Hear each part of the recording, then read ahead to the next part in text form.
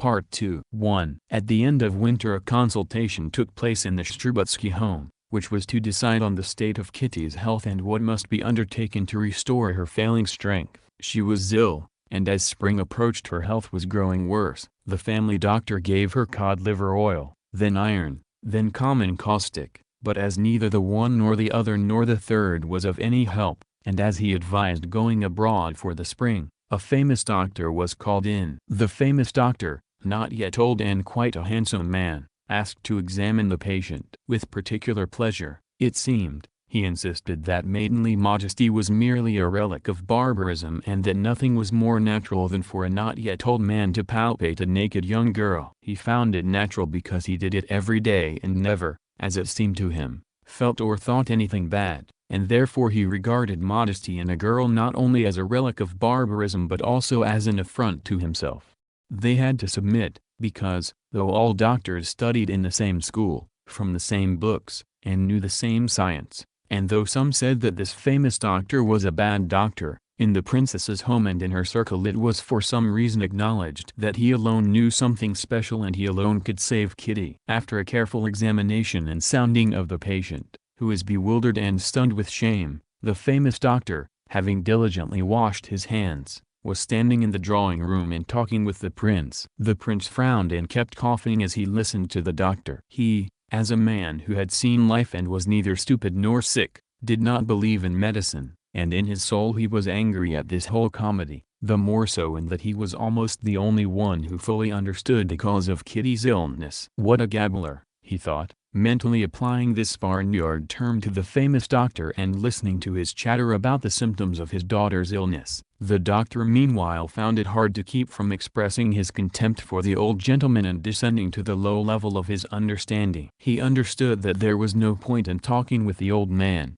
and that the head of this house was the mother. It was before her that he intended to strew his pearls. Just then the princess came into the drawing room with the family doctor. The prince stepped aside, trying not to show how ridiculous this whole comedy was to him. The princess was bewildered and did not know what to do. She felt herself guilty before Kitty. "Well, doctor, decide our fate," she said. "Tell me everything.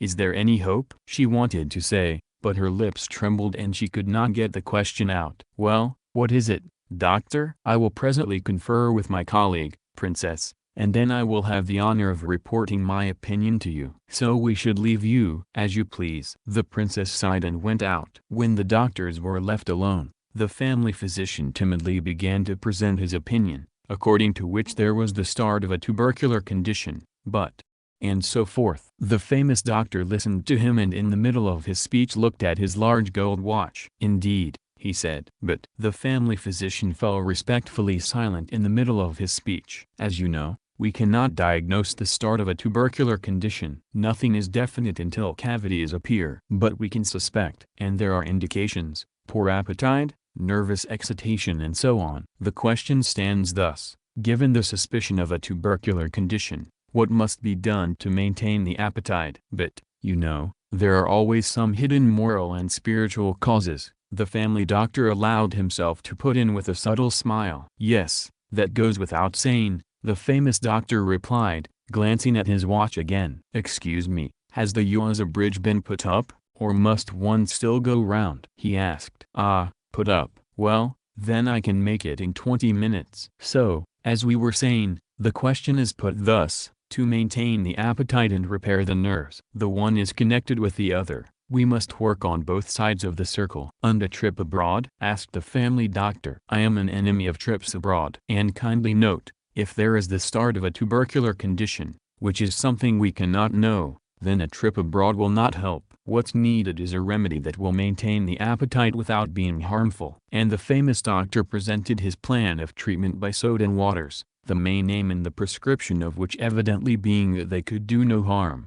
The family doctor listened attentively and respectfully. "But in favor of a trip abroad I would point to the change of habits, the removal from conditions evoking memories." "Then, too, the mother wants it," he said. "Ah, well, in that case let them go. Only, those German charlatans will do harm, they must listen to. Well, then let them go." He glanced at his watch again. "Oh, it's time," and he went to the door. The famous doctor announced to the princess, A sense of propriety prompted it, that he must see the patient again. "What? Another examination?" the mother exclaimed with horror. "Oh, no, just a few details, princess, if you please." And the mother, accompanied by the doctor, went to Kitty in the drawing room. Emaciated and red-cheeked, with a special glitter in her eyes as a result of the shame she had endured, Kitty was standing in the middle of the room. When the doctor entered she blushed and her eyes filled with tears. Her whole illness and treatment seemed to her such a stupid, even ridiculous thing. Her treatment seemed to her as ridiculous as putting together the pieces of a broken vase. Her heart was broken. And what did they want to do? Treat her with pills and powders. But she could not insult her mother, especially since her mother considered herself to blame. "Kindly sit down, miss," said the famous doctor. He sat down facing her with a smile, felt her pulse, and again began asking tiresome questions. She kept answering him, but suddenly got angry and stood up. "Forgive me, doctor, but this really will not lead anywhere. You ask me the same thing 3 times over." The famous doctor was not offended. "Morbid irritation?" he said to the old princess when Kitty had gone. "Anyhow, I was finished." And to the princess, as to an exceptionally intelligent woman, the doctor scientifically defined her daughter's condition and concluded with instructions on how to drink those waters of which there was no need. At the question of going abroad, the doctor lapsed into deep thought, as if solving a difficult problem. The solution was finally presented: "Go, and do not believe the charlatans, but refer to him in all things." It was as if something cheerful happened after the doctor's departure. The mother cheered up as she came back to her daughter, and Kitty pretended to cheer up. She often, almost always, had to pretend now. "I'm really well, maman. But if you want to go, let's go," she said, and, trying to show interest in the forthcoming trip, she began talking about the preparations for their departure. 2. After the doctor left, Dolly arrived. She knew there was to be a consultation that day, and though she had only recently got up from a confinement, she had given birth to a girl at the end of winter. Though she had many griefs and cares of her own, she left her nursing baby and a daughter who had fallen ill, and called to learn Kitty's fate, which was being decided just then.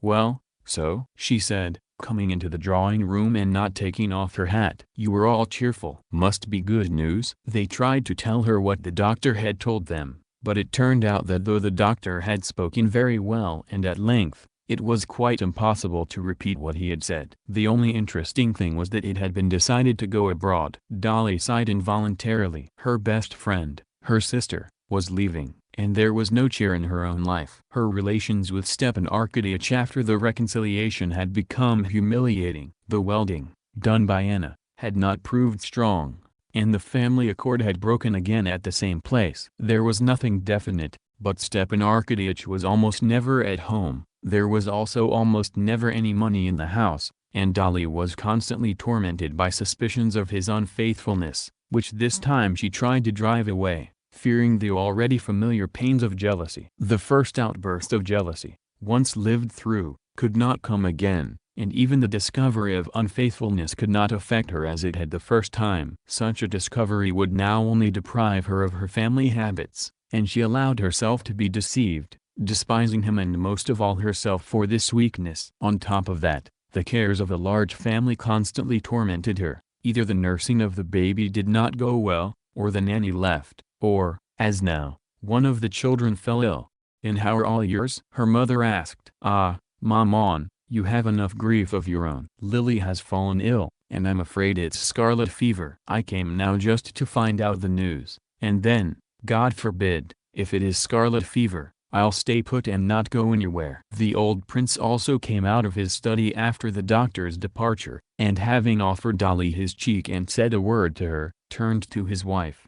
"What's the decision? Are you going?" "Well, and what do you intend to do with me?" "I think you should stay, Alexander," said his wife. "As you wish." "Maman, why shouldn't Papa come with us?" said Kitty. "It will be more cheerful for him and for us." The old prince stood up and stroked Kitty's hair with his hand. She raised her face and, smiling forcedly, looked at him. It always seemed to her that he understood her better than anyone else in the family, though he spoke little with her. As the youngest, she was her father's favorite, and it seemed to her that his love for her gave him insight. When her glance now met his kindly blue eyes gazing intently at her, It seemed to her that he saw right through her and understood all the bad that was going on inside her. Blushing, she leaned towards him, expecting a kiss, but he only patted her hair and said, "These stupid Shenyans. You can't even get to your real daughter, but only caress the hair of dead wenches." "Well, Dolinka," he turned to his eldest daughter, "what's your trump up to?" "Nothing, Papa," answered Dolly, understanding that he meant her husband. "He goes out all the time, I almost never see him," she could not help adding with a mocking smile. "So he hasn't gone to the country yet to sell the wood?" "No, he keeps getting ready to." "Really?" said the prince. "And I, too, must get myself ready." "I'm listening, ma'am," he turned to his wife as he sat down. "And as for you, Katya," he added to his youngest daughter, "sometime or other, you'll have to wake up one fine morning and say to yourself, 'Why, I'm perfectly well and cheerful, and I'm going to go with Papa again for an early morning walk in the frost.'" What her father said seemed so simple, yet Kitty became confused and bewildered at these words, like a caught criminal. "Yes, he knows everything, understands everything, and with these words he's telling me that, though I'm ashamed, I must get over my shame." She could not pluck up her spirits enough to make any reply. She tried to begin, but suddenly burst into tears and rushed from the room. "You and your jokes." The princess flew at her husband. "You always," she began her reproachful speech. The prince listened for quite a long time to her rebukes and kept silent, but his face frowned more and more. "She's so pitiful, the poor dear, so pitiful, and you don't feel how any hint at the cause of it hurts her." "Ah, to be so mistaken about other people," said the princess, and by the change in her tone Dolly and the prince realized that she was speaking of Vronsky. "I don't understand why there are no laws against such vile, ignoble people." "Ah, I can't listen," the prince said gloomily, getting up from his armchair and making as if to leave, but stopping in the doorway. "There are laws, dearest, and since you're calling me out on it, I'll tell you who is to blame for it all. You and you alone. There are and always have been laws against such young devils." "Yes, ma'am, and if it hadn't been for what should never have been, I, old as I am, would have challenged him to a duel, that fop." "Yes, so treat her now, bring in your charlatans." The prince seemed to have much more to say, but as soon as the princess heard his tone, she humbled herself and repented, as always with serious questions. "Alexander, Alexander," she whispered, moving closer, and burst into tears. As soon as she began to cry, the prince also subsided. He went over to her. "Well, there, it's hard for you, too, I know. What can we do? It's no great calamity. God is merciful, give thanks," he said, no longer knowing what he was saying, in response to the princess's wet kiss, which he felt on his hand, and he left the room. When Kitty left the room in tears, Dolly, with her motherly, family habit of mind, saw at once that there was woman's work to be done, and she prepared to do it. She took off her hat and, morally rolling up her sleeves, prepared for action. During her mother's attack on her father, she tried to restrain her mother as far as daughterly respect permitted. During the prince's outburst, she kept silent. She felt shame for her mother and tenderness towards her father for the instant return of his kindness, but when her father went out, she got ready to do the main thing necessary, to go to Kitty and comfort her. "I've long been meaning to tell you, Maman, do you know that Levin was going to propose to Kitty when he was here the last time?" He told Steve so. "Well, what of it?" "I don't understand. Maybe Kitty refused him?" "She didn't tell you?" "No, she told me nothing either about the one or about the other. She's too proud." "But I know it's all because of that." "Yes, just imagine if she refused Levin, and she wouldn't have refused him if it hadn't been for the other one." "I know, and then that one deceived her so terribly." It was too awful for the princess to think of how guilty she was before her daughter, and she became angry. "Ah, I understand nothing anymore. Nowadays they all want to live by their own reason. They tell their mothers nothing, and then look, I'll go to her, Maman." "Go." "Am I forbidding you?" said the mother. 3. Entering Kitty's small boudoir, a pretty little pink room, with Vusex dolls as young, pink and gay as Kitty had been just 2 months earlier, Dolly remembered with what gaiety and love they had decorated this little room together last year. Her heart went cold when she saw Kitty sitting on the low chair nearest the door, staring fixedly at a corner of the rug. Kitty glanced at her sister, and her cold, somewhat severe expression did not change. "I'll leave now and stay put at home, and you won't be allowed to." "Old Saxony porcelain." "Visit me," said Darya Alexandrovna, sitting down next to her. "I'd like to talk with you."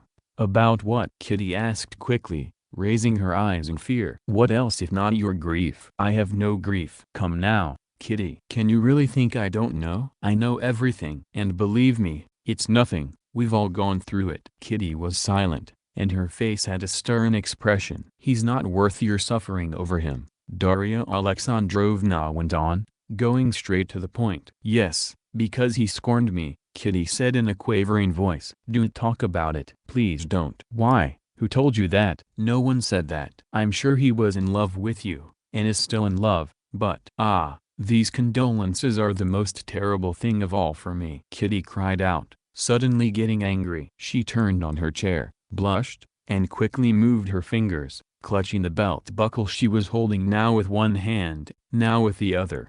Dolly knew this way her sister had of grasping something with her hands when she was in a temper. She knew that Kitty was capable of forgetting herself in such a moment and saying a lot of unnecessary and unpleasant things, and Dolly wanted to calm her down. But it was already too late. What is it you want to make me feel?" "What?" Kitty was talking quickly. "That I was in love with a man who cared nothing for me, and that I'm dying of love for him. And I'm told this by my sister, who thinks that she's commiserating. I don't want these pityings and pretenses." "Kitty, you're unfair." "Why do you torment me?" "On the contrary, I see that you're upset." But, in her temper, Kitty did not hear her. "I have nothing to be distressed or comforted about. I'm proud enough never to allow myself to love a man who does not love me." "But I'm not saying one thing. Tell me the truth," Darya Alexandrovna said, taking her hand. "Tell me, did Levin speak to you?" The mention of Levin seemed to take away the last of Kitty's self-possession.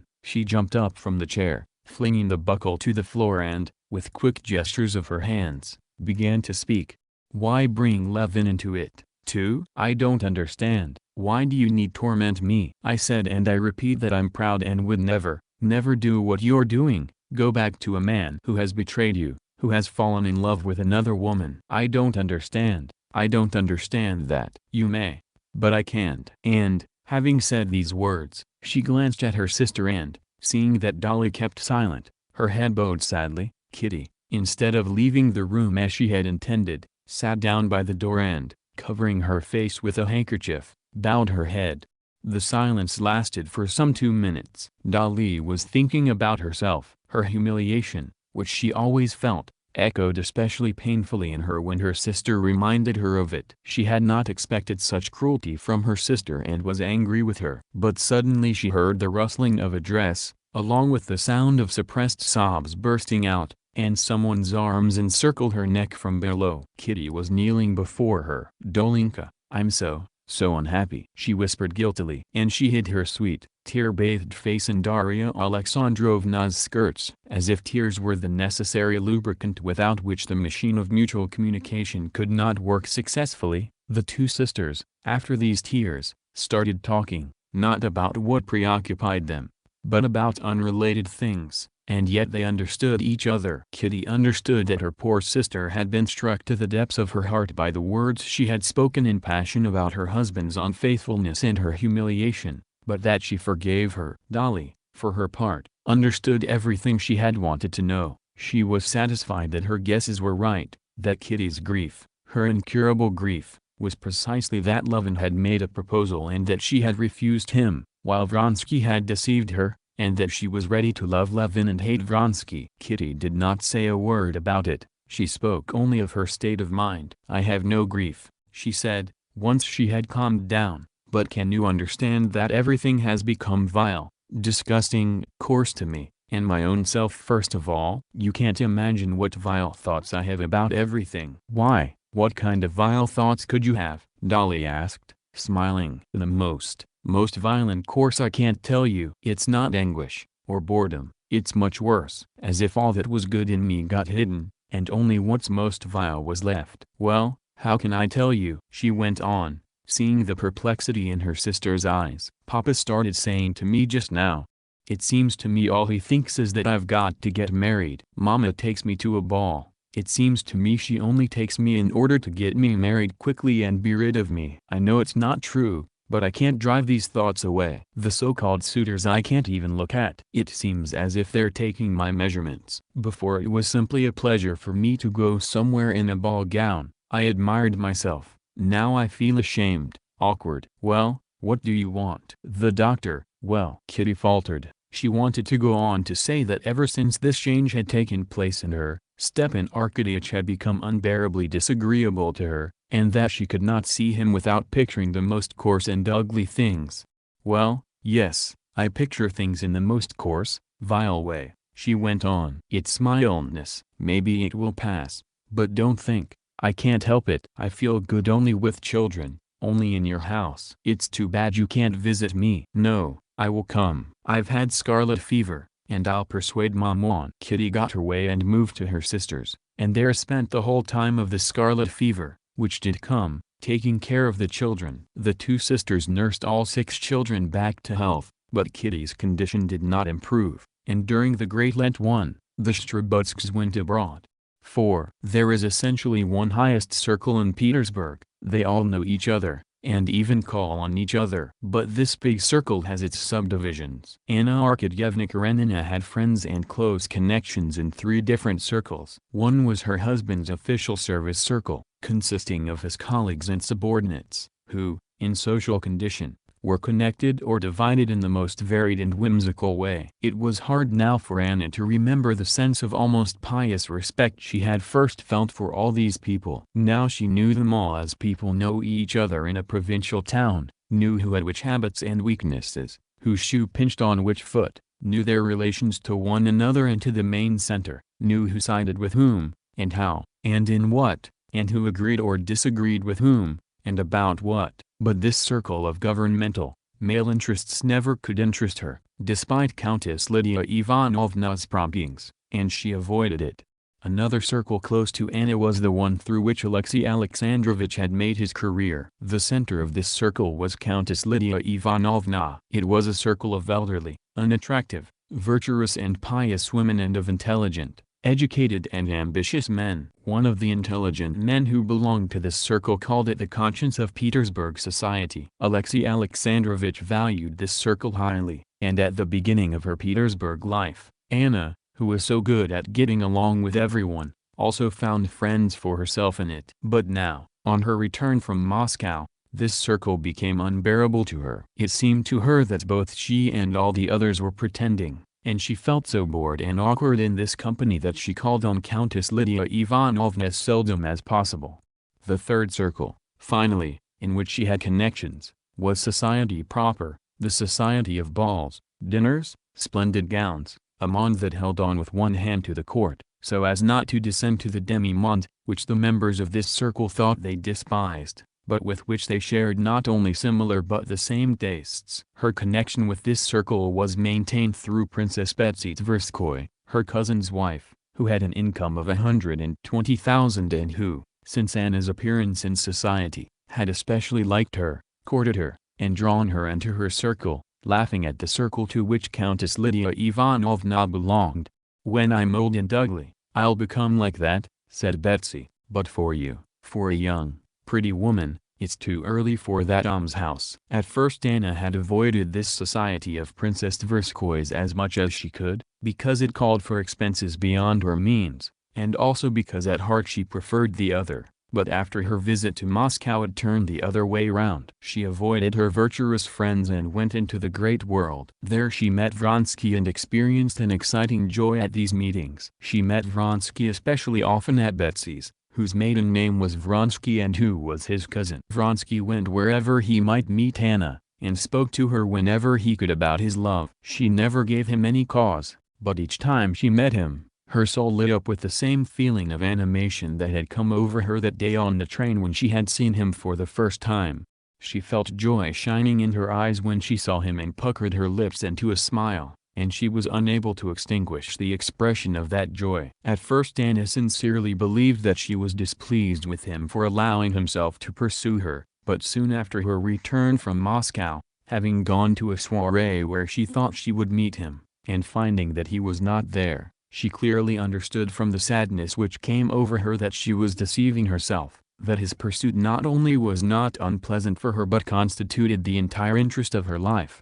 The famous singer was singing for the second time, and all the great world was in the theater. 2. Seeing his cousin from his seat in the front row, Vronsky went to her box without waiting for the interval. "Why didn't you come for dinner?" she said to him. "I'm amazed at the clairvoyance of people in love," she added with a smile, and so that he alone could hear, "She wasn't there." "But drop in after the opera." Vronsky gave her a questioning glance. She lowered her head. He smiled in thanks and sat down next to her. "And how I remember your mockery," continued Princess Betsy, who found special pleasure in following the success of this passion. "Where has it all gone?" "You're caught, my dear." "My only wish is to be caught," Vronsky replied with his calm, good-natured smile. "If I have any complaint, it is at not being caught enough. If the truth be told, I'm beginning to lose hope." "What hope can you have?" said Betsy, getting offended for her friend. And Tendons knew, but there was a twinkle in her eye which said that she understood very well,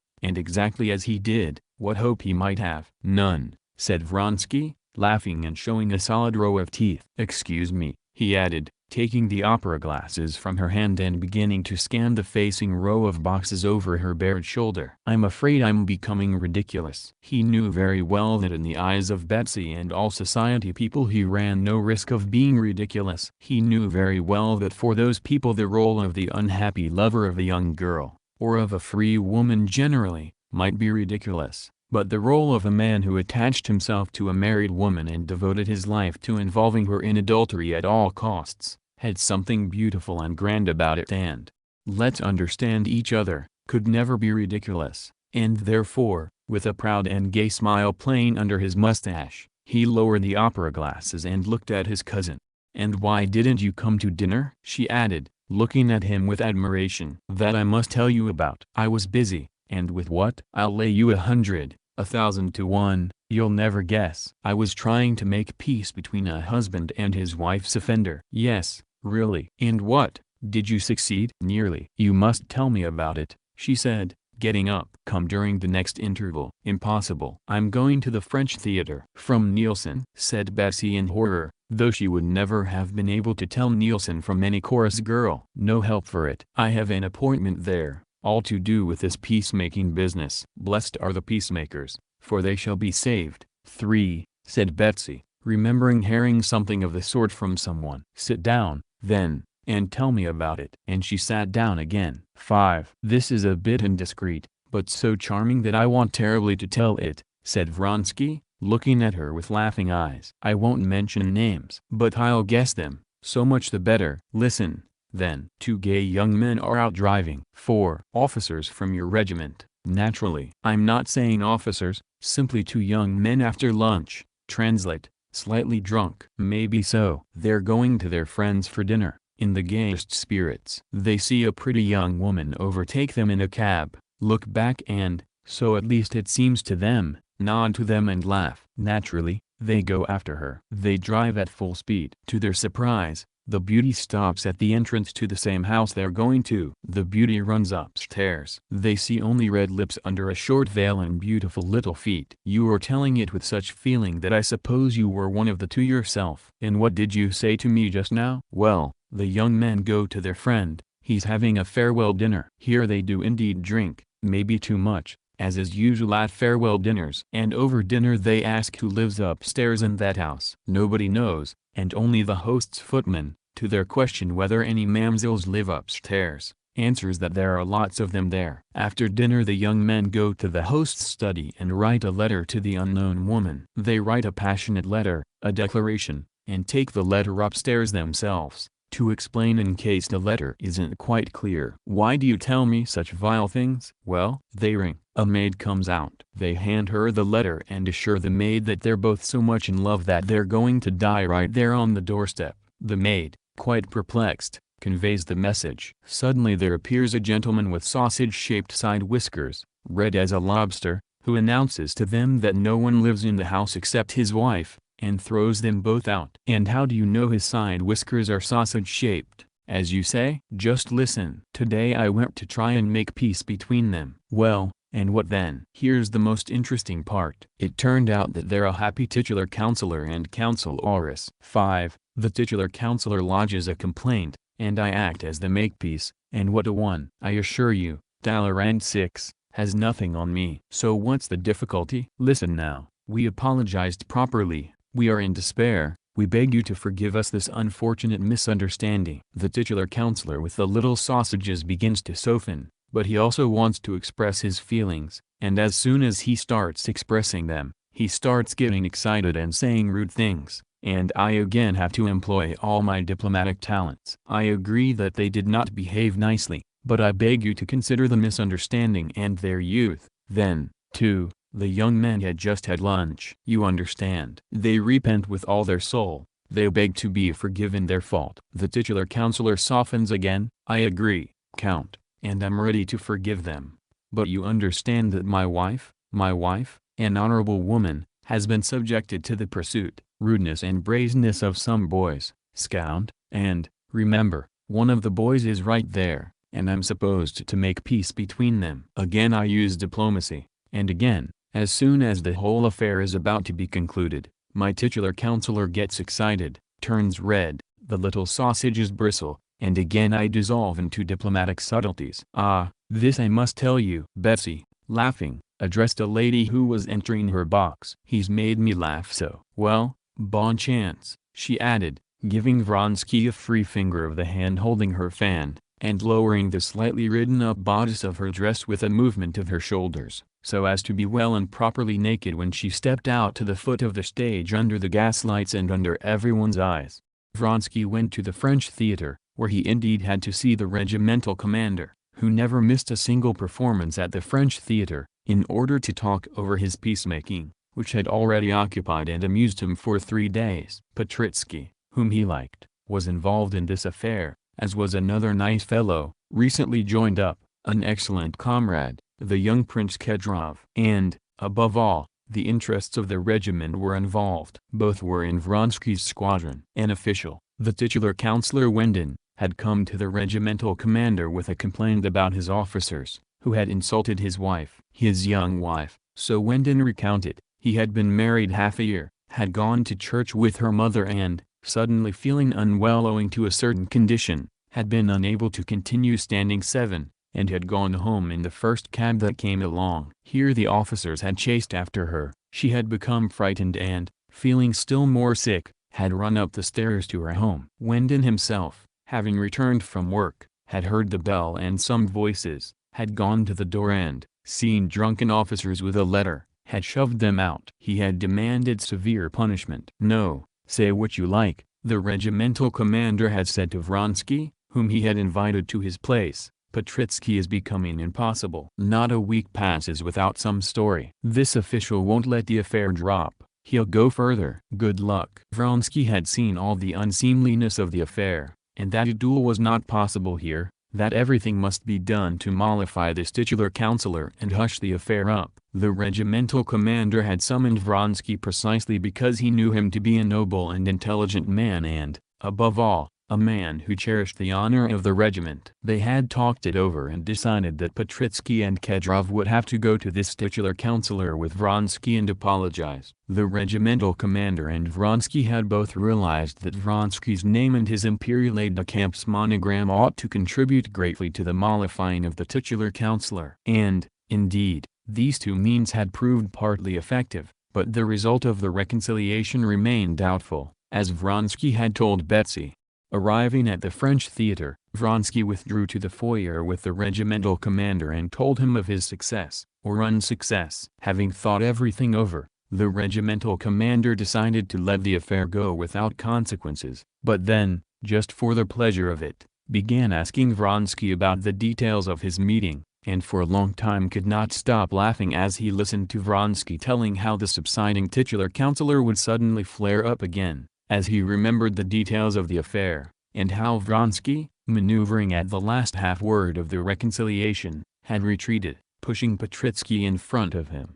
A nasty story, but killingly funny. Kedrov really cannot fight with this gentleman. So he got terribly worked up? He asked again, laughing. "And isn't Claire something tonight? A wonder," he said about the new French actress. "Watch all you like. She's new each day. Only the French can do that." 6. Princess Betsy left the theater without waiting for the end of the last act. She had just time to go to her dressing room, sprinkle powder on her long, pale face and wipe it off, put her hair to rights and order tea served in the big drawing room, when carriages began driving up one after the other to her huge house on Bolshaya Morskaya. The guests stepped out onto the wide porch, and the corpulent doorkeeper, who used to read newspapers in the morning behind the glass door for the edification of passers-by, noiselessly opened this huge door, allowing people to pass. Almost at one and the same time the hostess, with freshened hair and freshened face, came through one door and the guests came through another into the big drawing room with its dark walls,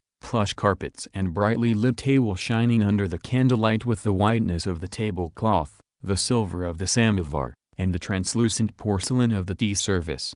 The hostess sat by the samovar and took off her gloves, moving chairs with the help of unobtrusive servants. The company settled down, dividing itself into two parts, one by the samovar with the hostess, the other at the opposite end of the drawing room, round the ambassador's wife, a beautiful woman in black velvet and with sharp black eyebrows. The conversation in both centers, as always in the first minutes, vacillated, interrupted by meetings, greetings, offers of tea, as if seeking what to settle on. "She's remarkably good as an actress, one can see that she's studied Kaulbach." 8. Said a diplomat in the ambassador's wife's circle. "Did you notice how she fell?"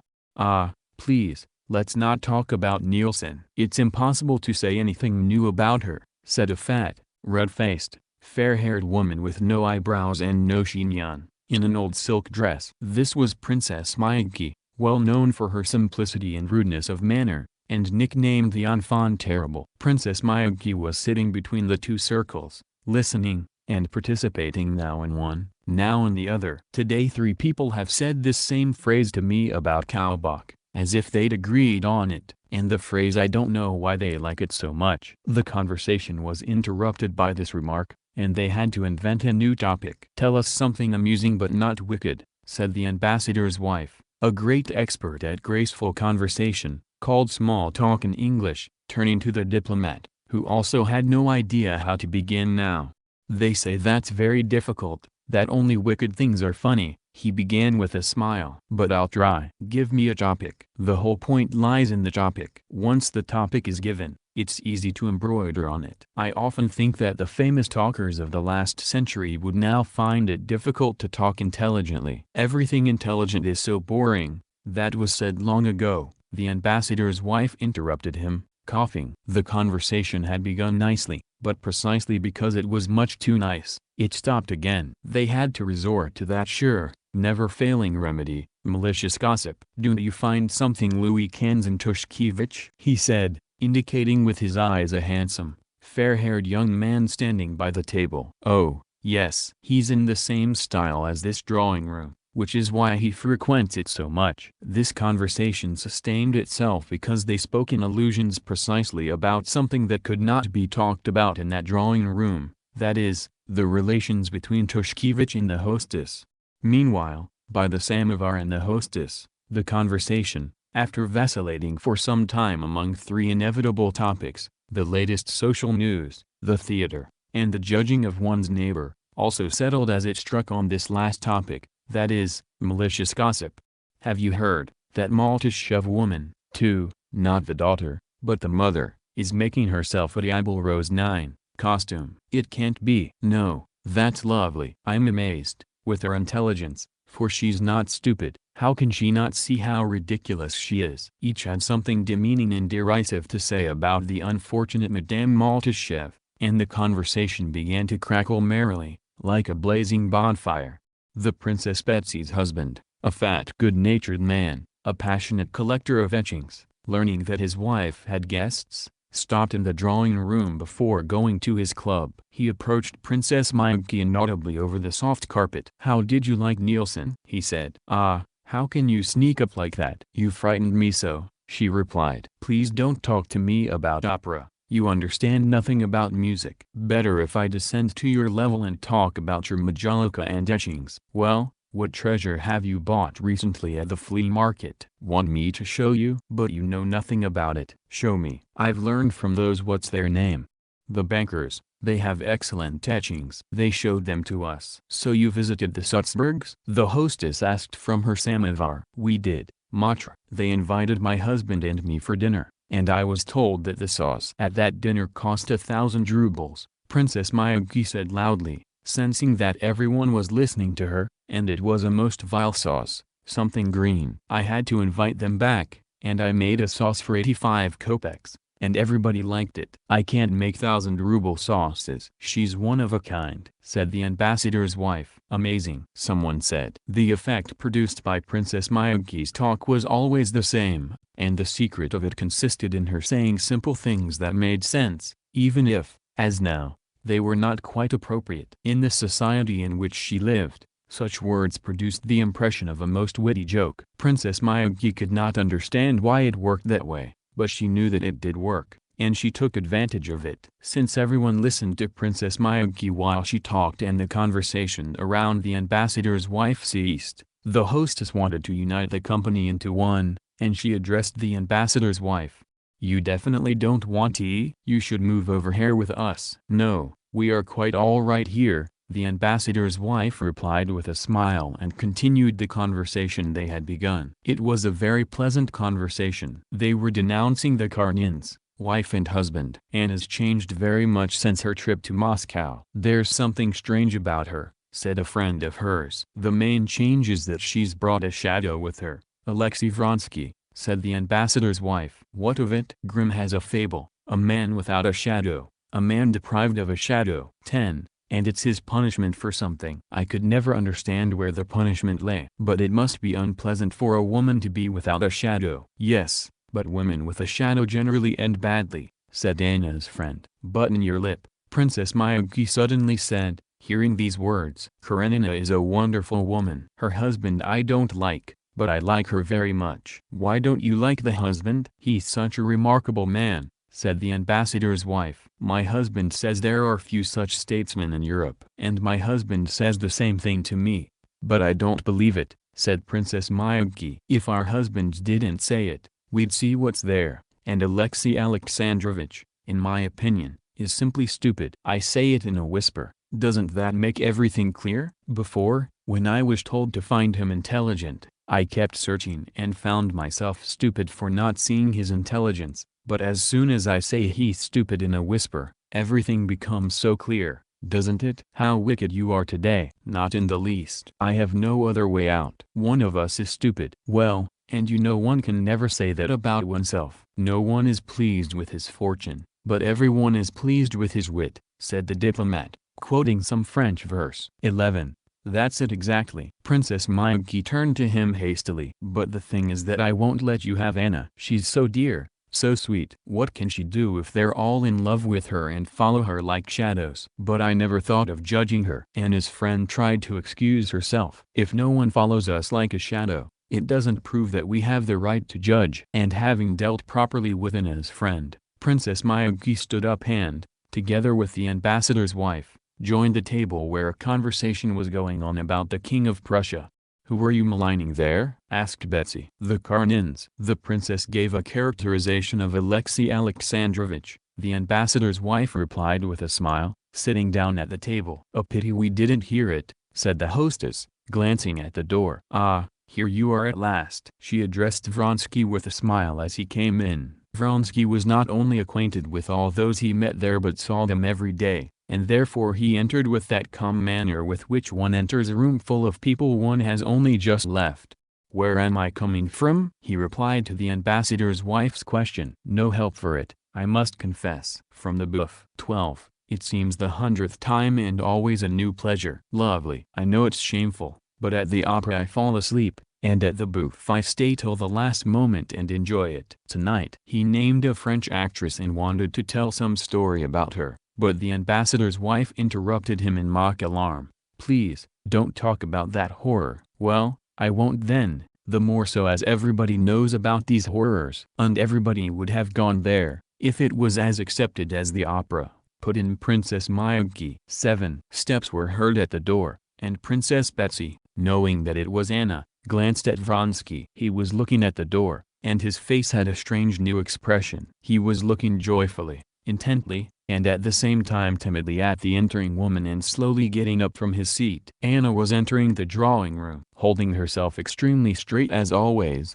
with her quick, firm and light step, which distinguished her from other society women, and not changing the direction of her gaze. She took the few steps that separated her from the hostess, pressed her hand, smiled, and with that smile turned round to Vronsky. Vronsky made a low bow and moved a chair for her. She responded only with an inclination of the head, then blushed and frowned. But at once, while quickly nodding to acquaintances and pressing the proffered hands, she addressed the hostess. "I was at Countess Lydia's and intended to come earlier, but had to stay. Sir John was there. He's very interesting." "Ah, it's that missionary?" "Yes, he was telling very interesting things about Indian life." The conversation, disrupted by her arrival, began to waver again like a lamp flame being blown out. "Sir John?" "Yes, Sir John. I've seen him. He speaks well. The Vlasyev girl is completely in love with him." "And is it true that her younger sister is marrying Topov?" "Yes. They say it's quite decided." "I'm surprised at the parents. They say it's a marriage of passion." "Of passion? What antediluvian thoughts you have!" "Who talks about passions these days?" said the ambassador's wife. "What's to be done? This stupid old fashion hasn't gone out of use," said Vronsky. "So much the worse for those who cling to it. The only happy marriages I know are arranged ones." "Yes, but how often the happiness of an arranged marriage scatters like dust, precisely because of the appearance of that very passion which was not acknowledged," said Vronsky.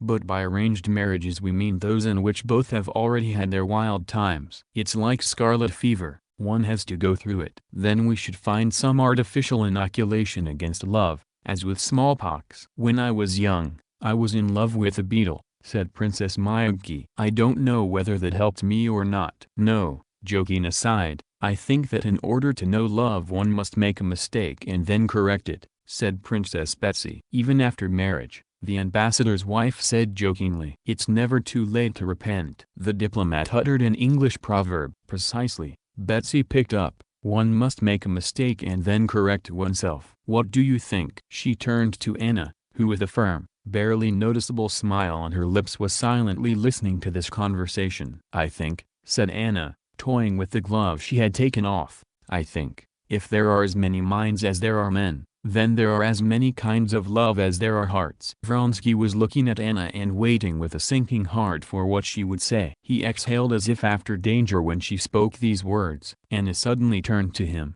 "And I have received a letter from Moscow. They write that Kitty Strubutsky is very ill." "Really?" said Vronsky, frowning. Anna looked at him sternly. "That doesn't interest you?" "On the contrary, very much." "What exactly do they write, if I may ask?" he said. Anna rose and went over to Betsy. "Give me a cup of tea," she said, stopping behind her chair. While Princess Betsy poured her tea, Vronsky came over to Anna. "What do they write to you?" he repeated. "I often think that men don't understand what is noble and what is ignoble, though they always talk about it," Anna said without answering him. "I've long wanted to tell you," she added and, moving a few steps away, sat down by a corner table with albums on it. "I don't quite understand the meaning of your words," he said, handing her the cup. She glanced at the sofa beside her, and he sat down at once. "Yes, I've wanted to tell you," she said without looking at him. "You acted badly, very, very badly." "Don't I know that I acted badly? But who was the cause of my acting so?" "Why do you say that to me?" she said,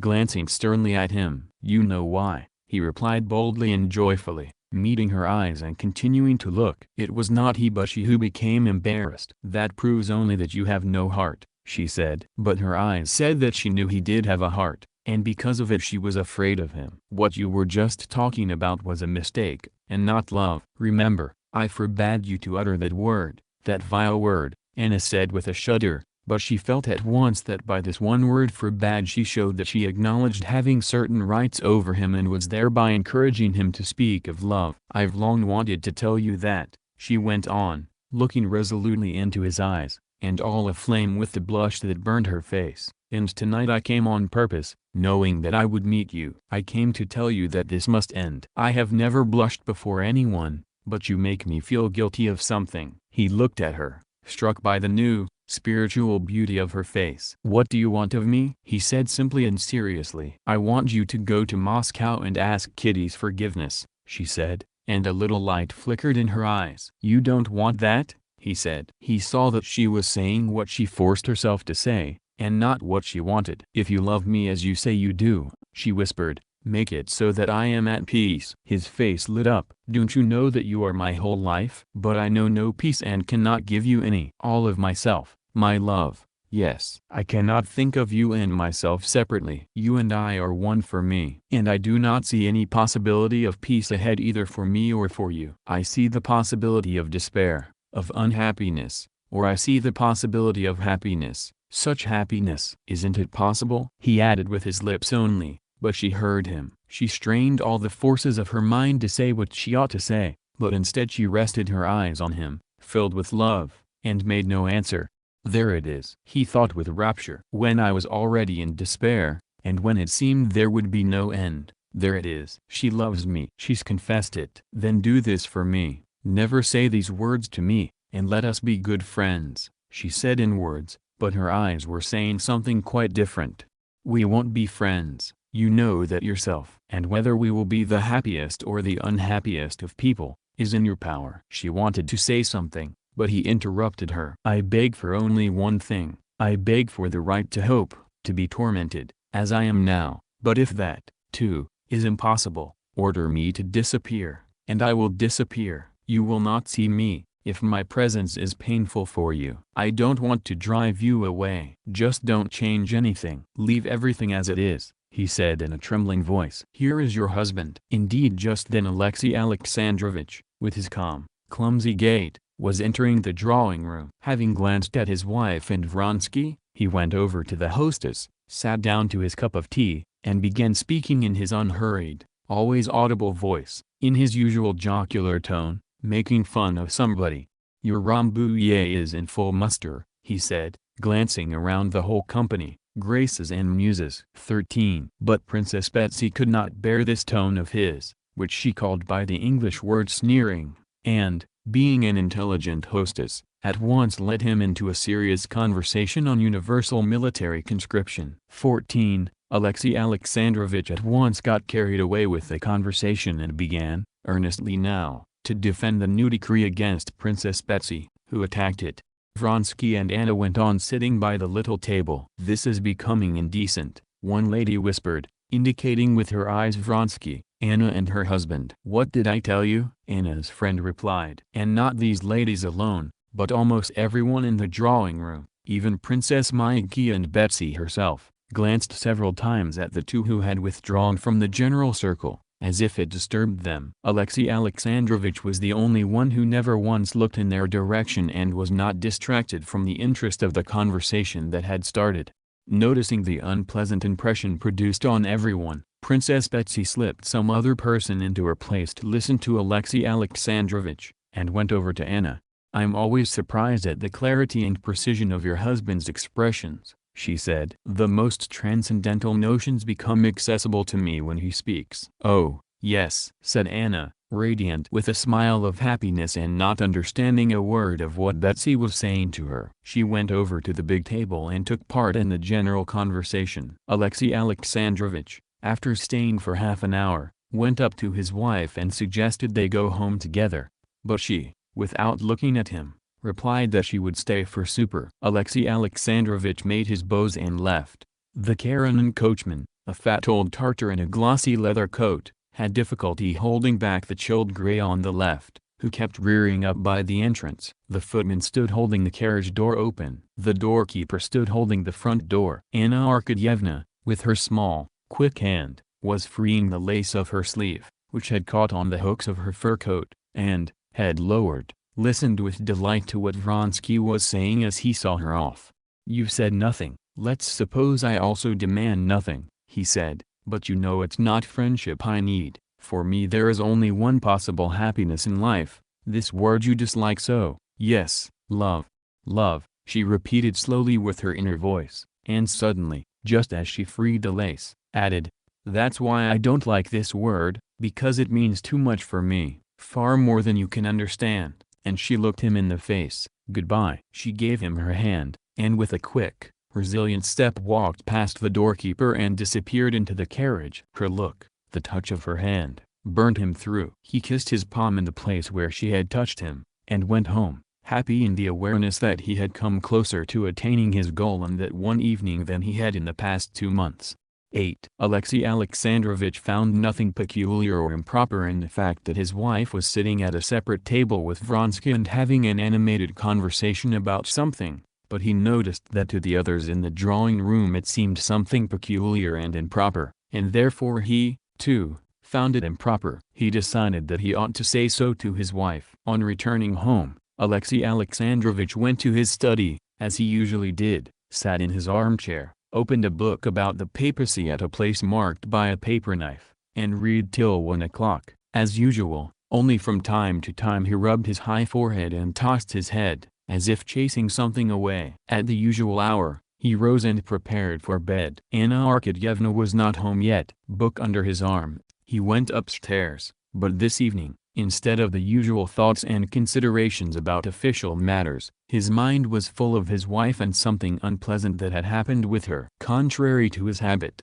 he did not get into bed, but, clasping his hands behind his back, began pacing up and down the rooms. He could not lie down, feeling that he had first to think over this newly arisen circumstance. When Alexey Alexandrovich had decided to himself that he ought to have a talk with his wife, it had seemed an easy and simple thing to him, but now, as he began to think over this newly arisen circumstance, it seemed to him very complicated and difficult.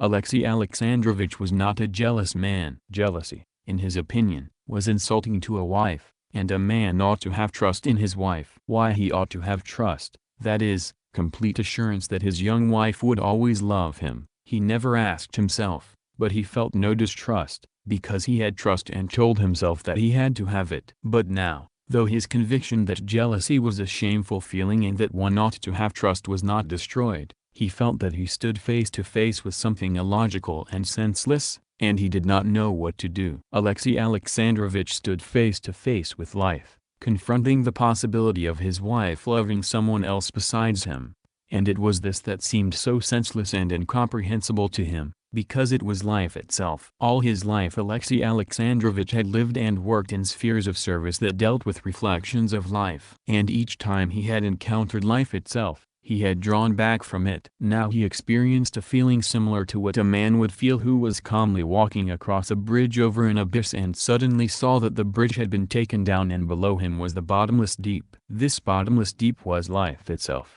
The bridge, the artificial life that Alexey Alexandrovich had lived. For the first time questions came to him about the possibility of his wife falling in love with someone, and he was horrified at them. Without undressing, he paced with his even step up and down the resounding parquet floor of the dining room lit by a single lamp, over the carpet in the dark drawing room, where light was reflected only from the large, recently painted portrait of himself that hung over the sofa, and through her boudoir, where 2 candles burned, lighting the portraits of her relations and lady friends, and the beautiful knickknacks on her desk, long intimately familiar to him. Passing through her room he reached the door of the bedroom and turned back again. At each section of his walk, and most often on the parquet of the lamp-lit dining room, he stopped and said to himself, "Yes, it is necessary to resolve this and stop it, to express my view of it and my resolution." And he turned back. But express what? What resolution? He said to himself in the drawing room, and found no answer. But, finally, he asked himself before turning into the boudoir, "What has happened?" Nothing. She talked with him for a long time. What of it? A woman can talk with all sorts of men in society. And besides, to be jealous means to humiliate both myself and her, he told himself, going into her boudoir. But this reasoning, which used to have such weight for him, now weighed nothing and meant nothing. And from the bedroom door he turned back to the main room, but as soon as he entered the dark drawing room again, some voice said to him that this was not so, that if others had noticed it, it meant there was something. And again he said to himself in the dining room, "Yes, it is necessary to resolve this and stop it and to express my view." And again in the drawing room, before turning back, he asked himself, "Resolve it how?" And then asked himself, what had happened? And answered, "Nothing." and remembered that jealousy was a feeling humiliating for a wife. But again in the drawing room he was convinced that something had happened. His thoughts, like his body, completed a full circle without encountering anything new. He noticed it, rubbed his forehead, and sat down in her boudoir. Here, looking at her desk with a malachite blotter and an unfinished letter lying on it, his thoughts suddenly changed. He began thinking about her, about what she thought and felt. For the first time he vividly pictured to himself her personal life, her thoughts, her wishes, and the thought that she could and should have her own particular life seemed so frightening to him that he hastened to drive it away. It was that bottomless deep into which it was frightening to look. To put himself in thought and feeling into another being was a mental act alien to Alexei Alexandrovich. He regarded this mental act as harmful and dangerous fantasizing. And most terrible of all, he thought, is that precisely now, when my work is coming to a conclusion, he was thinking of the project he was putting through. When I need all my calm and all my inner forces, this senseless anxiety falls upon me. But what am I to do? I'm not one of those people who suffer troubles and anxieties and have no strength to look them in the face. I must think it over, resolve it and cast it aside, he said aloud. Questions about her feelings, about what has been or might be going on in her soul, are none of my business. They are the business of her conscience and belong to religion, he said to himself, feeling relieved at the awareness that he had found the legitimate category to which the arisen circumstance belonged. And so, Alexei Alexandrovich said to himself, questions of her feelings and so on are questions of her conscience, which can be no business of mine. My duty is then clearly defined. As head of the family, I am the person whose duty it is to guide her and am therefore in part the person responsible. I must point out the danger I see, caution her, and even use authority. I must speak out to her. And in Alexei Alexandrovich's head everything he would presently say to his wife took clear shape. Thinking over what he would say, he regretted that he had to put his time and mental powers to such inconspicuous domestic use. But, in spite of that, the form and sequence of the imminent speech took shape in his head clearly and distinctly, like a report. I must say and speak out the following: first, an explanation of the meaning of public opinion and propriety; second, a religious explanation of the meaning of marriage; third, if necessary, an indication of the possible unhappiness for our son; fourth, an indication of her own unhappiness. And, interlacing his fingers, palms down, Alexei Alexandrovich stretched so that the joints cracked. This gesture, a bad habit, joining his hands and cracking his fingers, always calmed him down and brought him to precision, which he had such need of now. There was the sound of a carriage driving up by the entrance. Alexei Alexandrovich stopped in the middle of the drawing room. A woman's footsteps came up the stairs. Alexei Alexandrovich, prepared for his speech, stood pressing his crossed fingers, seeing whether there might be another crack somewhere. One joint cracked. By the sound of light footsteps on the stairs he could already sense her approach and, though he was pleased with his speech, he felt afraid of the imminent talk. 9. Anna was walking with her head bowed, playing with the tassels of her hood. Her face glowed with a bright glow, but this glow was not happy. It was like the terrible glow of a fire on a dark night. Seeing her husband, Anna raised her head and, as if waking up, smiled. "You are not in bed? What a wonder," she said, threw off her hood and, without stopping, went on into her dressing room. "It's late, Alexei Alexandrovich," she said from behind the door. "Anna, I must have a talk with you." "With me?" she said in surprise, stepping out from behind the door and looking at him. "Yes." "What's the matter? What is it about?" she asked, sitting down. "Well, let's have a talk, if it's so necessary." "But it would be better to go to sleep." Anna said whatever came to her tongue, and was surprised, listening to herself, at her ability to lie. How simple, how natural her words were, and how it looked as if she simply wanted to sleep. She felt herself clothed in an impenetrable armor of lies. She felt that some invisible force was helping her and supporting her. "Anna, I must warn you," he said. "Warn me?" she said.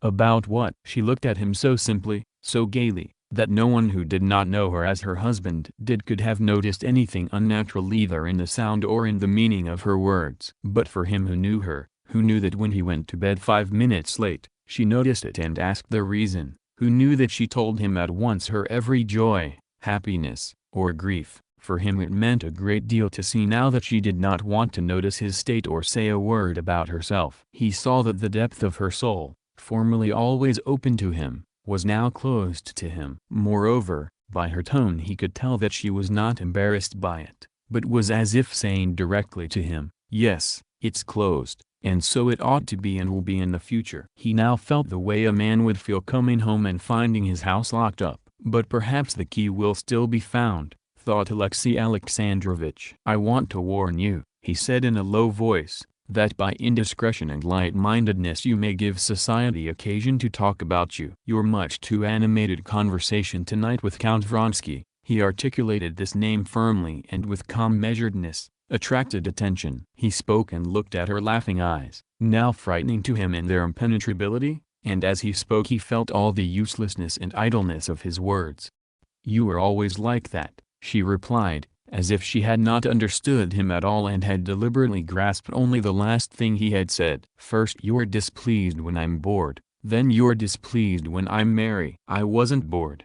Does that offend you?" Alexey Alexandrovich gave a start and bent his hands in order to crack them. "Ah, please don't crack them, I dislike it so," she said. "Anna, is this you?" Alexey Alexandrovich said in a low voice, making an effort and restraining the movement of his hands. "But what is all this?" she said with sincere and comical surprise. "What do you want from me?" Alexey Alexandrovich paused and rubbed his forehead and eyes with his hand. He saw that instead of what he had wanted to do, that is, warn his wife about a mistake in the eyes of society, he was involuntarily worrying about something that concerned her conscience and was struggling with some wall that he had imagined.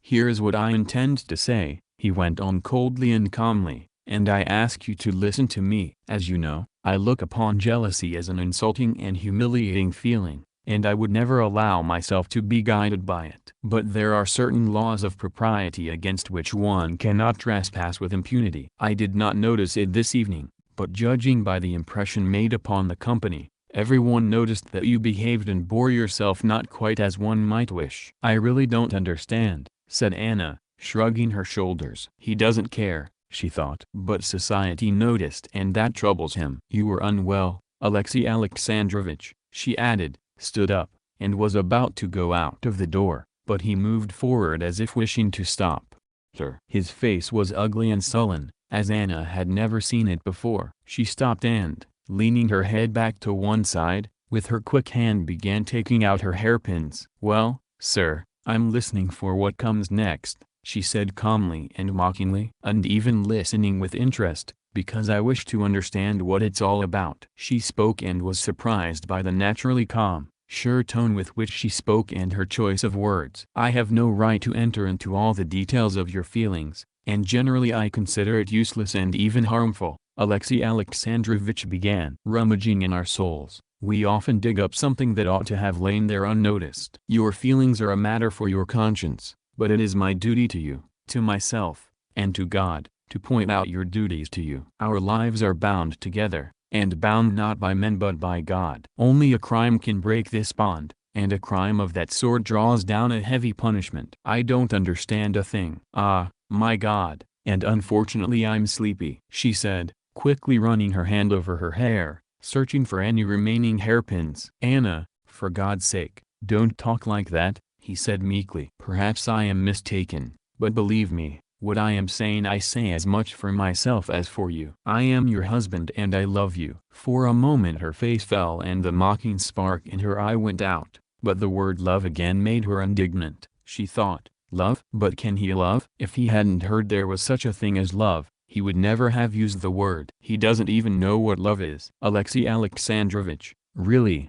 I don't understand," she said. "Explain what it is you find. Please allow me to finish." "I love you. But I am not speaking of myself. The main persons here are our son and yourself. It may well be, I repeat, that my words will seem completely unnecessary and inappropriate to you. It may be that they are caused by an error on my part. In that case I beg you to pardon me. But if you yourself feel that there are even the slightest grounds, I beg you to think and, if your heart speaks, to tell me." Alexey Alexandrovich, not noticing it himself, was saying something quite other than what he had prepared. "There's nothing for me to tell." "And," she suddenly said quickly, with a barely restrained smile. "Really, it's time for bed." Alexey Alexandrovich sighed and, saying no more, went into the bedroom. When she came into the bedroom, he was already lying down. His lips were sternly compressed, and his eyes were not looking at her. Anna got into her own bed and waited every minute for him to begin talking to her again. She feared that he would, and at the same time she wanted it. But he was silent. For a long time she waited motionless and then forgot about him. She was thinking about another man. She could see him, and felt how at this thought her heart filled with excitement and criminal joy. Suddenly she heard a steady, peaceful nasal whistling. At first, Alexey Alexandrovich seemed startled by this whistling and stopped, but after 2 breaths the whistling began again with a new, peaceful steadiness.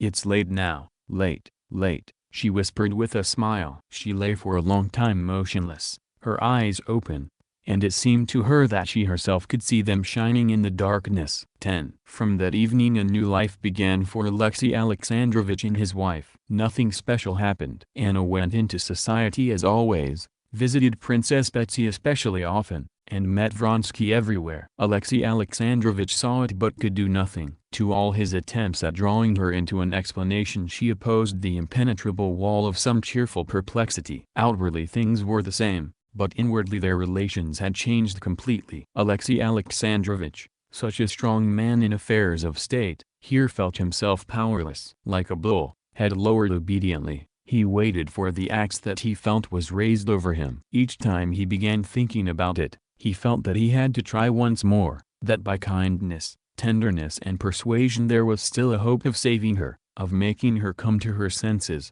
and he tried each day to talk with her. But each time he started talking with her, he felt that the spirit of evil and deceit that possessed her also took possession of him, and he said something to her that was not right at all and not in the tone in which he had wanted to speak. He talked with her involuntarily in his habitual tone, which was a mockery of those who would talk that way seriously. And in that tone it was impossible to say what needed to be said to her. 11. That which for almost a year had constituted the one exclusive desire of Vronsky's life, replacing all former desires, that which for Anna had been an impossible, horrible, but all the more enchanting dream of happiness, this desire had been satisfied. Pale, his lower jaw trembling, he stood over her and pleaded with her to be calm, himself not knowing why or how. "Anna, Anna," he kept saying in a trembling voice. "Anna, for God's sake." But the louder he spoke, the lower she bent her once proud, gay, but now shame-stricken head,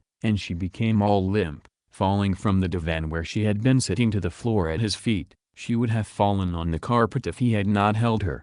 "My God, forgive me," she said, sobbing, pressing his hands to her breast. She felt herself so criminal and guilty that the only thing left for her was to humble herself and beg forgiveness. But as she had no one else in her life now except him, it was also to him that she addressed her plea for forgiveness. Looking at him, she physically felt her humiliation and could say nothing more. And he felt what a murderer must feel when he looks at the body he has deprived of life. This body deprived of life was their love, the first period of their love. There was something horrible and loathsome in his recollections of what had been paid for with this terrible price of shame. Shame at her spiritual nakedness weighed on her and communicated itself to him. But, despite all the murderer's horror before the murdered body, he had to cut this body into pieces and hide it. He had to make use of what the murderer had gained by his murder.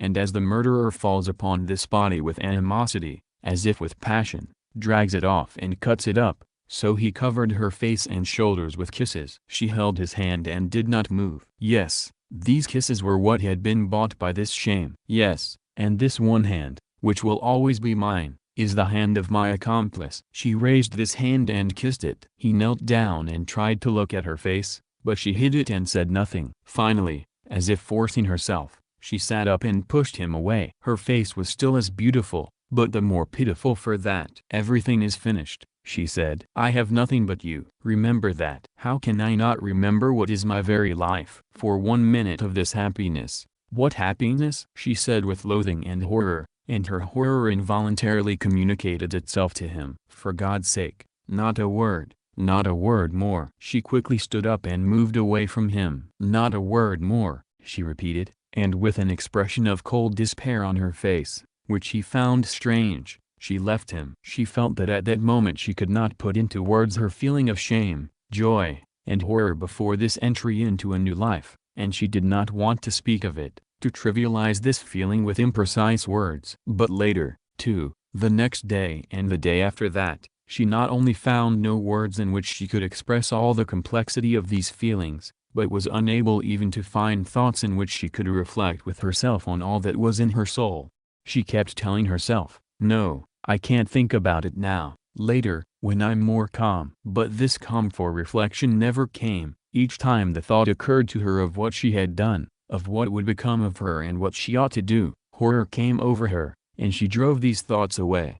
Later, she kept saying, "When I'm more calm." But in sleep, when she had no power over her thoughts, her situation presented itself to her in all its ugly nakedness. One dream visited her almost every night. She dreamed that they were both her husbands, that they both lavished their caresses on her. Alexey Alexandrovich wept, kissing her hands and saying, "It's so good now." And Alexey Vronsky was right there, and he, too, was her husband. And, marveling that it had once seemed impossible to her, she laughingly explained to them that this was much simpler and that now they were both content and happy. But this dream weighed on her like a nightmare, and she would wake up in horror. 12. In the first period after his return from Moscow, when he still gave a start and blushed each time he remembered the disgrace of the refusal, Levin said to himself, "I blushed and shuddered in the same way, thinking all was lost. When I got the lowest grade in physics and had to repeat my second year, I thought myself lost in the same way after I bungled my sister's affair,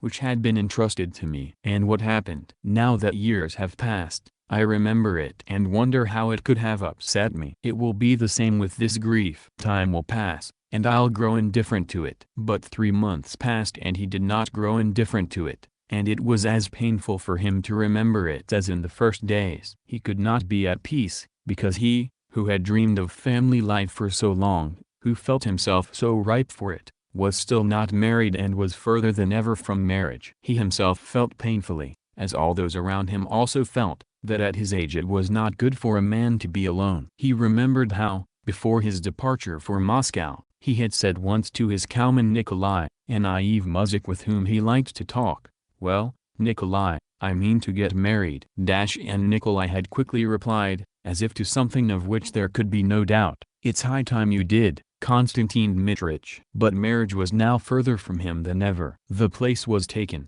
and when in imagination he put some of the girls he knew into that place, he felt it was completely impossible. Besides, the memory of the refusal and of the role he had played then tormented him with shame. However often he said to himself that he was in no way to blame, this memory, on a par with other shameful memories of the same sort, made him start and blush. In his past, as in any man's past, there were actions he recognized as bad, for which his conscience ought to have tormented him. Yet the memory of the bad actions tormented him far less than these insignificant but shameful memories. These wounds never healed. And alongside these memories there now stood the refusal and the pitiful position in which he must have appeared to others that evening. But time and work did their part. Painful memories were screened from him more and more by the inconspicuous but significant events of country life. With every week he remembered Kitty less often. He impatiently awaited the news that she was already married or would be married any day, hoping that this news, like the pulling of a tooth, would cure him completely.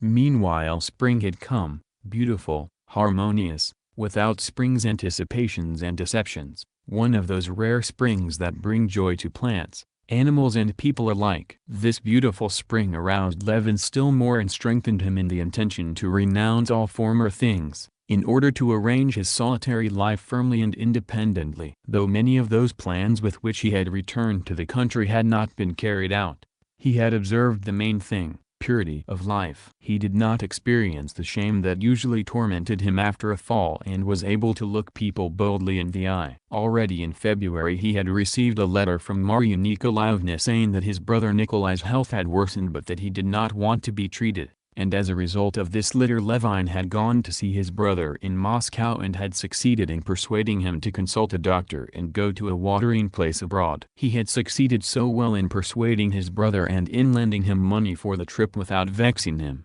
that in this respect he was pleased with himself. Apart from managing the estate, which required special attention in the spring. Apart from reading, Levin had also begun that winter to write a work on farming, the basis of which was that the character of the worker had to be taken as an absolute given in farming, like climate and soil, and that, consequently, all propositions in the science of farming ought to be deduced not from the givens of soil and climate alone, but also from the known, immutable character of the worker. So that, in spite of his solitude, or else owing to it, his life was extremely full, and only once in a while did he feel an unsatisfied desire to tell the thoughts that wandered through his head to someone besides Agafia Mikhailovna, though with her, too, he often happened to discuss physics, the theory of farming, and especially philosophy. Philosophy was Agafia Mikhailovna's favorite subject. Spring was a long time unfolding. During the last weeks of Lent the weather was clear and frosty. In the daytime it thawed in the sun,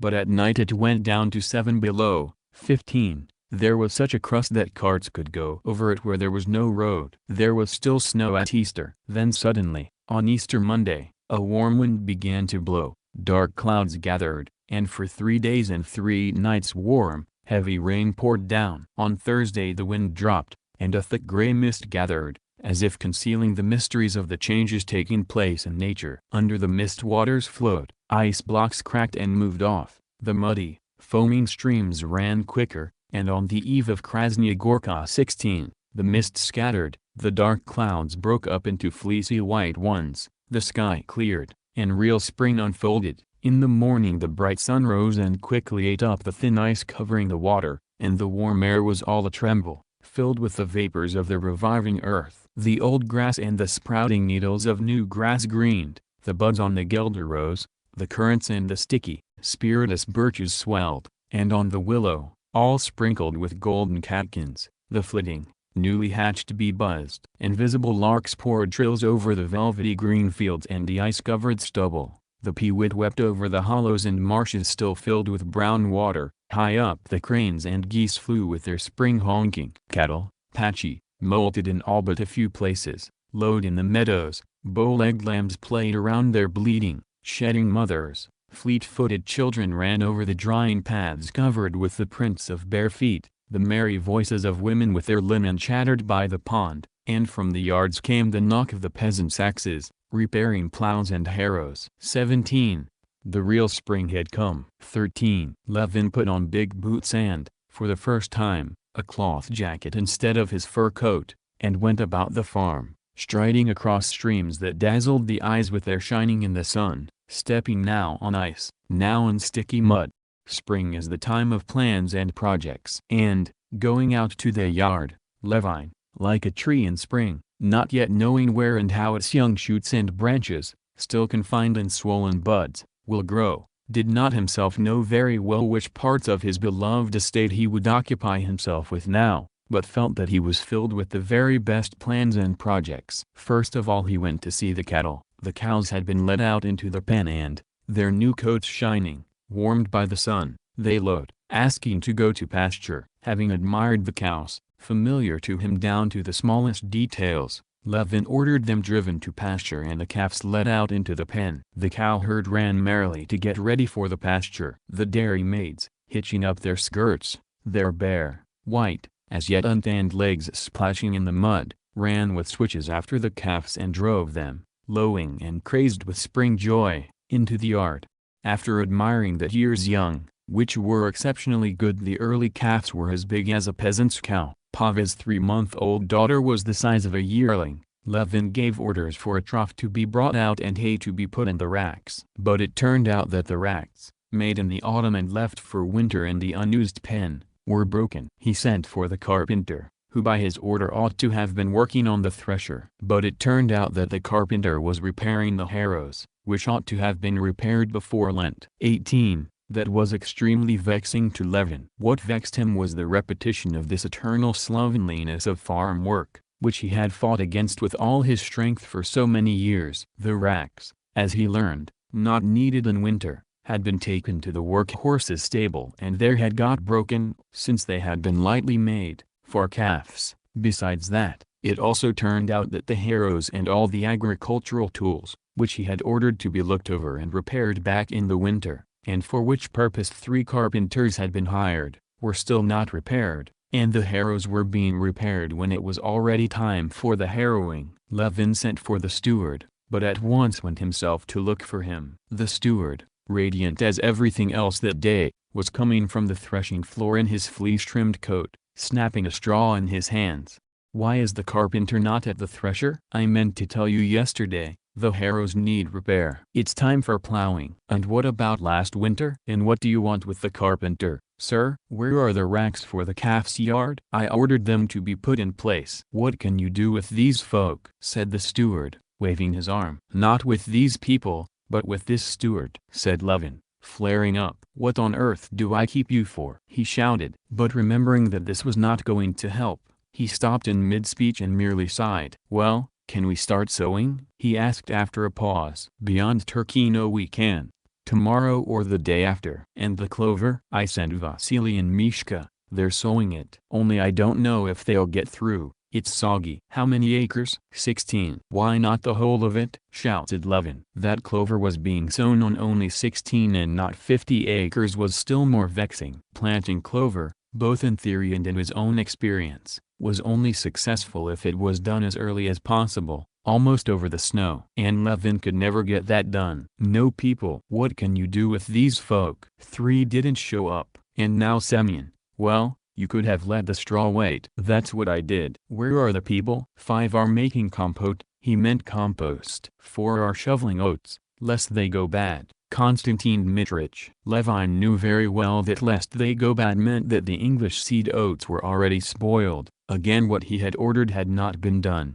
"But I told you back in Lent, the vent pipes," he shouted. "Don't worry, we'll get everything done on time." Levin waved his hand angrily, went to the barns to have a look at the oats, and returned to the stables. The oats were not spoiled yet, but the workers were transferring them with shovels, whereas they should simply have been dumped directly on the barn floor. And, after giving orders about that and taking 2 workers from there to plant clover, Levin's vexation with the steward subsided. Besides, the day was so fine that it was impossible to be angry. "Ignat!" he cried to the coachman, who had rolled up his sleeves and was washing the carriage by the well. "Saddle me up." "Which do you want, sir?" "Well, take Kolpik." "Right, sir." While the horse was being saddled, Levin again called over the steward, who was hanging around in view, to make it up with him, and began telling him about the impending spring work and his plans for the estate.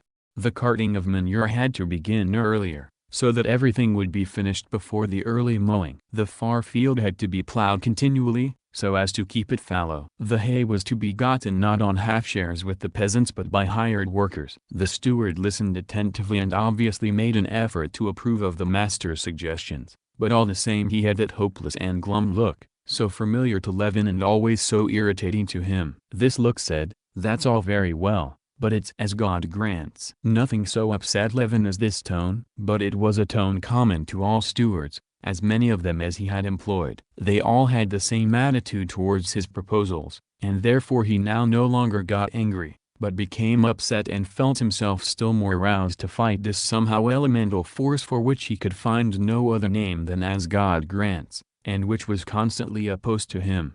"If we manage, Konstantin Dmitrich," said the steward. "Why shouldn't you?" "We need to hire more workers, another 15 men or so." "But they don't come." "There were some today, but they asked 70 rubles each for the summer." Levin kept silent. Again this force opposed him. He knew that, hard as they tried, they had never been able to hire more than 40 workers, 37, 38, at the real price. They might get 40, but not more. Yet he could not help fighting even so. "Send to Surrey, to Chefrovka, if they don't come." "We must look." "So I will," Vasily Fyodorovich said glumly. "And the horses have also gone weak." "We'll buy more." "Oh, I know," he added, laughing, "you'd have it all smaller and poorer, but this year I won't let you do it your way. I'll do everything myself." "You don't seem to sleep much as it is." "More fun for us, under the master's eye." "So they're sowing clover beyond Birchdale." "I'll go and have a look," he said,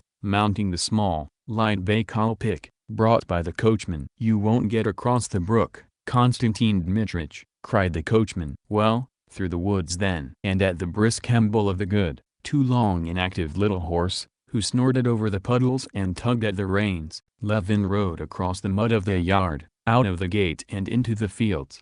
If Levin felt happy in the cattle and farmyards, he felt still happier in the fields. Swaying rhythmically to the amble of his good little mount, drinking in the warm yet fresh smell of the snow in the air as he went through the forest over the granular, subsiding snow that still remained here and there with tracks spreading in it, he rejoiced at each of his trees with moss reviving on its bark and buds swelling. When he rode out of the forest, green wheat spread before him in a smooth, velvety carpet over a huge space, with not a single bare or marshy patch, and only spotted here and there in the hollows with the remains of the melting snow. Nor was he angered by the sight of a peasant horse and colt trampling his green wheat, he told a muzhik he met to drive them away, nor by the mocking and stupid reply of the muzhik Ipot, whom he met and asked, "Well, Ipot, time for sowing?" "Have to plow first, Konstantin Dmitrich," replied Ipot. The further he rode, the happier he felt, and plans for the estate, one better than another, arose in his mind: to plant willows along the meridian lines of all the fields, so that the snow would not stay too long under them, to divide them into 6 fertilized fields and 3 set aside for grass, to build a cattle yard at the far end of the field and dig a pond, to set up movable pens for the cattle so as to manure the fields. And then he would have 800 acres of wheat,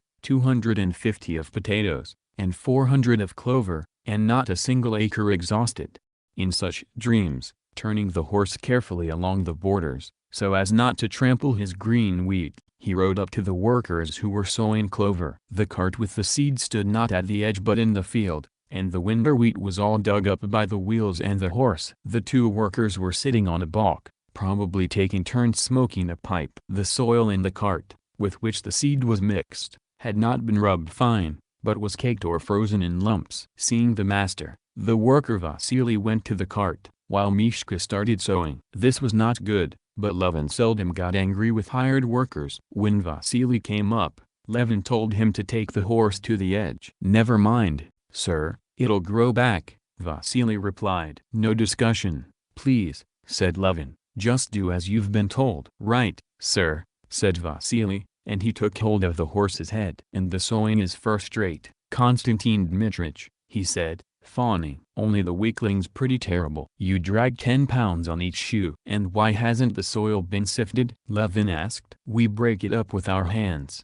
Vasily answered, taking some seed and rubbing the lump between his hands. It was not Vasil's fault that they had given him unsifted soil, but it was vexing all the same. Having already experienced more than once the usefulness of the remedy he knew for stifling his vexation and turning all that seemed bad back to good, Levin employed it here as well. He looked at how Mishka strode along, lugging huge lumps of earth stuck to each foot, got off his horse, took the seed basket from Vasily, and went to sow. "Where did you stop?" Vasily pointed to a mark with his foot, and Levin went, as well as he could, scattering the seeds mixed with soil. It was hard walking, as through a swamp, and having gone 1 row, Levin became sweaty, stopped and handed the seed basket back. "Well, master, mind you don't scold me for this row come summer," said Vasily. "What for?" Levin said gaily, already feeling the effectiveness of the remedy. "You'll see come summer. It'll be different. You just take a look where I sowed last spring. So neat. You know, Konstantin Dmitrich, it seems I try and do it as I would for my own father. I don't like doing bad work myself and I tell others the same. If the master's pleased, so are we." "Look there now," Vasily said, pointing to the field. "It brings joy to your heart. It's a fine spring, Vasily. Such a spring as the old folk don't remember." I went home, and our old man there has also sowed 2 acres of wheat. He says you can't tell it from rye. "How long have you been sowing wheat?" "Why, it's you that taught us 2 years ago. And you gave me 2 bushels. We sold a quarter of it and sowed the rest." "Well, make sure you rub out these lumps," said Levin, going towards his horse, "and keep an eye on Mishka. If it comes up well, you'll get 50 kopecks per acre." "Thank you kindly. Seems we're right pleased with you anyway." Levin mounted his horse and rode to the field where last year's clover was and to the one that had been plowed for the spring wheat. The clover sprouting among the stubble was wonderful. It was all revived already and steadily greening among the broken stalks of last year's wheat. The horse sank fetlock deep, and each of his hooves made a sucking sound as it was pulled from the half-thawed ground. It was quite impossible to go across the plowed field, it held only where there was ice, but in the thawed furrows the legs sank over the fetlocks. The plowing was excellent. In 2 days they could harrow and begin sowing. Everything was beautiful, everything was cheerful. Levin rowed back across the brook, hoping the water had subsided. And indeed he did get across and frightened 2 ducks. There must also be woodcock, he thought, and just at the turning to his house he met a forester, who confirmed his guess about woodcock. Levin went home at a trot, so as to arrive in time to have dinner and prepare a gun for the evening. 14. Approaching his house in the cheerfulest spirits, Levin heard a bell from the direction of the main entrance. Yes,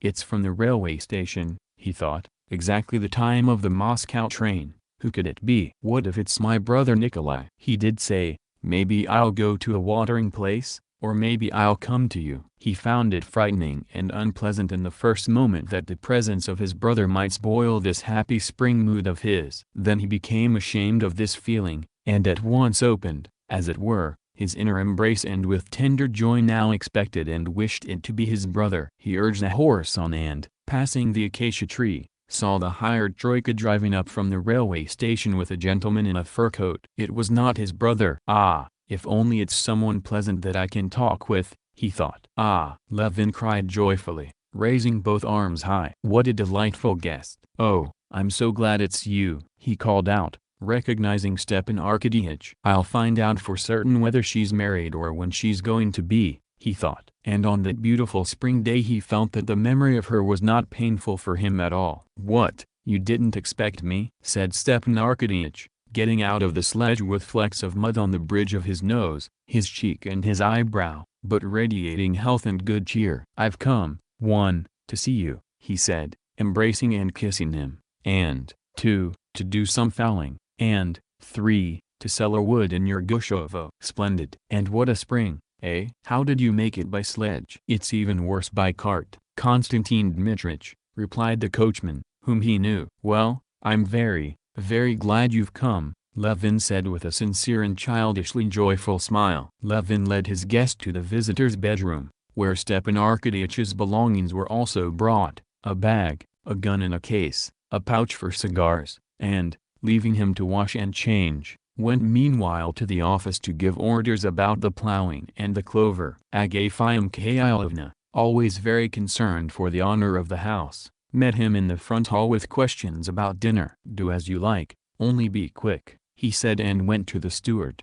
When he returned, Stepan Arkadyevitch, washed, combed, with a radiant smile, was coming out of his door, and together they went upstairs. Well, how glad I am that I got to you. Now I'll understand what these mysteries are that you perform here. No, really, I envy you. What a house, how nice it all is. Bright, cheerful, Stepan Arkadyevitch said, forgetting that it was not always spring and a clear day like that day. And your nanny's such a dear. A pretty maid in a little apron would be preferable, but with your monasticism and strict style, it's quite all right. Stepan Arkadyevitch brought much interesting news, and one piece of news especially interesting for Levin, that his brother Sergei Ivanovitch was going to come to him in the country for the summer.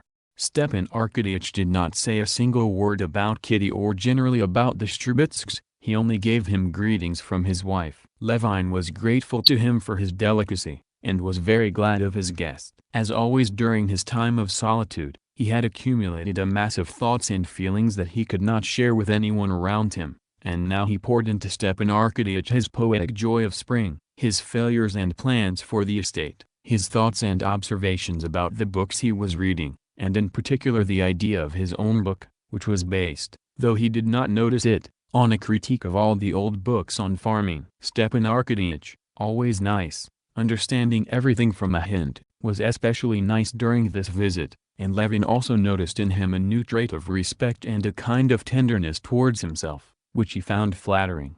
The efforts of Agafia Mikhailovna and the cook to make an especially good dinner had as their only result that the two hungry friends, sitting down to the hors d'oeuvres, ate their fill of bread and butter, polotok and pickled mushrooms, and that Levin ordered the soup served without the piroshki with which the cook had wanted especially to surprise the guest. But Stepan Arkadyevitch, though accustomed to different dinners, found everything excellent: the herb liqueur, the bread and butter, and especially the polotok, the mushrooms, the nettle soup. 19. The chicken with white sauce, and the white Crimean wine. Everything was excellent and wonderful.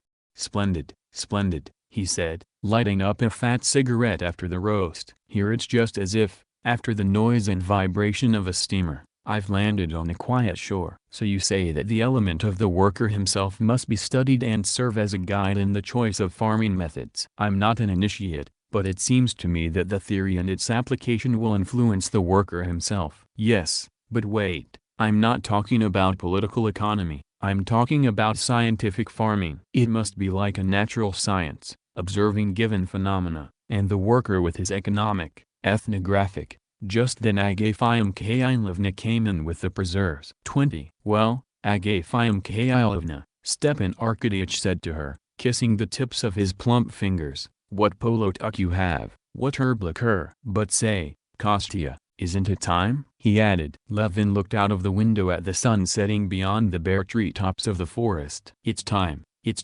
he said. Kuzma, harness the trap. And he ran downstairs. Stepan Arkadyevich, having come down, carefully removed the canvas cover from the varnished box himself and, opening it, began to assemble his expensive, new-fashioned gun. Kuzma, already scenting a big tip for vodka, would not leave Stepan Arkadyevich and helped him on with his stockings and boots, which Stepan Arkadyevich willingly allowed him to do. Kostya, tell them that if the merchant Ryabinin comes, I told him to come today, they should receive him and have him wait. Are you selling the wood to Ryabinin? Yes. Do you know him? That I do. I've dealt with him positively and finally. Stepan Arkadyevich laughed. Positively and finally were the merchant's favorite words. Yes, he has a funny way of talking. She knows where her master's going, he added, patting Laska, who was fidgeting around Levin with little squeals, licking now his hand, now his boots and gun. The trap was already standing by the porch when they came out. I told them to harness up, though it's not far, or shall we go on foot? No, better to drive, said Stepan Arkadyevich, going up to the trap. He got in, wrapped his legs in a tiger rug and lit a cigar. How is it you don't smoke? A cigar, it's not so much a pleasure as the crown and hallmark of pleasure. This is the life. How good. This is how I'd like to live. Who's stopping you? Said Levin, smiling. No,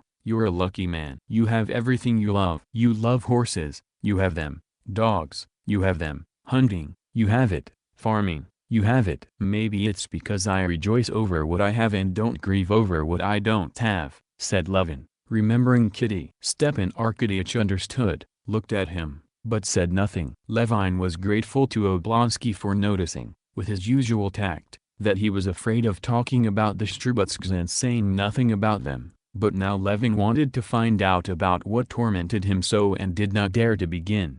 Well, and how are things with you? Levin said, thinking how wrong it was on his part to think only of himself. Stepan Arkadyevich's eyes twinkled merrily. You don't accept that one can like sweet rolls when one has a daily ration of bread. In your opinion, it's a crime. But I don't accept life without love, he said, understanding Levin's question in his own way. No help for it, that's how I'm made. And really, it brings so little harm to anyone, and so much pleasure for oneself. What? Is there something new? Asked Levin. There is, brother. Look, you know there's this type of oceanic 21, women you see in your dreams, but these women exist in reality. And these women are terrible. Woman, you see, it's such a subject that, however much you study her, there'll always be something new. Better not to study then. No. Some mathematician said that the pleasure lies not in discovering the truth, but in searching for it. Levin listened silently and, despite all his efforts, was simply unable to get inside his friend's soul and understand his feelings or the charms of studying such women. 15. The shooting place was not far away, across a stream in a small aspen grove. Nearing the wood, Levin got out and led Oblonsky to the corner of a mossy and marshy clearing that was already free of snow. He himself went back to a double birch at the other end and, leaning his gun against the fork of a dry lower branch, took off his kaftan, tightened his belt, and made sure he had freedom to move his arms. The old, gray-haired Laska, who had followed behind him, carefully sat down facing him and pricked up her ears. The sun was setting behind the large forest, and in its light the little birches scattered among the aspens were distinctly outlined with their hanging branches and buds swollen to bursting.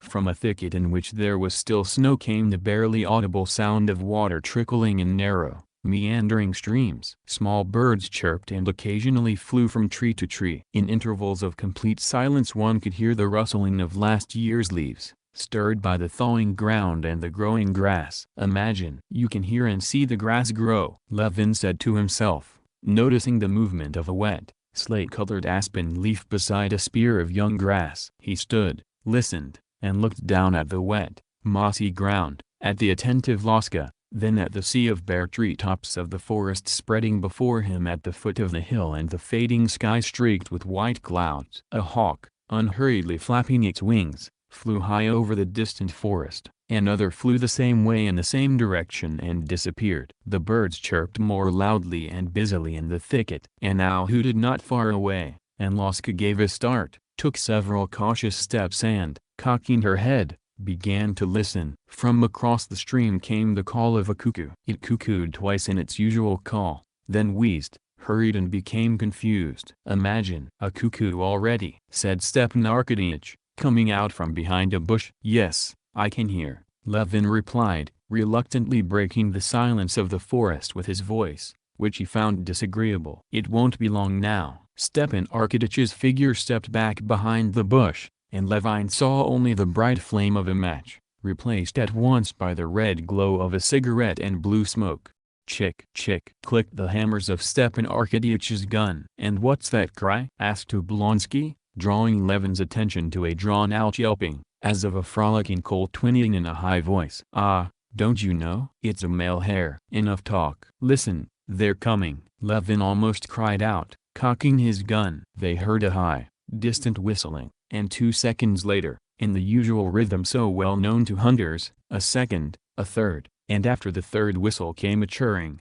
Levin cast a glance right, left, and there before him in the dull blue sky, over the merging, tender sprouts of the aspen tops, a flying bird appeared. It flew straight towards him. The close, churring sounds, like the measured ripping of taut fabric, were just above his ears. The bird's long beak and neck could already be seen, and just as Levin aimed, red lightning flashed from behind the bush where Oblonsky stood. The bird dropped like an arrow and again soared up. Lightning flashed again and a clap was heard. Fluttering its wings as if trying to stay in the air, the bird paused, hung there for a moment, then plopped heavily to the marshy ground. "Could we have missed?" cried Stepan Arkadyevitch, who was unable to see on account of the smoke. "Here it is," said Levin, pointing at Laska, who, with one ear raised and the tip of her fluffy tail wagging on high, stepping slowly as if she wished to prolong the pleasure, and almost smiling, brought the dead bird to her master. "Well, I'm glad you got it," said Levin, at the same time already feeling envious that it was not he who had succeeded in shooting this woodcock. "A rotten miss with the right barrel," Stepan Arkadyevitch replied, loading the gun. "Shh, here they come." Indeed, they heard a quick succession of piercing whistles. 2 woodcock, playing and chasing each other and only whistling, not chirring, came flying right over the hunters' heads. 4 shots rang out and, like swallows, the woodcock made a quick swerve and vanished from sight. The fowling was splendid. Stepan Arkadyevitch shot another 2 birds, and Levin too, one of which could not be found. It was getting dark. Bright, silvery Venus, low in the west, was already shining with her tender gleam behind the birches, and high in the east the somber Arcturus already played its red fires. Overhead Levin kept finding and losing the stars of the Great Bear. The woodcock had stopped flying, but Levin decided to wait longer, until Venus, which he could see under a birch branch, rose above it and the stars of the Great Bear showed clearly. Venus had already risen above the branch. The chariot of the Great Bear with its shaft was already quite visible in the dark blue sky, but he still waited. "Isn't it time?" said Stepan Arkadyevitch. It was quiet in the forest and not a single bird moved. "Let's stay longer." "As you wish." They were now standing about 15 paces apart. "Stiva," Levin said suddenly and unexpectedly. "Why don't you tell me whether your sister-in-law got married or when she's going to?" Levin felt himself so firm and calm that he thought no answer could stir him. But he never expected what Stepan Arkadyevitch replied. "She wasn't and isn't thinking of getting married, but she's very ill, and the doctors have sent her abroad. They even fear for her life." "What's that?" cried Levin. "Very ill." "What's wrong with her?" "How did she?" While they were saying this, Laska, her ears pricked up, kept glancing at the sky and then reproachfully at them. "Found a fine time to talk," she thought. "And there's one coming. There it is. All right. They'll miss it," thought Laska. But just then both men heard the piercing whistle, which seemed to lash at their ears, and they suddenly seized their guns and lightning flashed twice and 2 claps rang out simultaneously. The high-flying woodcock instantly folded its wings and fell into the thicket,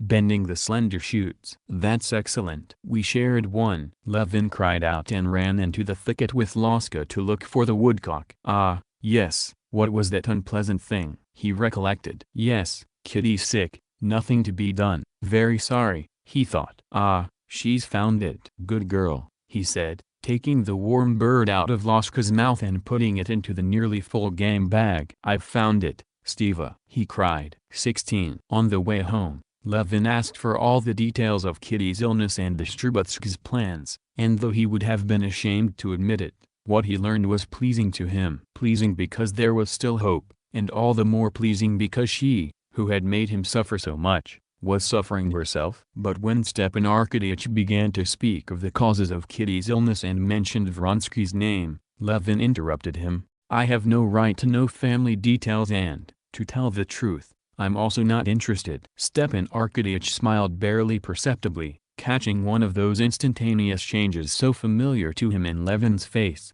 which became as gloomy as it had been cheerful a moment before. "You've already quite settled with Ryabinin about the wood?" asked Levin. "Yes, I have. An excellent price, 38,000. 8 down and the rest over 6 years.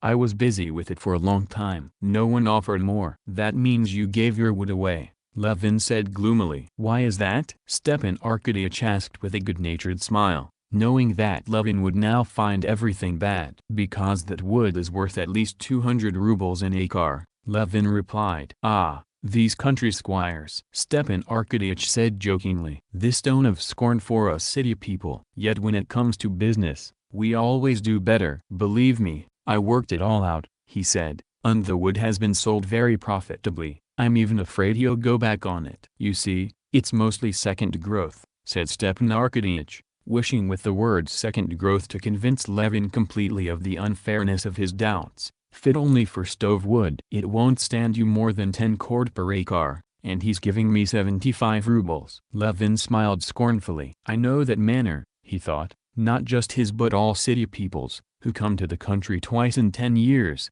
pick up 2 or 3 country words and use them rightly or wrongly, in the firm conviction that they know everything. Second growth. Stand you 10 cord. He says the words but doesn't understand a thing himself." "I wouldn't teach you about what you write there in your office," he said, "and if necessary, I'd ask you." "But you are so certain you understand this whole business of selling the wood." "It's hard." "Did you count the trees?" "How can I count the trees?" Stepan Arkadyevitch said with a laugh, still wishing to get his friend out of his bad mood. "To count the sands, the planet's rays, a lofty mind well may." 22. "Well, yes, and Ryabinin's lofty mind can." "And no merchant will buy without counting, unless it's given away to him, as you're doing." "I know your wood. I go hunting there every year, and your wood is worth 200 rubles an acre outright, and he's giving you 75 in installments. That means you've made him a gift of 30,000. Come, don't get so carried away," Stepan Arkadyevitch said pitifully. "Why didn't anyone make an offer?" "Because he's in with the other merchants. He paid them off." "I've dealt with them all. I know them. They're not merchants, they're speculators." "He wouldn't touch a deal where he'd make 10 or 15%. He waits till he gets a ruble for 20 kopecks." "Come, now, you're out of sorts." "Not in the least," Levin said gloomily, as they drove up to the house. A little gig was already standing by the porch, tightly bound in iron and leather, with a sleek horse tightly harnessed in broad tugs. In the little gig, tightly filled with blood and tightly girdled, sat Ryabinen's clerk, who was also his driver. Ryabinin himself was in the house and met the friends in the front room. He was a tall, lean, middle-aged man, with a mustache, a jutting, clean-shaven chin and protruding, dull eyes. He was dressed in a long-skirted dark blue frock coat with buttons below his rear and high boots wrinkled at the ankles and straight on the calves, over which he wore big galoshes. He wiped his face in a circular motion with a handkerchief and, straightening his frock coat, which sat well enough to begin with, greeted the entering men with a smile, holding his hand out to Stepan Arkadyevich, as if trying to catch something. "So you've come." Stepan Arkadyevich gave him his hand. "Splendid. I dared not disobey your Highness's commands, though the road's much too bad. I positively walked all the way, but I got here in time. My respects, Konstantin Dmitrich." He turned to Levin, trying to catch his hand as well. But Levin, frowning, pretended not to notice and began taking out the woodcock. "Had a good time hunting? What bird might that be?" Ryabinin added, looking with scorn as the woodcock must have taste to it, and he shook his head disapprovingly, as if doubting very much that the hide was worth the tanning. "Want to go to my study?" Levin, frowning gloomily, said to Stepan Arkadyevich in French. "Go to my study, you can talk there." "That we can, or wherever you like, sir," Ryabinin said with scornful dignity, as if wishing to make it felt that others might have difficulties in dealing with people, but for him there could never be any difficulties in anything. Going into the study, Ryabinin looked around by habit, as if searching for an icon. 23, but when he found one, he did not cross himself. He looked over the bookcases and shelves and, with the same doubt as about the woodcock, smiled scornfully and shook his head disapprovingly, refusing to admit that this hide could be worth the tanning. "Well, have you brought the money?" Oblonsky asked. "Sit down. The money won't hold us up. I've come to see you, to have a talk." "A talk about what?" "Do sit down." "That I will," said Ryabinin, sitting down and leaning his elbow on the back of the chair in the most painful way for himself. "You must come down a little, Prince. It's sinful otherwise. And the money's all ready, to the last kopeck." "Money won't ever hold things up." Levin, who meanwhile had put his gun away in a cupboard, was going out of the door, but hearing the merchant's words, he stopped. "You got the wood for nothing as it is," he said. "He was too late coming here, otherwise I'd have set the price." Ryabinin rose and with a smile silently looked up at Levin from below. "Konstantin Dmitrich is very stingy," he said with a smile, turning to Stepan Arkadyevich. "There's finally no dealing with him. I wanted to buy wheat, offered good money. Why should I give you what's mine for nothing? I didn't steal it or find it lying around." "Good gracious, nowadays stealing's positively impossible. Everything nowadays is finally in the open courts. Everything's noble today, there's no more of that stealing." "We talked honest." "He asked too much for the wood, it doesn't tally." "I beg you to come down at least a little." "But have you concluded the deal or not?" "If you have, there's no point in bargaining." "If you haven't," said Levin, "I'll buy the wood myself." The smile suddenly vanished from Ryabinin's face. A hawk-like, predatory and hard expression settled on it. With quick, bony fingers he undid his frock coat, revealing a shirt not tucked in, a brass-buttoned waistcoat and a watch chain, and quickly took out a fat old pocket-book. "If you please, the wood is mine," he said, quickly crossing himself and holding out his hand. "Take the money, the wood is mine." "That's how Ryabinin buys, without counting pennies," he went on, frowning and brandishing the pocket-book. "I wouldn't be in a hurry if I were you," said Levin. "Gracious," Oblonsky said in surprise, "I've given him my word." Levin left the room, slamming the door. Ryabinin, looking at the door, shook his head with a smile. "It's all on account of youth, nothing but childishness finally. I'm buying it, trust my honor, just for the glory alone," meaning that it was Ryabinin and nobody else who bought a grove from Oblonsky. "And God grant it tallies up." "Trust in God." "If you please, sir, write me out a receipt." An hour later the merchant, neatly closing his robe and fastening the hooks of his frock coat, the receipt in his pocket, got into his tightly bound little gig and drove home. "Ah, these gentlemen," he said to his clerk, "all the same subject." "That's so," the clerk replied, handing him the reins and fastening the leather apron. "So it's congratulations, Mikhail Ignatievich." Well. 17. Stepan Arkadyevich came upstairs, his pocket bulging with the banknotes that the merchant had given him for 3 months ahead. The business with the wood was concluded, the money was in his pocket, the fowling had been splendid, and Stepan Arkadyevich was in the merriest spirits, and therefore he especially wanted to dispel the bad mood that had come over Levin. He wanted to end the day over super as pleasantly as it had begun. Indeed, Levin was out of sorts and, in spite of all his desire to be gentle and amiable with his dear guest, he could not master himself. The intoxication of the news that Kitty was not married had begun to affect him. Kitty was unmarried and ill from love for a man who had scorned her. This insult seemed to fall upon him. Vronsky had scorned her, and she had scorned him, Levin. Consequently, Vronsky had the right to despise Levin and was therefore his enemy. But Levin did not think all that. He vaguely felt that there was something insulting to him in it, and now was not angry at what had upset him but was finding fault with everything he came across. The stupid sale of the wood, the swindle Oblonsky had fallen for, which had taken place in his house, annoyed him. "Well, so it's concluded," he said,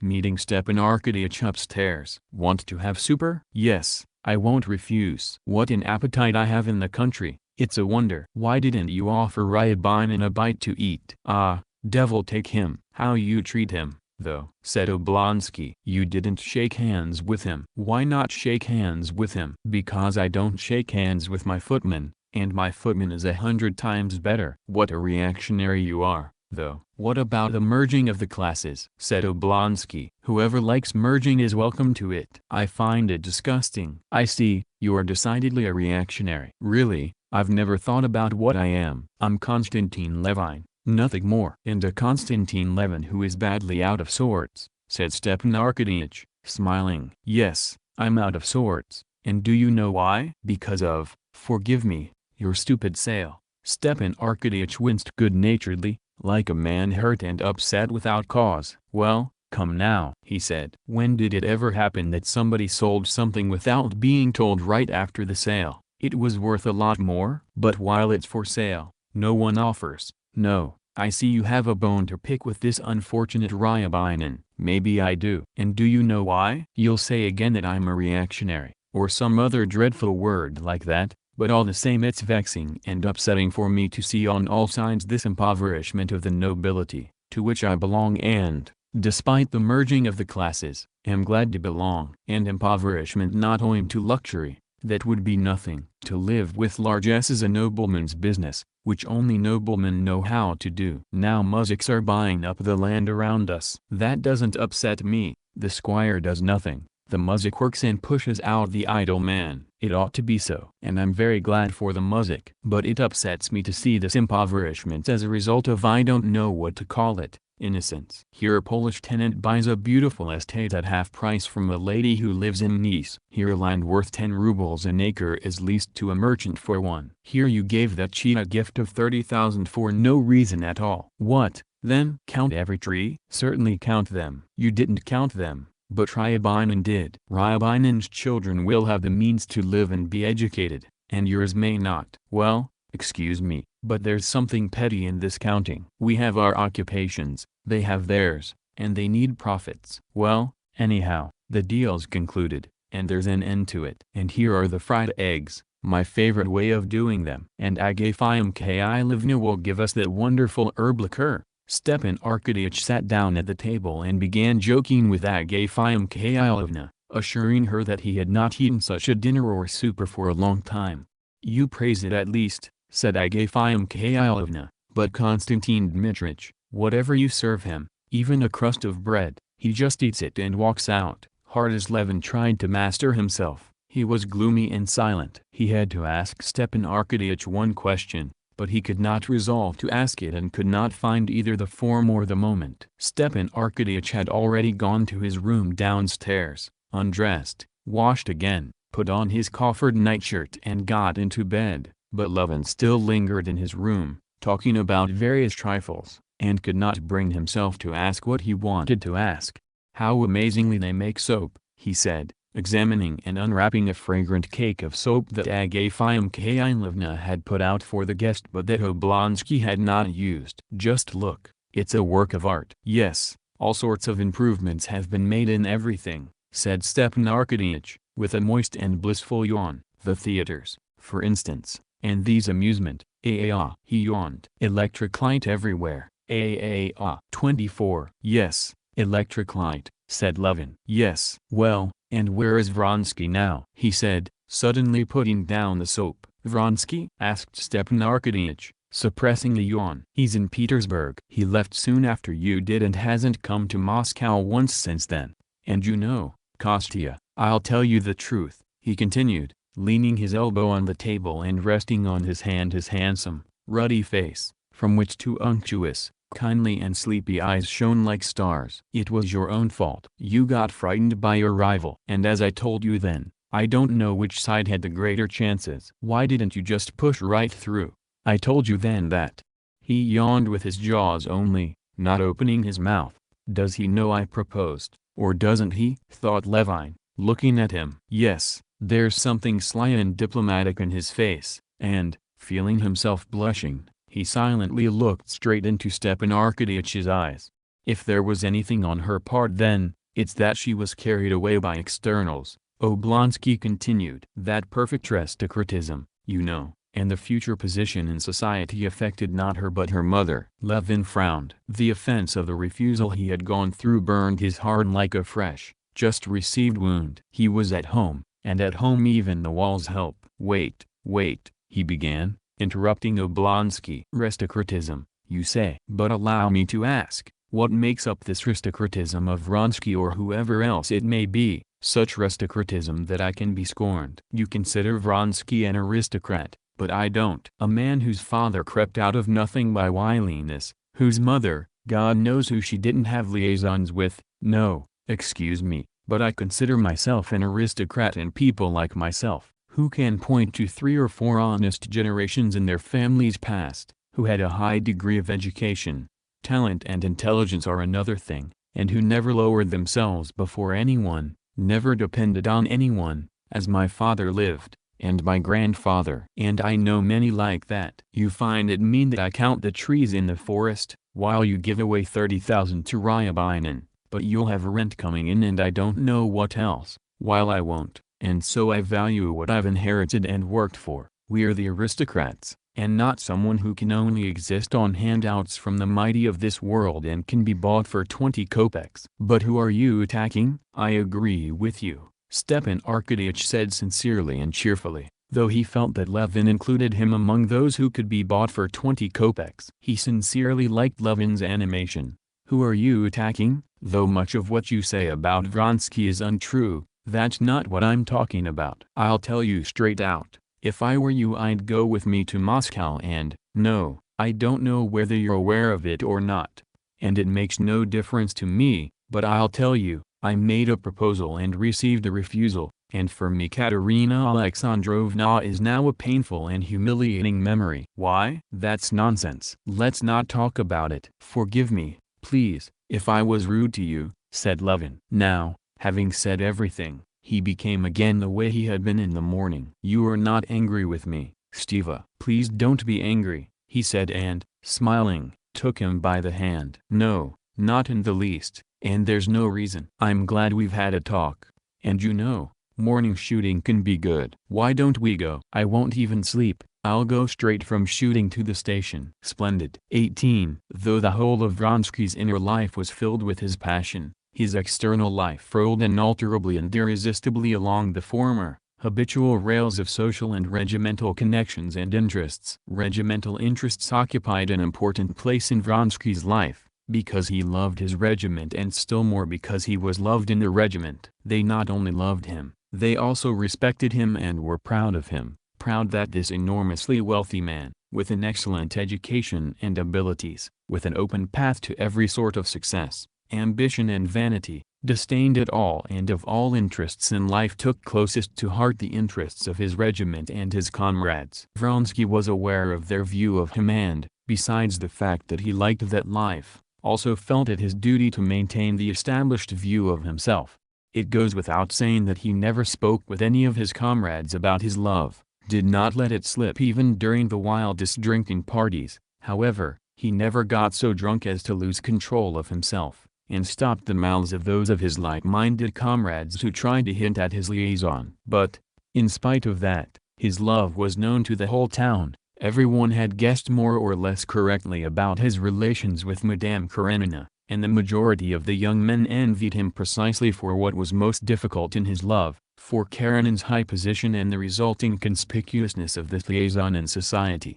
The majority of young women, envious of Anna and long since wary of her being called righteous, were glad of what they surmised and only waited for the turnabout of public opinion to be confirmed before they fell upon her with the full weight of their scorn. They were already preparing the lumps of mud they would fling at her when the time came. The majority of older and more highly placed people were displeased by this impending social scandal. Vronsky's mother, on learning of his liaison, was pleased at first both because nothing, to her mind, gave the ultimate finish to a brilliant young man like a liaison in high society, and because Anna, whom she had liked so much, who had talked so much about her son, was after all just like all other beautiful and decent women, to Countess Vronsky's mind. But recently she had learned that her son had refused a post offered to him and important for his career, only in order to stay in the regiment and be able to see Anna, had learned that highly placed people were displeased with him for that, and had changed her opinion. Nor did she like it that,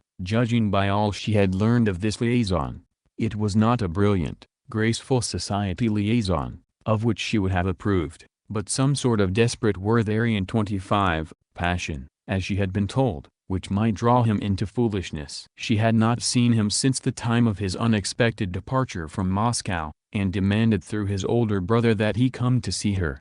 The elder brother was also displeased with the younger. He did not care what sort of love it was, great or small, passionate or unpassionate, depraved or not depraved. He himself, though he had children, kept a dancer, and was therefore indulgent about such things, but he knew that this love displeased those whose good pleasure was necessary, and he therefore disapproved of his brother's behavior. Besides the service and society, Vronsky had one more occupation: horses, of which he was a passionate fancier. That year an officer's steeplechase was planned. Vronsky signed up for the race, bought an English thoroughbred mare and, in spite of his love, was passionately, though restrainedly, carried away with the forthcoming races. These two passions did not interfere with each other. On the contrary, he needed an occupation and an enthusiasm not dependent on his love, in which he could refresh himself and rest from impressions that excited him too much. 19. On the day of the Krasno Selo, 26, races, Vronsky came earlier than usual to eat his beefsteak in the common room of the regimental mess. He did not need to maintain himself too strictly, because his weight was exactly the regulation 160 pounds, but he also had not to gain any weight, and so he avoided starches and sweets. He was sitting in a jacket unbuttoned over a white waistcoat, both elbows leaning on the table, and, while awaiting the beefsteak he had ordered, was looking into a French novel that lay open on his plate. He looked into the book only to avoid having to talk with the officers going in and out while he was thinking. He was thinking that Anna had promised to arrange to meet him the day after the races. But he had not seen her for 3 days, and, since her husband had returned from abroad, he did not know whether it was possible that day or not, and did not know how to find it out. The last time he had seen her was at his cousin Betsy's country house. To the Karenins' country house he went as seldom as possible. Now he wanted to go there and was pondering the question of how to do it. Of course, I can say that Betsy sent me to ask if she was coming to the races. Of course I'll go, he decided to himself, raising his head from the book. And, as he vividly pictured to himself the happiness of seeing her, his face lit up. "Send to my place and tell them to harness the carriage quickly," he said to the servant who brought him the beefsteak on a hot silver dish, and, drawing the dish towards him, he began to eat. From the next room came talk and laughter and the click of billiard balls. At the entrance 2 officers appeared, one young, with a weak, thin face, who had come to the regiment from the Corps of Pages not long ago, the other a plump old officer with a bracelet on his wrist and puffy little eyes.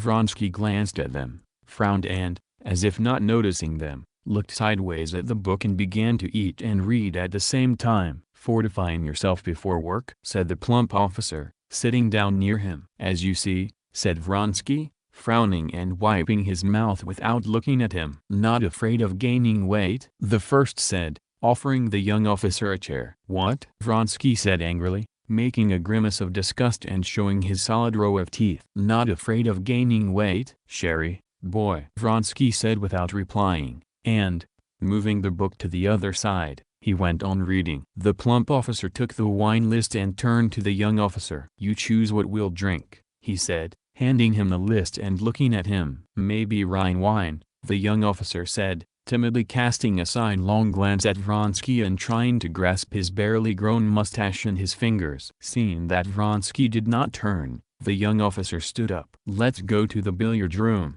he said. The plump officer obediently stood up, and they went to the door. Just then the tall and well-built cavalry captain Yashvin came into the room and, giving the two officers a scornful toss of the head, went over to Vronsky. "Ah, here he is," he cried, slapping him hard on the epaulette with his big hand. Vronsky turned angrily, but his face at once lit up with his own special, calm and firm gentleness. "That's wise, Alyosha," the captain said in a loud baritone. "Eat now and drink a little glass." "I don't want to eat." "There go the inceptora bells," Yashvin added, looking mockingly at the two officers who at that moment were leaving the room. And he sat down beside Vronsky, his thighs and shins, much too long for the height of the chairs, bending at a sharp angle in their tight breeches. "Why didn't you come to the Krasno Theater last night?" "Numerova wasn't bad at all." "Where were you?" "I stayed late at the Tversks," replied Vronsky. "Ah," responded Yashvin. Yashvin, a gambler, a carouser, a man not merely without any principles, but with immoral principles. Yashvin was Vronsky's best friend in the regiment. Vronsky loved him for his extraordinary physical strength, which the man usually showed by his ability to drink like a fish, go without sleep and yet remain the same, and for his great force of character, which he showed in his relations with his superiors and comrades, making himself feared and respected, and at cards, where he staked tens of thousands and, despite the wine he drank, was always so subtle and steady that he was regarded as the foremost player in the English club. Vronsky loved and respected him especially because he felt that Yashvin loved him not for his name or wealth but for himself, and of all people it was with him alone that Vronsky would have liked to talk about his love. He felt that Yashvin alone, though he seemed to scorn all feelings, could understand that strong passion which now filled his whole life. Besides, he was sure that Yashvin took no pleasure in gossip and scandal, but understood his feeling in the right way, that is, knew and believed that this love was not a joke, not an amusement, but something more serious and important.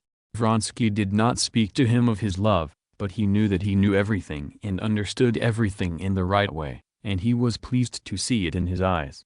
"Ah, yes," he said in response to Vronsky's having been at the Tversks, and, flashing his black eyes, he took hold of the left side of his mustache and began twirling it into his mouth, a bad habit of his.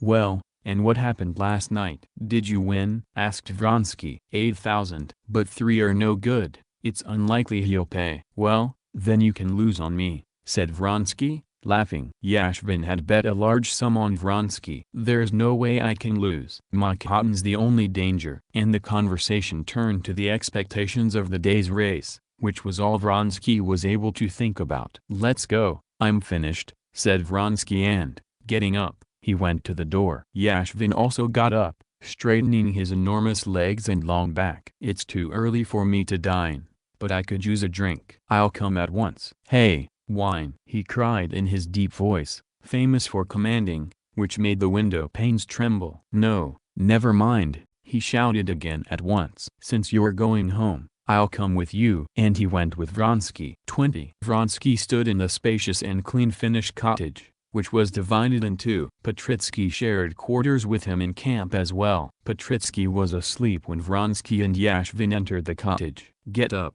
you've slept enough," said Yashvin, going behind the partition and giving the disheveled Petritsky, whose nose was buried in the pillow, a shove on the shoulder.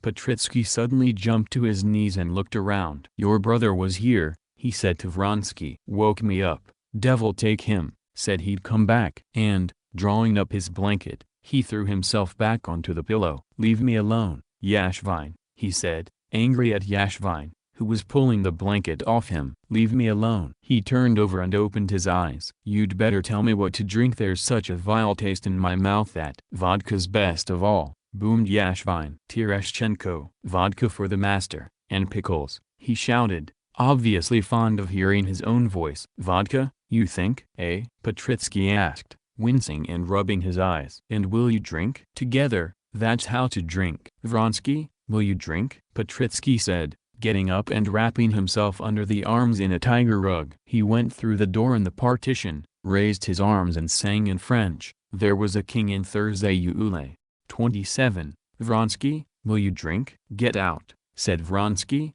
who was putting on the jacket his footman held for him. "Where are you off to?" Yashvin asked him. "Here's the troika," he added, seeing the carriage pull up. "To the stables, and I also have to see Bryansky about the horses," said Vronsky. Vronsky had indeed promised to go to Bryansky's, nearly 7 miles from Peterhof, 28, and bring him money for the horses. He hoped he would have time to get there as well. But his comrades understood at once that he was not going only there. Petritsky, continuing to sing, winked and puffed his lips, as if to say, "We know which Bryansky that is. See that you're not late." Yashvin merely said and, to change the subject, asked, "So Myron serves you well?" looking out of the window at the shaft horse he had sold him. "Wait," Petritsky shouted to Vronsky, who was already going out. "Your brother left a letter for you and a note." "Hold on, where are they?" Vronsky stopped. "Well, where are they?" "Where are they? That's the question," Petritsky said solemnly, gesturing upwards from his nose with his index finger. "Speak up,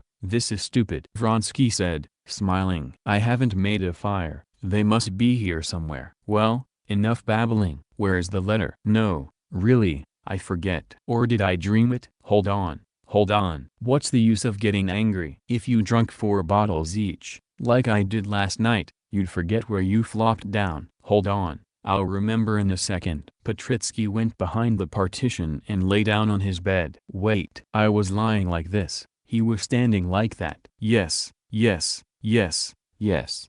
Here it is." And Petritsky pulled the letter from under the mattress, where he had hidden it. Vronsky took the letter and his brother's note. It was just what he expected, a letter from his mother with reproaches for not coming, and a note from his brother saying that they had to have a talk. Vronsky knew it was about the same thing. "What business is it of theirs?" he thought, and, crumpling the letters, tucked them between the buttons of his frock coat, to read attentively on his way. In the front hall of the cottage he met 2 officers, one theirs, and the other from another regiment. Vronsky's quarters were always a den for all the officers. "Where are you off to?" "I must go to Peterhof." "And has the horse come from Zarsku?" "She has, but I haven't seen her yet. They say my Cotton's Gladiator has gone lame." "Nonsense." "Only how are you going to race in this mud?" said the other. "Here come my saviors," cried Petritsky, seeing the men come in. His orderly was standing in front of him holding a tray with vodka and pickles. "Yashvin here tells me to drink so as to refresh myself." "Well, you really gave it to us last evening," said one of the newcomers. "Wouldn't let us sleep all night." "No, but how we finished," Petritsky went on. "Volkov got up on the roof and said he was feeling sad. I said, 'Give us music, a funeral march.' He fell asleep on the roof to the funeral march.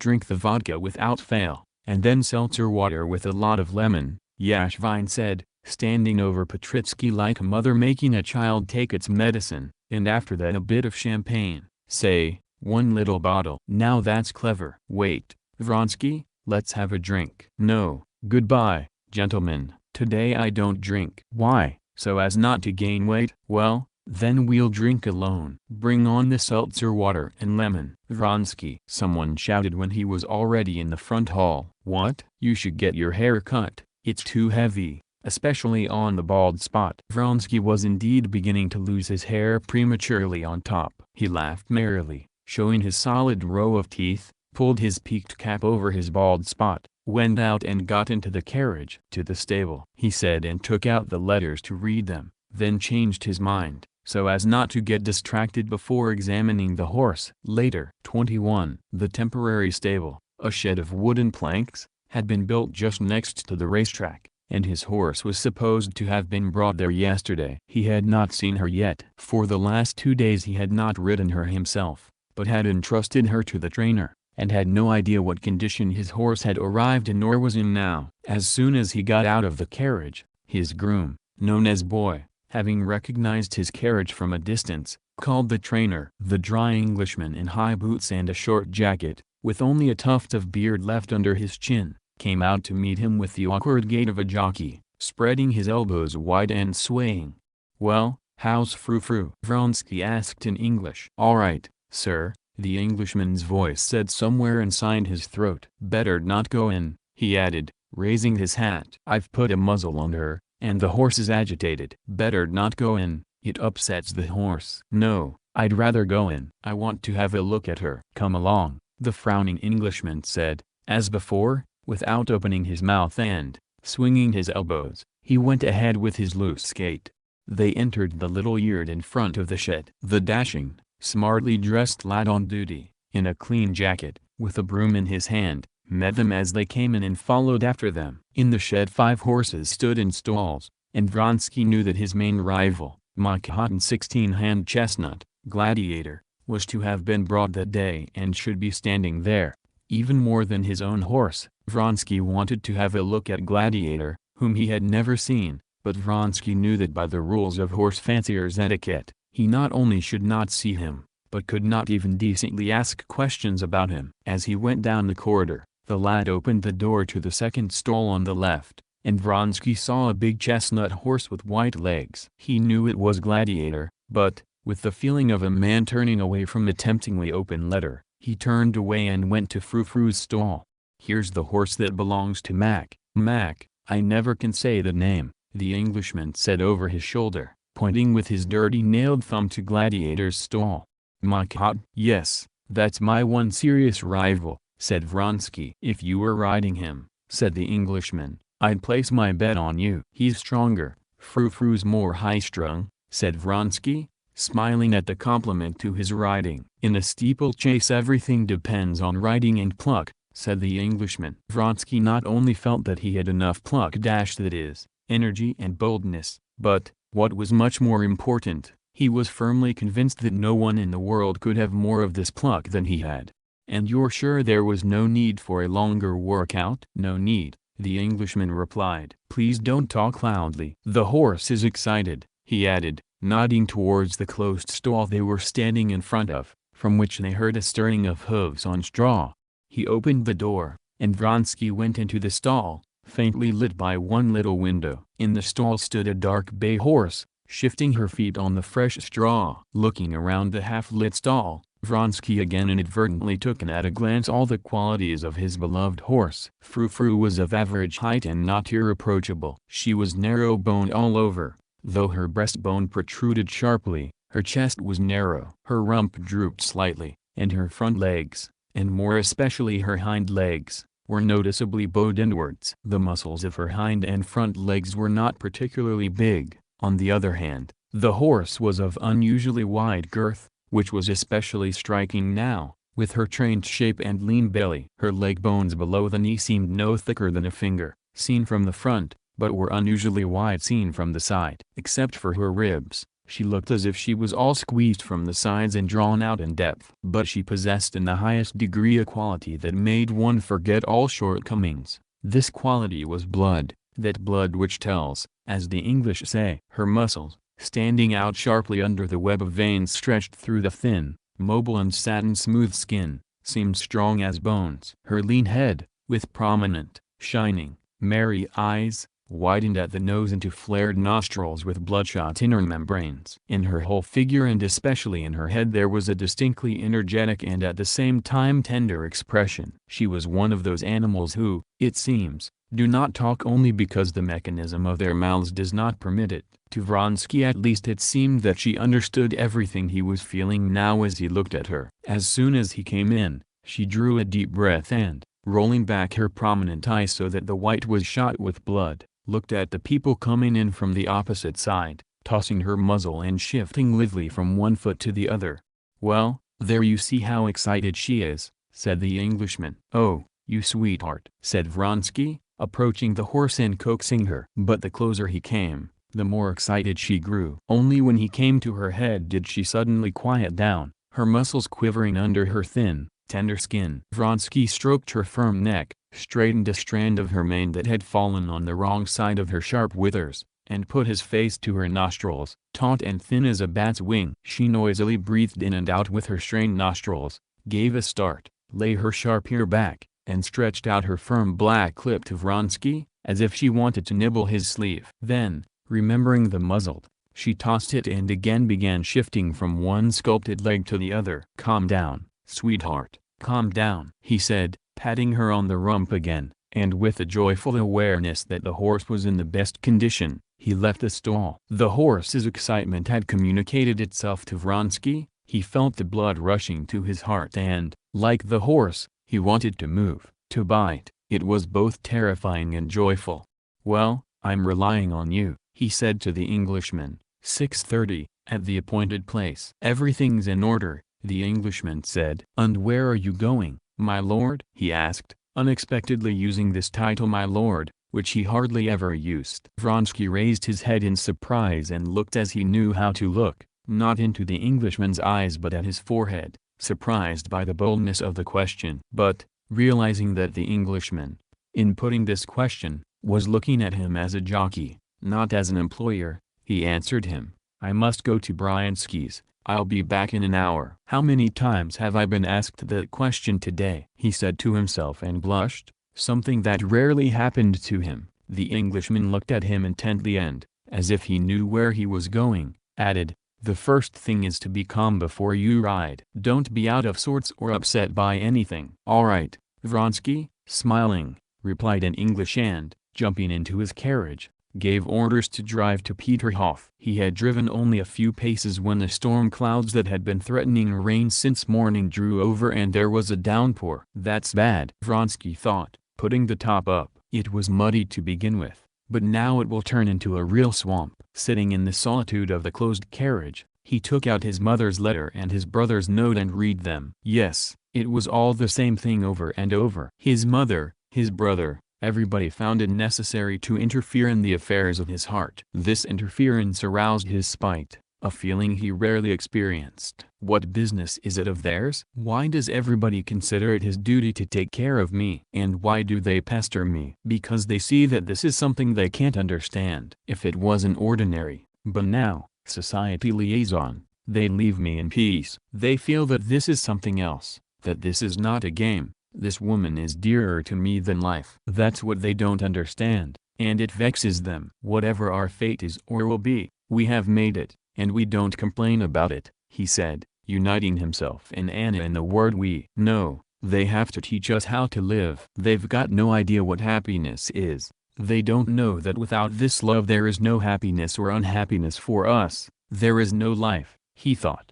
He was angry with everybody for their interference precisely because in his soul he felt that they, all of them, were right. He felt that the love which joined him to Anna was not a momentary passion that would go away, as society liaisons do, leaving no traces in the life of either one of them except some pleasant or unpleasant memories. He felt all the painfulness of his position and of hers, how difficult it was, exposed as they were to the eyes of all society, to conceal their love, to lie and deceive, and to lie, and deceive, and scheme, and constantly think of others, while the passion that joined them was so strong that they both forgot everything but their love. He vividly remembered all those oft-repeated occasions of the necessity for lying and deceit, which were so contrary to his nature. He remembered especially vividly the feeling of shame he had noticed in her more than once at this necessity for deceit and lying. And he experienced the strange feeling that had sometimes come over him since his liaison with Anna. This was a feeling of loathing for something, whether for Alexey Alexandrovitch, or for himself, or for the whole world, he did not quite know, but he always drove this strange feeling away. And now, rousing himself, he continued his train of thought. Yes, she was unhappy before, but proud and calm, and now she cannot be calm and dignified, though she doesn't show it. Yes, this must be ended, he decided to himself. And for the first time the clear thought occurred to him that it was necessary to stop this lie, and the sooner the better. To drop everything, both of us, and hide ourselves away somewhere with our love, he said to himself. 22. The downpour did not last long, and when Vronsky drove up at the full trot of his shaft horse, pulling along the outrunners who rode over the mud with free reins, the sun was already peeking out again. The roofs of the country houses and the old lintels in the gardens on both sides of the main street shone with a wet glitter, and water dripped merrily from the branches and ran off the roofs. He no longer thought of how the downpour would ruin the racetrack, but now rejoiced that, owing to this rain, he would be sure to find her at home and alone, because he knew that Alexey Alexandrovitch, who had recently returned from taking the waters, had not yet moved from Petersburg. Hoping to find her alone, Vronsky got out before crossing the bridge, as he always did in order to attract less attention, and continued on foot. He did not go to the porch from the street but went into the courtyard. "Has the master come?" he asked the gardener. "No, sir. The mistress is at home." "Use the porch if you please, there are people there. They'll open the door," replied the gardener. "No, I'll go through the garden." Having made sure that she was alone and wishing to take her unawares, because he had not promised to come that day and she probably did not think that he would come before the race, he walked towards the terrace that looked out on the garden, holding his sword and stepping carefully over the sand of the flower-lined path. Vronsky now forgot everything he had thought on the way about the difficulty and painfulness of his position. He thought of only one thing, that he was about to see her, not just in imagination, but alive, all of her, as she was in reality. He was already going up the low steps of the terrace, placing his whole foot on each step to avoid making noise, when he suddenly remembered something that he always forgot and that constituted the most painful side of his relations with her, her son, with his questioning and, as it seemed to him, hostile look. This boy was a more frequent hindrance to their relations than anyone else. When he was there, not only would neither Vronsky nor Anna allow themselves to speak of something they could not repeat in front of everyone, but they would not allow themselves to say even in hints anything that the boy would not understand. They did not arrange it that way, but it got established by itself. They would have considered it insulting to themselves to deceive this child. In his presence they spoke to each other as acquaintances. But in spite of this precaution, Vronsky often saw the attentive and perplexed look of the child directed at him, and the strange timidity, the unevenness, now affectionate, now cold and shy, in the boy's attitude towards him, as if the child felt that between this man and his mother there was some important relation the meaning of which he could not understand. Indeed, the boy did feel that he could not understand this relation, and he tried but was unable to make out what feeling he ought to have for this man. With a child's sensitivity to any show of feelings, he saw clearly that his father, his governess, his nanny, all of them not only disliked Vronsky, but looked at him with disgust and fear, though they never said anything about him, while his mother looked at him as at a best friend. What does it mean? Who is he? How should I love him? If I don't understand, I'm to blame, or else I'm stupid, or a bad boy, the child thought, and this led to his probing, questioning, partly inimical expression, and to his timidity and unevenness, which so embarrassed Vronsky. The child's presence always and inevitably provoked in Vronsky that strange feeling of groundless loathing he had been experiencing lately. It provoked in Vronsky and Anna a feeling like that of a mariner who can see by his compass that the direction in which he is swiftly moving diverges widely from his proper course, but that he is powerless to stop the movement which every moment takes him further and further from the right direction, and that to admit the deviation to himself is the same as admitting disaster. This child with his naive outlook on life was the compass which showed them the degree of their departure from what they knew but did not want to know. This time Seryosha was not at home, and she was quite alone, sitting on the terrace, waiting for the return of her son, who had gone for a walk and had been caught in the rain. She had sent a man and a maid to look for him and sat waiting. Wearing a white dress with white embroidery, she was sitting in a corner of the terrace behind some flowers and did not hear him. Her dark, curly head bowed, she leaned her forehead to the cold watering can that stood on the parapet, and her two beautiful hands with their so familiar rings held the watering can in place. The beauty of her whole figure, her head, neck, and arms, struck Vronsky each time as something unexpected. He stood gazing at her in admiration. But as soon as he wanted to take a step to approach her, she felt his approach, pushed the watering can away, and turned her flushed face to him.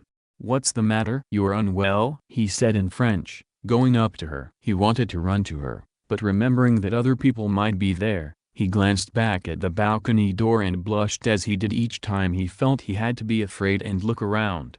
"No, I'm well," she said, getting up and firmly pressing the hand he held out. "I didn't expect you." "My God, what cold hands," he said. "You frightened me," she said. "I'm alone and waiting for Seryosha." He went for a walk. "They'll come from that way." But, despite all her efforts to be calm, her lips were trembling. "Forgive me for coming, but I couldn't let the day pass without seeing you," he went on in French, as he always did, avoiding the impossible coldness of formal Russian and the danger of the informal. "What is there to forgive?" "I'm so glad." "But you're unwell or upset," he went on, without letting go of her hand and bending over her. "What were you thinking about?" "Always the same thing," she said with a smile. She was telling the truth. Whenever, at whatever moment, she might be asked what she was thinking about, she could answer without mistake, about the same thing, about her happiness and her unhappiness. Precisely now, when he found her, she had been thinking about why it was all so easy for others. Betsy, for instance, she knew of her liaison with Tushkevich, concealed from the society, while for her it was so painful.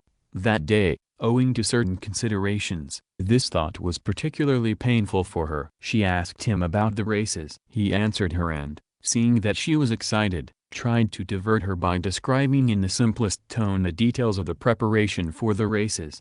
"Shall I tell him or not?" she thought, looking into his calm, tender eyes. "He's so happy, so taken up with his races, that he won't understand it as he should, won't understand all the significance of this event for us." "But you haven't told me what you were thinking about when I came," he said, interrupting his account. "Please tell me." She did not answer and, bowing her head slightly, looked at him questioningly from under her brows, her eyes shining behind their long lashes. Her hand, playing with a plucked leaf, was trembling. He saw it, and his face showed that obedience, that slavish devotion, which touched her so. "I see that something has happened. Can I be calm for a moment, knowing you have a grief that I don't share?" "Tell me, for God's sake," he repeated pleadingly. "No, I will never forgive him if he doesn't understand all the significance of it." Better not to tell. Why test him, she thought, gazing at him in the same way and feeling that her hand holding the leaf was trembling more and more. "For God's sake," he repeated,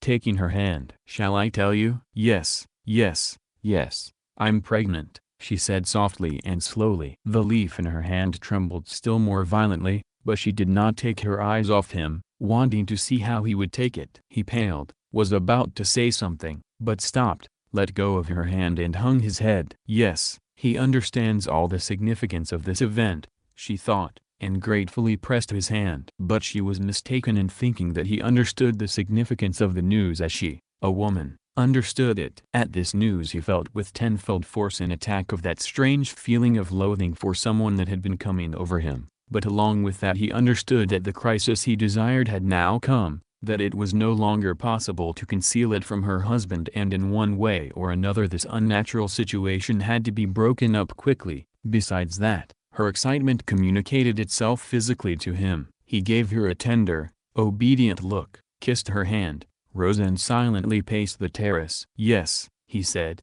resolutely going up to her. "Neither of us has looked on our relation as a game, and now our fate is decided. It's necessary to end," he said, looking around, "the lie we live in." "End it?" "But end it how, Alexei?" she said softly. She was calm now, and her face shone with a tender smile. "Leave your husband and unite our lives." "They are already united," she replied, barely audibly. "Yes, but completely, completely." "But how, Alexei? Teach me how," she said with sad mockery at the hopelessness of her situation. "Is there a way out of such a situation? Am I not my husband's wife?" "There's a way out of every situation. A decision has to be made," he said. "Anything's better than the situation you are living in. I can see how you suffer over everything, over society, and your son, and your husband." "Ah, only not my husband," she said with a simple smile. "I don't know him, I don't think about him. He doesn't exist." "You are not speaking sincerely." "I know you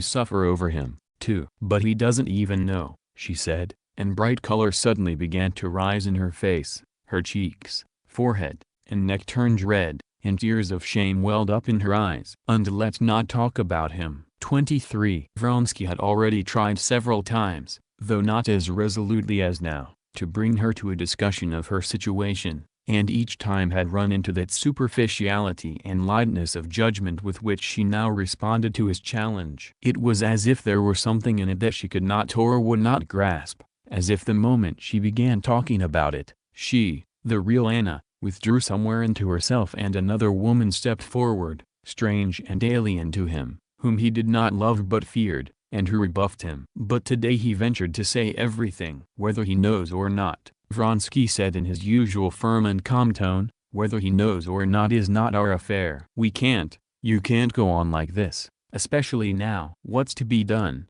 then, in your opinion? She asked, with the same light mockery. She, who had so feared he might take her pregnancy lightly, was now vexed that he had drawn from it the necessity for doing something. Tell him everything and leave him. Very well, suppose I do that, she said. Do you know what will come of it? I'll tell you everything beforehand. And a wicked light lit up in her eyes, which a moment before had been tender. Ah, madam, so you love another man and have entered into a criminal liaison with him? Impersonating her husband, she stressed the word criminal, just as Alexei Alexandrovitch would have done. I warned you about the consequences in their religious, civil and familial aspects. You did not listen to me. Now I cannot lend my name to disgrace, nor my son's, she was going to say, but she could not joke about her son lend my name to disgrace, and more of the same, she added. Generally, he will say in his statesmanly manner, and with clarity and precision, that he cannot release me but will take what measures are in his power to prevent a scandal. And he will do, calmly and accurately, what he says. That's what will happen. He's not a man, he's a machine, and a wicked machine when he gets angry, she added, recalling Alexei Alexandrovitch in all the details of his figure, manner of speaking and character, holding him guilty for everything bad she could find in him and forgiving him nothing, on account of the terrible fault for which she stood guilty before him. But, Anna, Vronsky said in a soft, persuasive voice, trying to calm her down, all the same it's necessary to tell him, and then be guided by what he does. What, run away? Why not run away? I see no possibility of this continuing, and not on my account I see your suffering. Yes, run away, and I'll become your mistress, she said spitefully. Anna, he said, with reproachful tenderness. Yes, she went on, I'll become your mistress and ruin everything. Again she was going to say my son, but could not utter the word. Vronsky could not understand how she, with her strong, honest nature, could endure this situation of deceit and not wish to get out of it, but he did not suspect that the main reason for it was that word son which she could not utter. When she thought of her son and his future attitude towards the mother who had abandoned his father, she felt so frightened at what she had done that she did not reason, but, like a woman, tried only to calm herself with false reasonings and words, so that everything would remain as before and she could forget the terrible question of what would happen with her son. 29. I beg you, I implore you, she said suddenly in a completely different, sincere and tender tone, taking his hand, never speak to me of that. But, Anna, never. Leave it to me. I know all the meanness, all the horror of my situation, but it's not as easy to resolve as you think. Leave it to me and listen to me. Never speak of that to me. Do you promise me? No, no, promise. I promise everything, but I can't be at peace, especially after what you've said. I can't be at peace when you are not at peace. She repeated. Yes, I'm tormented sometimes, but it will go away if you never speak to me of that. It's only when you speak of it that it torments me. I don't understand, he said. I know, she interrupted him, how hard it is for your honest nature to lie, and I'm sorry for you. I often think how you ruined your life for me. I was thinking the same thing just now, he said. How could you have sacrificed everything for me? I can't forgive myself that you are unhappy. I'm unhappy, she said, coming close to him and looking at him with a rapturous smile of love. I'm like a starving man who has been given food. Maybe he's cold, and his clothes are torn, and he's ashamed. But he's not unhappy. I'm unhappy? No, this is my happiness. She heard the voice of her returning son and, casting a quick glance around the terrace, rose impetuously. Her eyes lit up with a fire familiar to him. She raised her beautiful, ring-covered hands with a quick gesture, took his head, gave him a long look and, bringing her face closer, quickly kissed his mouth and both eyes with her open, smiling lips and pushed him away. She wanted to go, but he held her back. "When?" he said in a whisper, looking at her rapturously. "Tonight, at 1, she whispered and, after a deep sigh, walked with her light, quick step to meet her son. The rain had caught Seryosha in the big garden, and he and the nanny had sat it out in the gazebo. "Well, goodbye," she said to Vronsky. "We must be going to the races soon now. Betsy has promised to come for me." Vronsky looked at his watch and left hastily. 24. When Vronsky looked at his watch on the Karenin's balcony, he was so agitated and preoccupied by his thoughts that he saw the hands on the face, but could not grasp what time it was. He went out to the road and walked to his carriage, stepping carefully through the mud. He was so full of his feeling for Anna that he did not even think what time it was and whether he could still manage to get to Bryansky's. He was left, as often happens, with only the external faculty of memory, which indicated what was to be done after what. He came up to his coachman, who had dozed off on the box in the already slanting shade of a thick linden, admired the iridescent columns of flies hovering over the sweaty horses and, waking the coachman, told him to go to Bryansky's. Only after driving some 4 miles did he recover sufficiently to look at his watch and grasp that it was 5:30 and he was late. There were to be several races that day, a convoy's race, then the officers' 1.5 miles, the 3-mile, and the race in which he would ride. He could make it to his race, but if he went to Bryansky's, he would come barely in time and when the whole court was there. That was not good. But he had given Bryansky his word that he would come and therefore decided to keep going, telling the coachman not to spare the troika. He arrived at Bryansky's, spent 5 minutes with him, and galloped back. This quick drive calmed him down. All the difficulty of his relations with Anna, all the uncertainty remaining after their conversation, left his head. With excitement and delight he now thought of the races, of how he would arrive in time after all, and every now and then the expectation of the happiness of that night's meeting flashed like a bright light in his imagination. The feeling of the coming races took hold of him more and more the further he drove into their atmosphere, overtaking the carriages of those driving to the course from their country houses or Petersburg.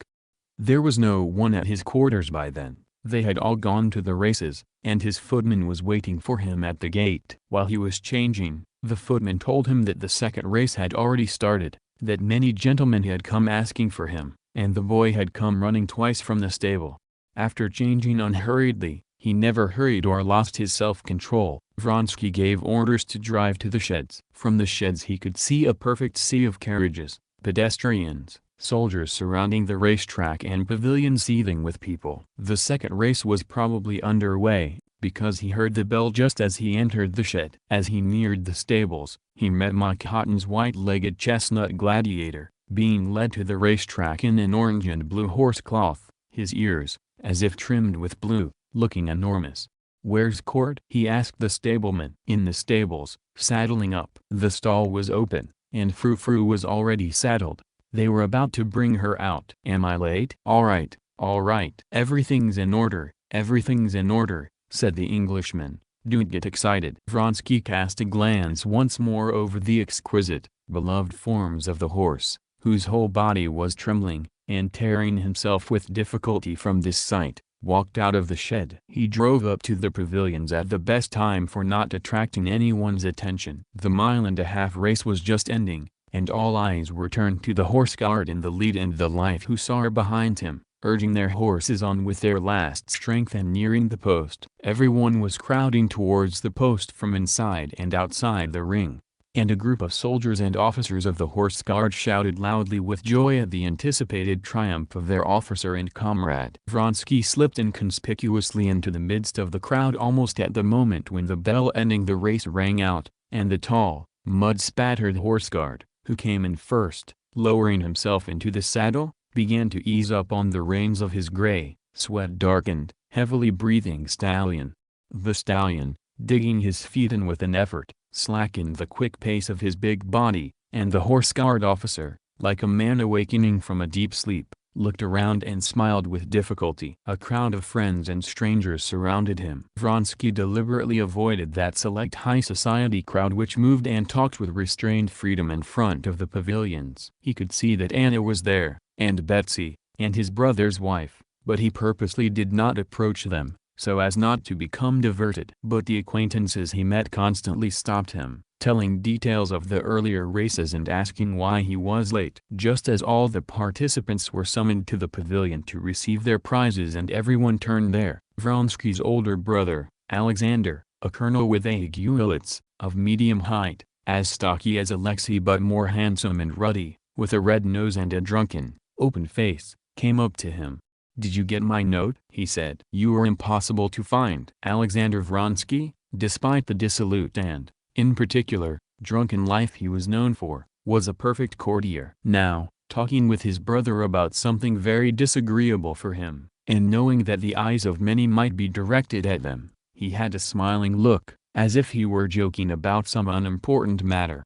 "I did, and I really don't understand what you are worried about," said Alexei. "I'm worried about this, that it was just observed to me that you were not here and that on Monday you were seen in Peterhof. There are matters that may be discussed only by those directly involved, and the matter you are worried about is such a, yes, but then don't stay in this service, don't. I ask you not to interfere, that's all." Alexei Vronsky's frowning face paled and his jutting lower jaw twitched, something that seldom happened to him. Being a man with a very kind heart, he seldom got angry, but when he did, and when his chin twitched, he could be dangerous, as his brother knew. Alexander Vronsky smiled gaily. "I only wanted to give you mother's letter. Answer her and don't get upset before the race. Bon chance," he added, smiling, and walked away from him. But just then another friendly greeting stopped Vronsky. "You don't want to know your friends." "Good afternoon, mon cher," said Stepan Arkadyevitch, and here,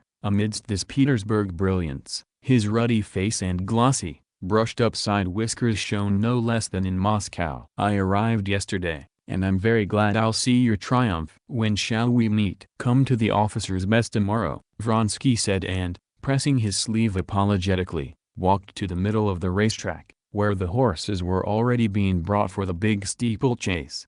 Sweating horses, exhausted from racing, were led home accompanied by grooms, and new ones appeared in one after the other for the forthcoming race, fresh, for the most part English, horses, in hoods, their bellies tightly girt, looking like strange, huge birds. On the right the lean beauty Frou-Frou was brought in, stepping on her supple and rather long pasterns as if on springs. Not far from her the cloth was being taken off the big-eared gladiator. Vronsky's attention was inadvertently drawn to the stallion's large, exquisite, perfectly regular forms, with wonderful hindquarters and unusually short pasterns, sitting just over the hoof. He wanted to go to his horse but again was stopped by an acquaintance. "Ah, there's Karenin," the acquaintance with whom he was talking said to him. "Looking for his wife, and she's in the central pavilion." "You haven't seen her?" "No, I haven't," Vronsky replied and, not even glancing at the pavilion in which he had been told Anna was, he went over to his horse. Vronsky had just managed to inspect the saddle, about which he had to give some instructions,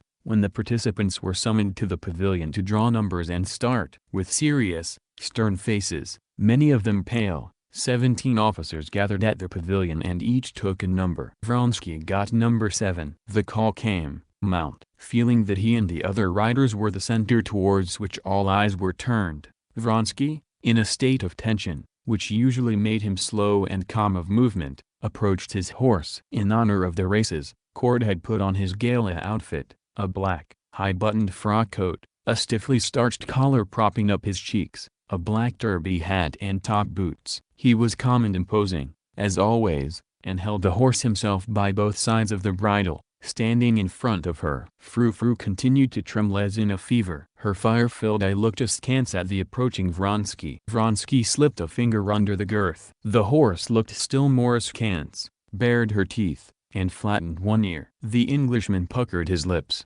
wishing to show a smile at his saddling being checked. "Mount up, you'll be less excited." Vronsky gave his rivals a last look. He knew that during the race he would no longer see them. 2 were already riding ahead to the starting place. Galtzin, one of the dangerous rivals and Vronsky's friend, was fussing around a bay stallion that would not let him mount. A little life hussar in tight breeches rode by at a gallop, hunched on the croup like a cat, trying to imitate the English. Prince Kozlovlev sat pale on his thoroughbred mare from Grabov's stud, while an Englishman led her by the bridle. Vronsky and all his comrades knew Kozlovlev and his peculiarity of weak nerves and terrible vanity. They knew that he was afraid of everything, afraid of riding an army horse, but now, precisely because it was scary, because people broke their necks, and because by each obstacle there was a doctor, an ambulance wagon with a cross sewn on it and a sister of mercy, he had decided to ride. Their eyes met, and Vronsky winked at him gently and approvingly. There was only one man he did not see, his chief rival, Mikhail on Gladiator. "Don't rush,"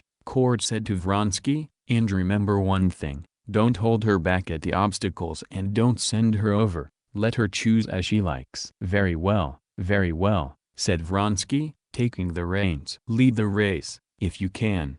But don't despair till the last moment, even if you're behind." Before the horse had time to move, Vronsky, with a supple and strong movement, stood in the serrated steel stirrup and lightly, firmly placed his compact body on the creaking leather saddle. Putting his right foot into the stirrup, he evened up the double reins between his fingers with an accustomed gesture, and Cord loosed his grip, as if not knowing which foot to put first. Frou-Frou, pulling at the reins with her long neck, started off as if on springs, rocking her rider on her supple back. Cord, increasing his pace, walked after them. The excited horse, trying to trick her rider, pulled the reins now to one side, now to the other, and Vronsky tried in vain to calm her with his voice and hand. They were already nearing the dammed-up stream, heading for the place where they were to start. Many of the riders were in front of him, many behind, when Vronsky suddenly heard the sound of galloping in the mud of the road behind him and was overtaken by Mikhail on his white-legged, big-eared Gladiator. Mikhail smiled, showing his long teeth, but Vronsky gave him an angry look.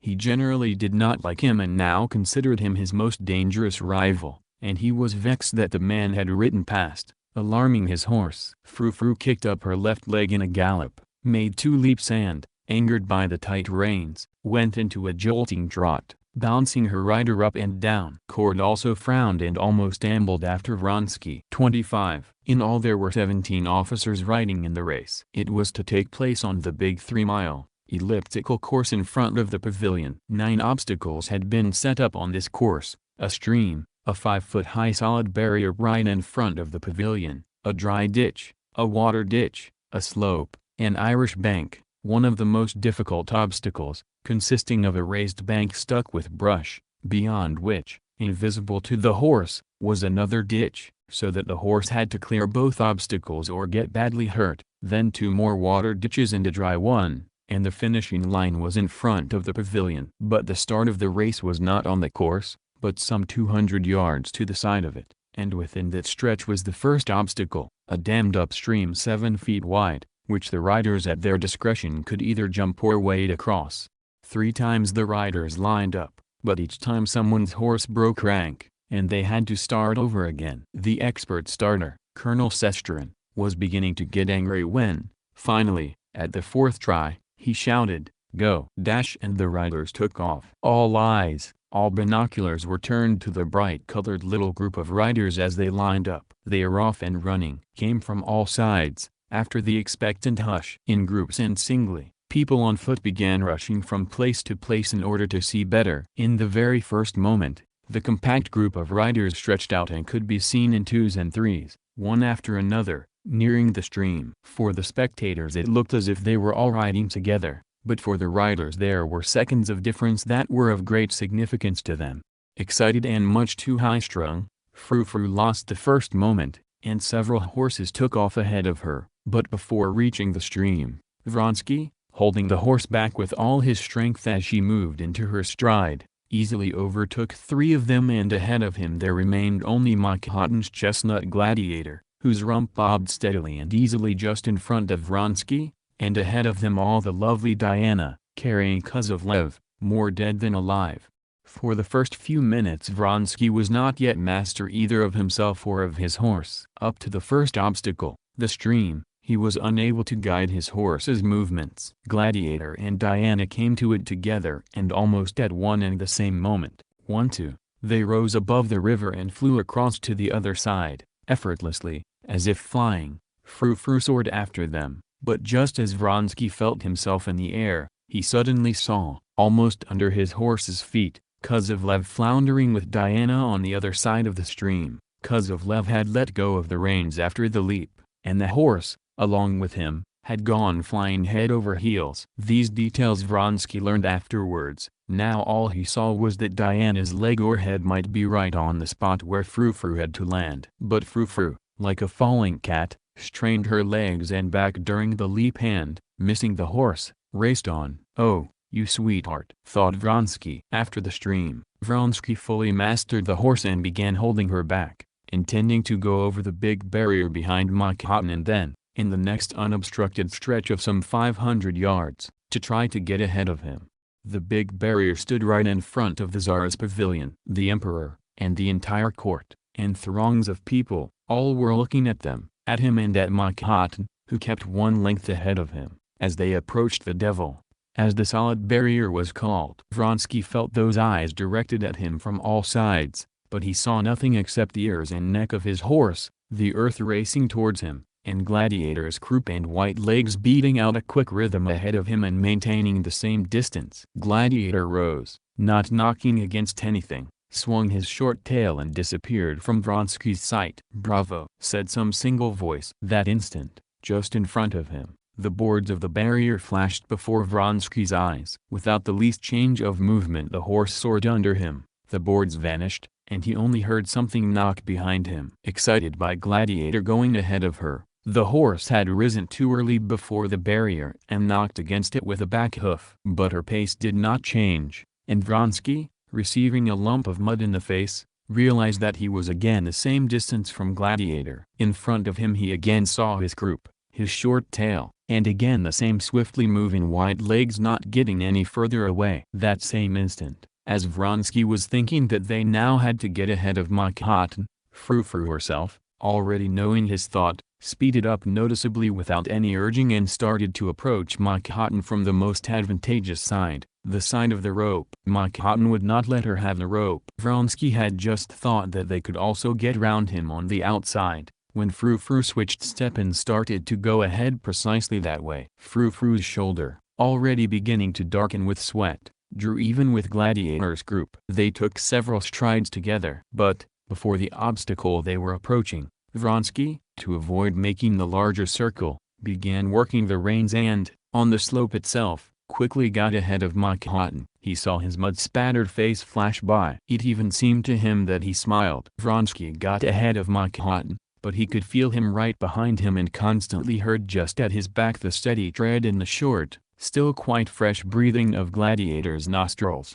The next two obstacles, a ditch and a barrier, were passed easily, but Vronsky began to hear Gladiator's tread and snort coming closer. He urged his horse on and felt with joy that she easily increased her pace, and the sound of Gladiator's hoofs began to be heard again from the former distance.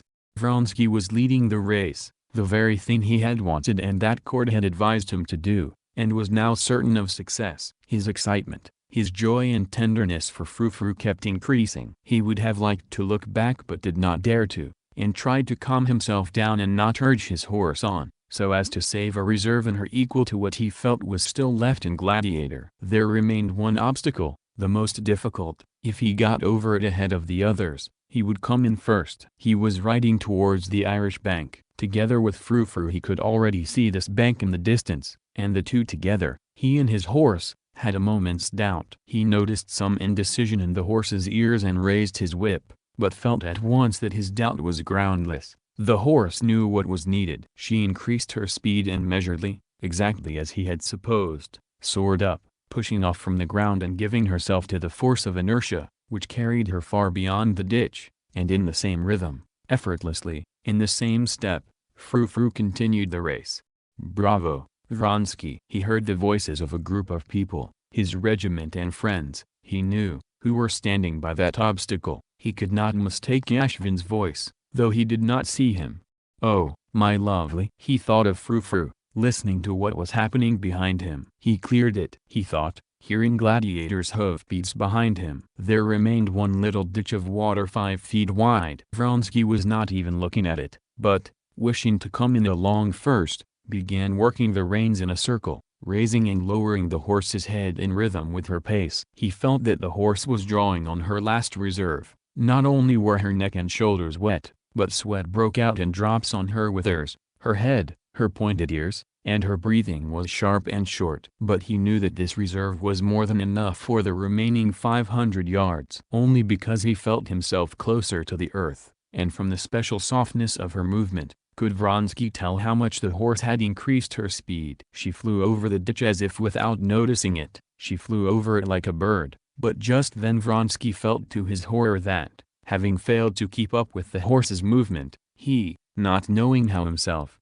had made a wrong, an unforgivable movement as he lowered himself into the saddle. His position suddenly changed, and he knew that something terrible had happened. He was not yet aware of what it was, when the white legs of the chestnut stallion flashed just beside him and Mikhail went by at a fast clip. Vronsky was touching the ground with one foot, and his horse was toppling over on that foot. He barely managed to free the foot before she fell on her side, breathing heavily and making vain attempts to rise with her slender, sweaty neck, fluttering on the ground at his feet like a wounded bird. The awkward movement Vronsky had made had broken her back. But he understood that much later. Now he saw only that Mikhail was quickly drawing away, while he, swaying, stood alone on the muddy, unmoving ground, and before him, gasping heavily, lay Frou-Frou, her head turned to him, looking at him with her lovely eye. Still not understanding what had happened, Vronsky pulled the horse by the reins. She again thrashed all over like a fish, creaking the wings of the saddle, freed her front legs, but, unable to lift her hindquarters, immediately staggered and fell on her side again. His face disfigured by passion, pale, his lower jaw trembling, Vronsky kicked her in the stomach with his heel and again started pulling at the reins. She did not move but, burying her nose in the ground, merely looked at her master with her speaking eye. Groaned Vronsky, clutching his head. What have I done? He cried. The race is lost. And it's my own fault. Shameful, unforgivable. And this poor, dear, destroyed horse. What have I done? People, the doctor and his assistant, officers from his regiment came running towards him. To his dismay, he felt that he was whole and unhurt. The horse had broken her back and they decided to shoot her. Vronsky was unable to answer questions, unable to talk to anyone. He turned and, without picking up the cap that had fallen from his head, left the racetrack, not knowing himself where he was going. He felt miserable. For the first time in his life he had experienced a heavy misfortune, a misfortune that was irremediable and for which he himself was to blame.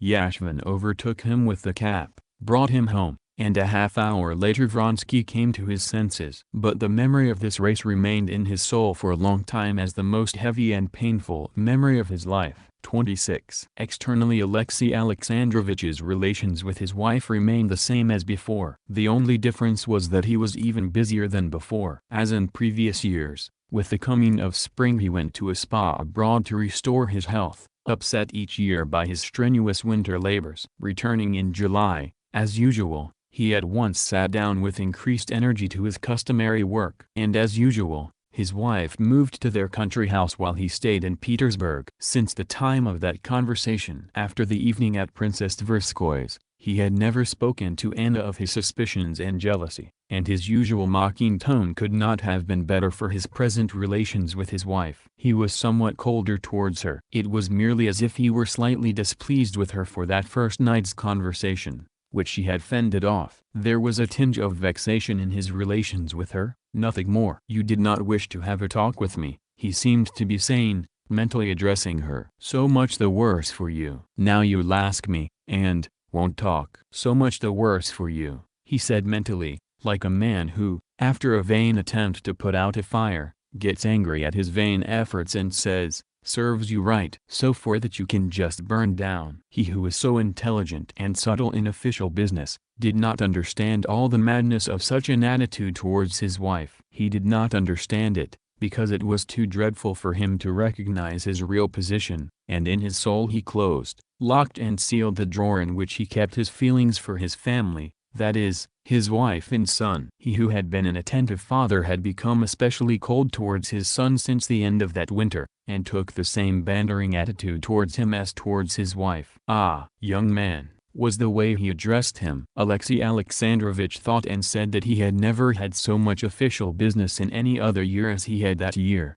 but he did not realize that he had invented things for himself to do that year, that this was one way of not opening the drawer where his feelings for his wife and family and his thoughts about them lay, becoming more dreadful the longer they lay there. If anyone had had the right to ask Alexey Alexandrovitch what he thought about his wife's behavior, the mild, placid Alexey Alexandrovitch would have made no reply, but would have become very angry with the man who had asked him about it. And that was why there was something proud and stern in the expression of Alexey Alexandrovitch's face when he was asked about his wife's health. He did not want to think anything about his wife's behavior and feelings, and in fact did not think anything about them. Alexey Alexandrovitch's permanent country house was in Peterhof, and Countess Lydia Ivanovna usually spent the summers there, too, in the neighborhood and in constant contact with Anna. This year Countess Lydia Ivanovna refused to live in Peterhof, never once visited Anna Arkadyevna,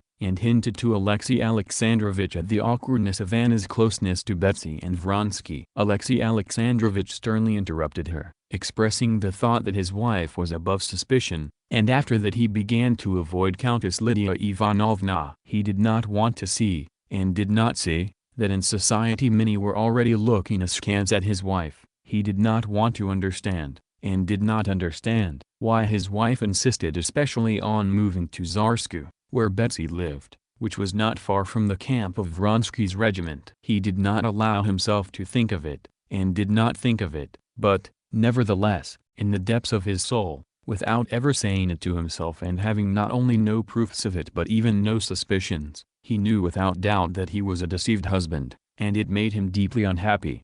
How many times during his 8 years of happy life with his wife, looking at other people's unfaithful wives and deceived husbands, had Alexey Alexandrovitch said to himself, "How can one let it come to that? How can one not undo this ugly situation?" But now, when the disaster had fallen on his head, he not only did not think of how to undo the situation, but did want to know about it at all, did not want to know precisely because it was too terrible, too unnatural. Since his return from abroad, Alexey Alexandrovitch had been to the country house twice. Once he had dinner, the other time he spent the evening with guests, but neither time did he spend the night, as he had usually done in previous years. The day of the races was a very busy day for Alexey Alexandrovitch, but, having made a schedule for himself that morning, he decided that immediately after an early dinner he would go to see his wife at their country house and from there to the races, which the whole court would attend and which he, too, had to attend. He would visit his wife, because he had decided to see her once a week for propriety's sake. Besides, according to the established rule, that day being the 15th, he had to give her money for her expenses. With his customary control over his mind, having pondered all this about his wife, he did not allow his thoughts to go further into what concerned her. That morning Alexey Alexandrovitch was very busy. The day before, Countess Lydia Ivanovna had sent him a booklet by a famous traveler to China, then in Petersburg, with a letter asking him to receive the traveler himself, a very interesting and necessary man in many regards. Alexey Alexandrovitch had not finished the booklet the night before and so he finished it in the morning. Then petitioners came, reports began, receptions, appointments, dismissals, distributions of awards, pensions, salaries, correspondence, all that everyday business, as Alexey Alexandrovitch called it, which took up so much time. Then there were personal matters, visits from his doctor and his office manager. The office manager did not take much time. He merely handed Alexey Alexandrovitch the money he needed and gave a brief report on the state of his affairs, which was not entirely good, because it so happened that, having gone out frequently that year, they had spent more and there was a deficit. But the doctor, a famous Petersburg doctor who was on friendly terms with Alexey Alexandrovitch, took much time. Alexey Alexandrovitch did not expect him that day and was surprised by his arrival and still more by the fact that the doctor questioned him very attentively about his condition, sounded his chest, tapped and palpated his liver. Alexey Alexandrovich did not know that his friend Lydia Ivanovna, noticing that his health was not good that year, had asked the doctor to go and examine the patient. "Do it for me," she had said to him. "I shall do it for Russia, Countess," the doctor had replied. "A priceless man," Countess Lydia Ivanovna had said. The doctor remained very displeased with Alexey Alexandrovich. He found his liver considerably enlarged, his appetite insufficient, and the waters of no effect. He prescribed as much physical movement and as little mental strain as possible, and above all no sort of distress, that is, the very thing which for Alexey Alexandrovich was as impossible as not to breathe. And he went off, leaving Alexey Alexandrovich with the unpleasant awareness that something was wrong with him and that it could not be put right.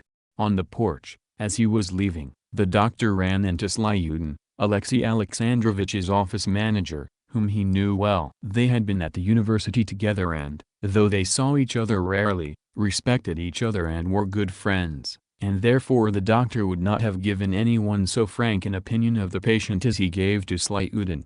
"I'm so glad you visited him," said Slyudin. "He's unwell, and I think—" "Well, what is it?" "Here's what," said the doctor, waving over Slyudin's head for his coachman to drive up. "Here's what," he said, taking a finger of his kid glove in his white hands and stretching it. "If a string isn't tight and you try to break it, it's very hard to do. But tighten it to the utmost and put just the weight of your finger on it, and it will break." And he, with his assiduousness, his conscientiousness about his work, is tightened to the utmost degree, and there is an external pressure and a heavy one, the doctor concluded, raising his eyebrows significantly. "Will you be at the races?" he added, going down to the waiting carriage. "Yes, yes, naturally, it takes a lot of time," the doctor replied to some remark of Slyudin's that he had not quite heard. After the doctor, who had taken so much time, came the famous traveler, and Alexey Alexandrovich, using the Just Read booklet and his previous knowledge of the subject,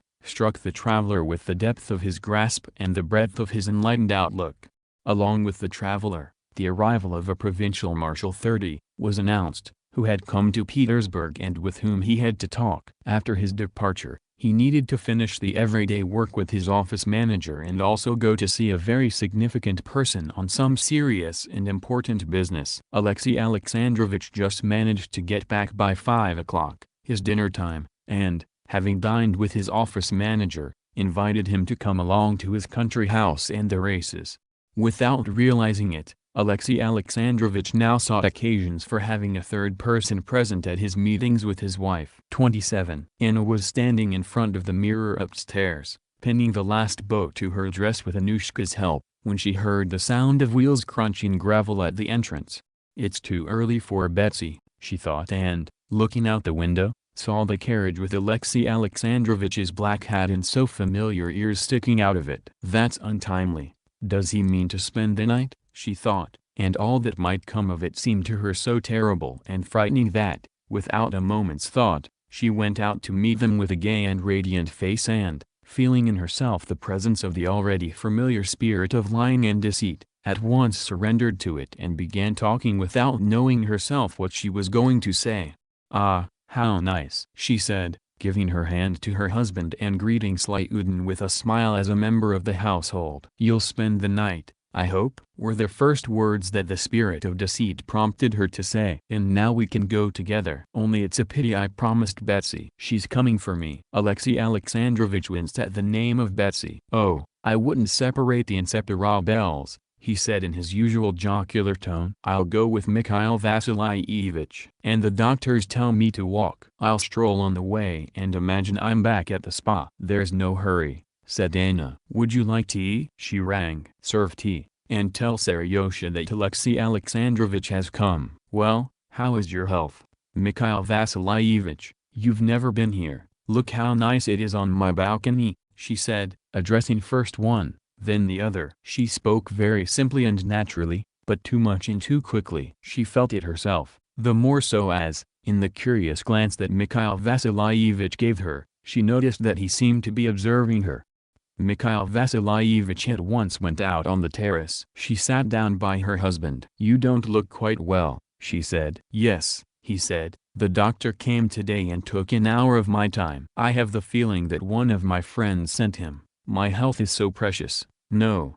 But what did he say? She asked him about his health and work, persuading him to rest and move out to stay with her. She said all this gaily, quickly, and with a special brightness in her eyes, but Alexey Alexandrovitch now ascribed no significance to this tone. He heard only her words and gave them only that direct meaning which they had. And he answered her simply, though jocularly. There was nothing special in their conversation, but afterwards Anna could never recall that whole little scene without a tormenting sense of shame.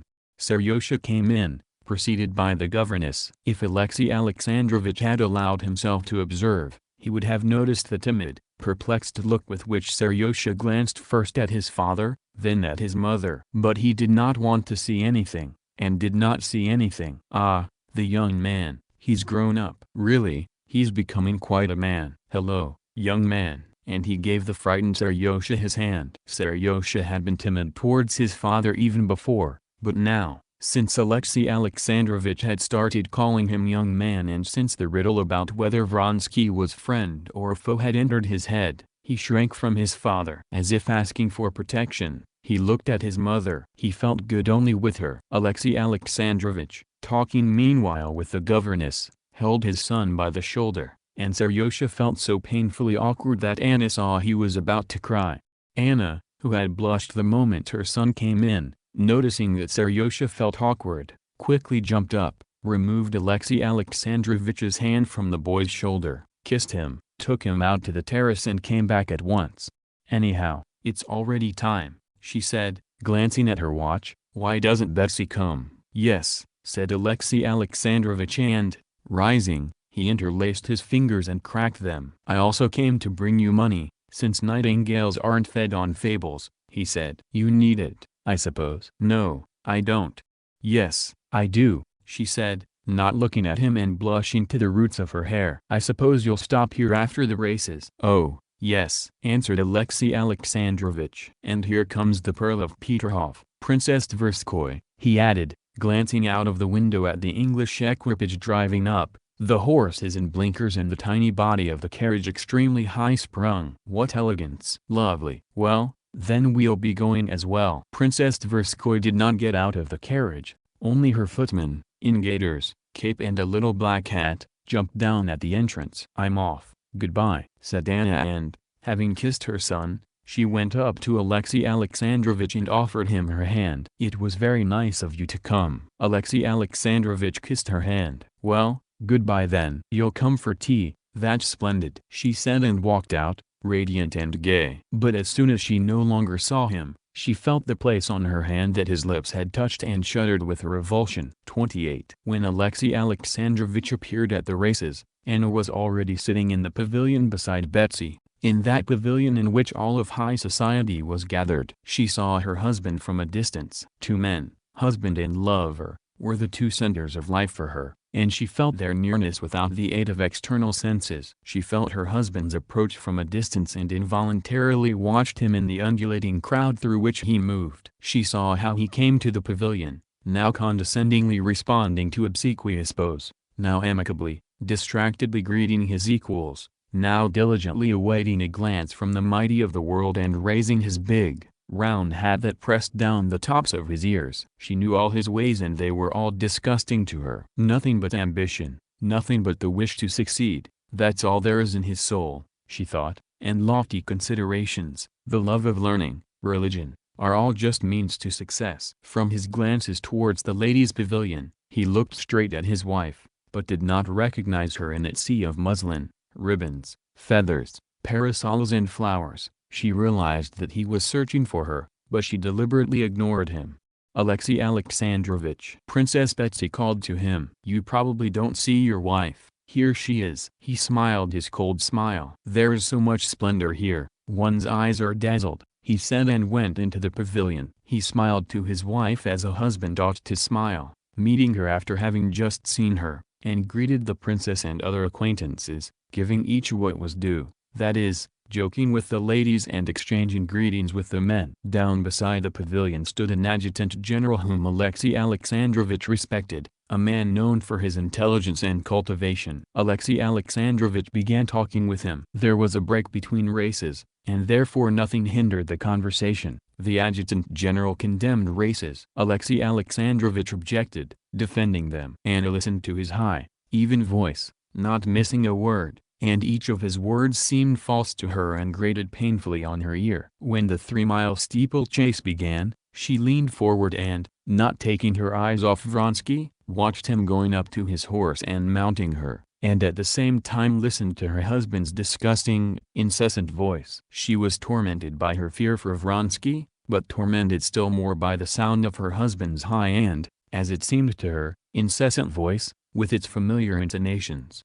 "I'm a bad woman, I'm a ruined woman," she thought, "but I don't like to lie, I can't bear lying, and lying is food for him, her husband. He knows everything, he sees everything, what does he feel, then, if he can talk so calmly? If he were to kill me, if he were to kill Vronsky, I would respect him. But no, he needs only lies and propriety," Anna said to herself, not thinking of precisely what she wanted from her husband or how she wanted to see him. Nor did she understand that Alexei Alexandrovich's particular loquacity that day, which so annoyed her, was only the expression of his inner anxiety and uneasiness. As a child who has hurt himself jumps about in order to move his muscles and stifle the pain, so for Alexei Alexandrovich mental movement was necessary in order to stifle those thoughts about his wife, which in her presence and that of Vronsky, and with his name constantly being repeated, clamored for his attention. And as it is natural for a child to jump, so it was natural for him to speak well and intelligently. He said,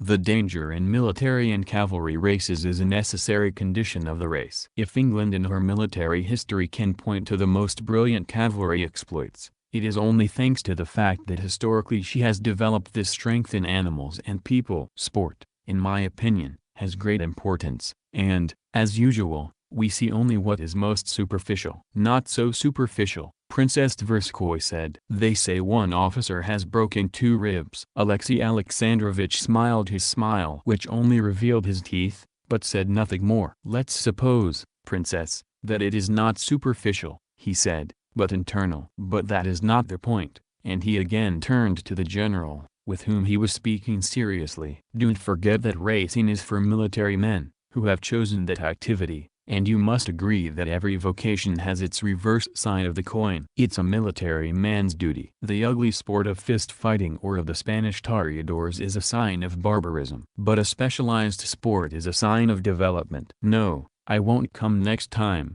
it upsets me too much," said Princess Betsy. "Isn't that so, Anna?" "It's upsetting, but you can't tear yourself away," said another lady. "If I'd been a Roman, I wouldn't have missed a single circus." Anna said nothing and looked at one spot without taking her binoculars away. Just then a tall general passed through the pavilion. Interrupting his speech, Alexei Alexandrovich rose hastily, but with dignity, and bowed low to the passing military man. "You are not racing?" joked the officer. "Mine is a harder race," Alexei Alexandrovich replied respectfully. And though the reply did not mean anything, the officer pretended that he had heard a clever phrase from a clever man and had perfectly understood la pointe de la sauce. "There are 2 sides," Alexei Alexandrovich went on again, sitting down, "the performers and the spectators, and the love of such spectacles is the surest sign of low development in the spectators." "I agree, but—" "A bet, Princess." The voice of Stepan Arkadyevich came from below,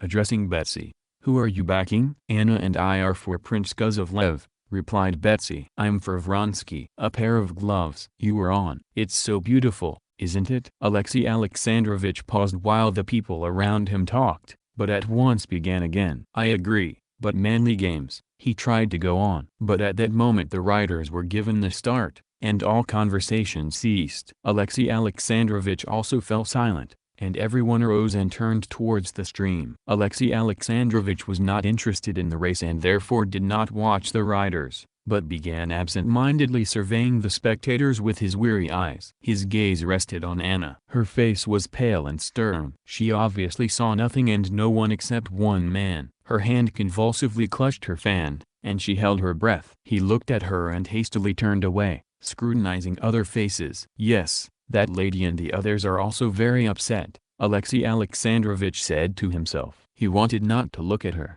but his glance was involuntarily drawn to her. He peered into that face again, trying not to read what was so clearly written on it, and against his will read on it with horror what he did not want to know. The first fall, 'cause of Lev's at the stream, upset everyone, but Alexey Alexandrovitch saw clearly on Anna's pale, triumphant face that the one she was watching had not fallen. When, after Mikhail and Vronsky cleared the big barrier, the very next officer fell on his head and knocked himself out, and a rustle of horror passed through all the public, Alexey Alexandrovitch saw that Anna did not even notice it and hardly under the savor of the sauce stood what the people around her were talking about. But he peered at her more and more often and with greater persistence. Anna, all absorbed in watching the racing Vronsky, could feel the gaze of her husband's cold eyes fixed on her from the side. She turned for an instant, looked at him questioningly, and with a slight frown turned away again. "Ah, I don't care," she all but said to him, and never once glanced at him after that. The race was unlucky. Out of 17 men more than half fell and were injured. Towards the end of the race everyone was in agitation,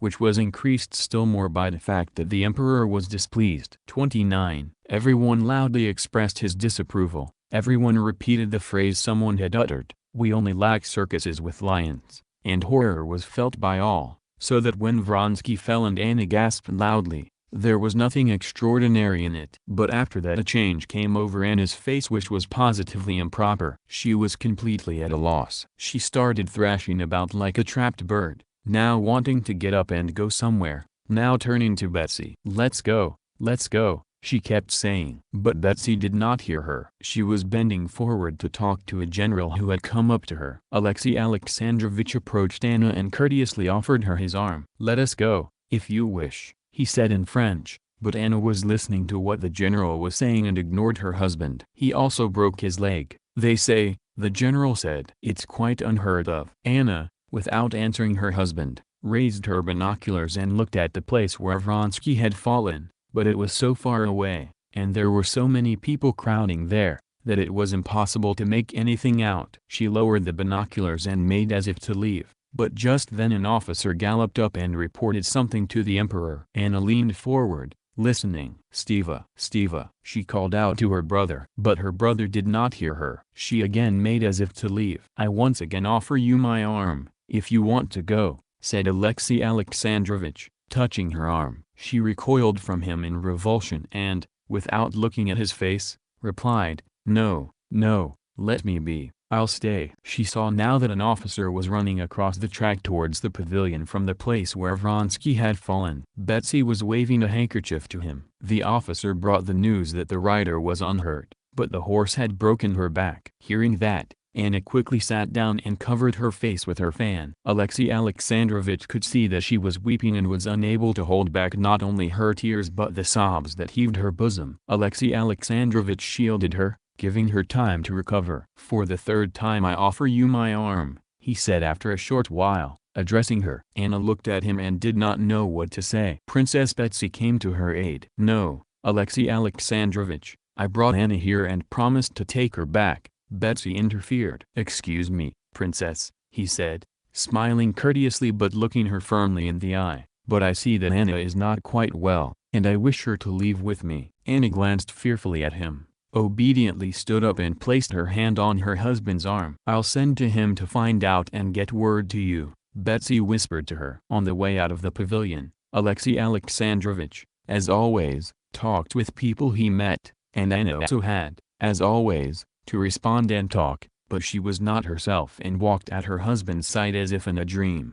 "Hurt or not? Is it true? Will he come or not? Will I see him tonight?" she thought. She silently got into Alexey Alexandrovitch's carriage, and they silently drove away from the crowd of vehicles. Despite all he had seen, Alexey Alexandrovitch still did not allow himself to think of his wife's real situation. He saw only the external signs. He saw that she had behaved improperly and considered it his duty to tell her so. Yet it was very hard for him not to say more, but to say just that. He opened his mouth in order to tell her how improperly she had behaved, but involuntarily said something quite different. "How inclined we all are, though, to these cruel spectacles," he said. "I observe." "What? I don't understand," Anna said contemptuously. He was offended and at once began saying what he had wanted to. "I must tell you, he said. Here it comes, the talk, she thought, and became frightened. I must tell you that you behaved improperly today, he said to her in French. In what way did I behave improperly? She said loudly, quickly turning her head to him and looking straight into his eyes, now not at all with the former deceptive gaiety,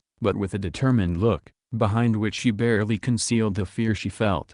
Do not forget, he said to her, pointing to the open window facing the coachman. He got up and raised the window. What did you find improper? She repeated. The despair you were unable to conceal when one of the riders fell. He waited for her to protest, but she was silent, looking straight ahead of her. I have asked you before to conduct yourself in society so that wicked tongues can say nothing against you. There was a time when I spoke of our inner relations. Now I am not speaking of them. Now I am speaking of our external relations. You conducted yourself improperly, and I do not wish it to be repeated. She did not hear half of his words. She felt afraid of him and was wondering whether it was true that Vronsky had not been hurt. Was it of him they had said that he was well, but the horse had broken its back? She only smiled with false mockery when he finished and made no reply, because she had not heard what he said. Alexey Alexandrovitch had begun speaking boldly, but when he understood clearly what he was speaking about, the fear that she experienced communicated itself to him. He saw this smile and a strange delusion came over him. She's smiling at my suspicions. Yes, she will presently tell me what she said to me the other time, that there are no grounds for my suspicions, that they are ridiculous. Now, when the disclosure of everything was hanging over him, he wished for nothing so much as that she would mockingly answer him, just as before, that his suspicions were ridiculous and had no grounds. So dreadful was what he knew, that he was now ready to believe anything. But the expression of her face, frightened and gloomy, did not promise even deceit. Perhaps I am mistaken, he said. In that case I beg your pardon. No, you are not mistaken, she said slowly, looking desperately into his cold face. You are not mistaken. I was and could not help being in despair. I listen to you and think about him. I love him. I am his mistress. I cannot stand you. I'm afraid of you. I hate you. Do what you like with me. And, throwing herself back into the corner of the carriage, she began to sob, covering her face with her hands. Alexey Alexandrovitch did not stir or change the straight direction of his gaze. But his entire face suddenly acquired the solemn immobility of a dead man, and that expression did not change during the whole drive to their country house. As they approached the house, he turned his head to her with the same expression. So be it. But I demand that the outward conventions of propriety be observed until his voice trembled until I take measures to secure my honor and inform you of them. He got out first and helped her out. In the presence of the servants he silently pressed her hand, got into the carriage and drove off to Petersburg. After he left, a footman came from Princess Betsy and brought Anna a note. I sent to Alexey to find out about him, and he wrote me that he is safe and sound, but in despair. So he will come, she thought. How well I did to tell him everything. She looked at her watch. There were still 3 hours to go, and the memory of the details of their last meeting fired her blood. My God, what light! It's frightening, but I love seeing his face and love this fantastic light. My husband. Ah, yes, well, thank God it's all over with him. 30. As in all places where people gather, so in the small German watering place to which the Strubutsks came there occurred the usual crystallization, as it were, of society, designating for each of its members a definite and invariable place. As definitely and invariably as a particle of water acquires this specific form of a snowflake in freezing, so each new person arriving at the spa was put at once into the place appropriate for him. First Strubutsky Samtgenalen und Tochter, by the quarters they occupied, by name, and by the acquaintances they found, crystallized at once into their definite and allotted place. At the spa that year there was a real German Fürstin owing to whom the crystallization of society took place still more energetically. The princess was absolutely set on introducing her daughter to the Fürstin and performed this ritual the very next day. Kitty made a low and graceful curtsy in her very simple, that is, very smart, summer dress, ordered from Paris. The Fürstin said, I hope the roses will soon return to this pretty little face. And at once certain paths of life were firmly established for the Strubutsks, from which it was no longer possible to stray. The Strubutsks became acquainted with the family of an English lady, and with a German countess and her son, wounded in the last war, and with a Swedish scholar, and with them Knut and his sister. But the main company of the Shcherbutskys involuntarily constituted itself of the Moscow lady Marya Evgenievna Rtishev, her daughter, whom Kitty found disagreeable because, like Kitty, she had become ill from love, and a Moscow colonel whom Kitty had seen and known since childhood in a uniform and epaulettes and who was extraordinarily ridiculous here, with his little eyes and open neck and a brightly colored tie, and tedious because there was no getting rid of him. When all this became firmly established, Kitty began to be bored, the more so as the prince left for Carlsbad and she stayed alone with her mother. She was not interested in those she knew, feeling that nothing new would come from them. Her main heartfelt interest at the spa now consisted in her observations and surmises about those she did not know. By virtue of Prince Shcherbutsky with wife and daughter, princess, her character, Kitty always assumed the most beautiful things about people, especially those she did not know. And now, making guesses about who was who, what relations they were in, and what sort of people they were, Kitty imagined to herself the most amazing and beautiful characters and found confirmation in her observations. Among these people she was especially taken by a Russian girl who had come to the spa with an ailing Russian lady, Madame Stahl, as everyone called her. Madame Stahl belonged to high society, but was so ill that she was unable to walk, and only on rare good days appeared at the springs in a bath chair. But, less from illness than from pride, as the princess explained, Madame Stahl was not acquainted with any of the Russians. The Russian girl looked after Madame Stahl and, besides that, as Kitty noticed, made friends with all the gravely ill, of whom there were many at the spa, and looked after them in the most natural way. This Russian girl, from Kitty's observation, was not related to Madame Stahl and at the same time was not a hired helper. Madame Stahl called her Varenka, and the others Milvarenka. Not only was Kitty interested in observing the relations of this girl with Madame Stahl and other persons unknown to her, but, as often happens, she felt an inexplicable sympathy for this Milvarenka and sensed, when their eyes met, that she, too, was liked. This Milvarenka was not really past her first youth, but was, as it were, a being without a youth. She might have been 19, she might have been 30. If one studied her features, she was more beautiful than plain, despite her sickly complexion. She would also have been of good build, if it had not been for the excessive leanness of her body and a head much too large for her medium height, but she must not have been attractive to men. She was like a beautiful flower which, while still full of petals, is scentless and no longer blooming. Besides that, she also could not be attractive to men because she lacked what Kitty had in overabundance, the restrained fire of life and an awareness of her attractiveness.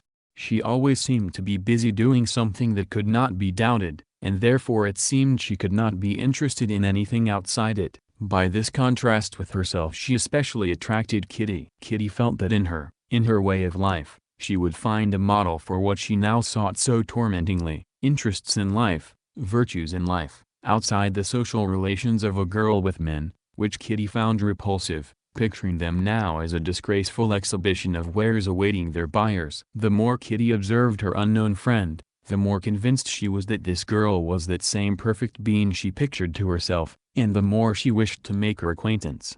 The two girls met several times a day and at each meeting Kitty's eyes said, "Who are you? What are you? Are you truly the lovely being I imagine you to be? But for God's sake don't think," her eyes added, "that I would allow myself to force an acquaintance. I simply admire you and love you. I love you, too, and you are very, very sweet. And I would love you still more if I had time," the unknown girl's eyes answered. And indeed Kitty saw that she was always busy. She would take the children of a Russian family home from the springs, or bring a rug for an ailing woman and wrap her up, or try to divert some irritated patient, or choose and buy pastries for someone's coffee.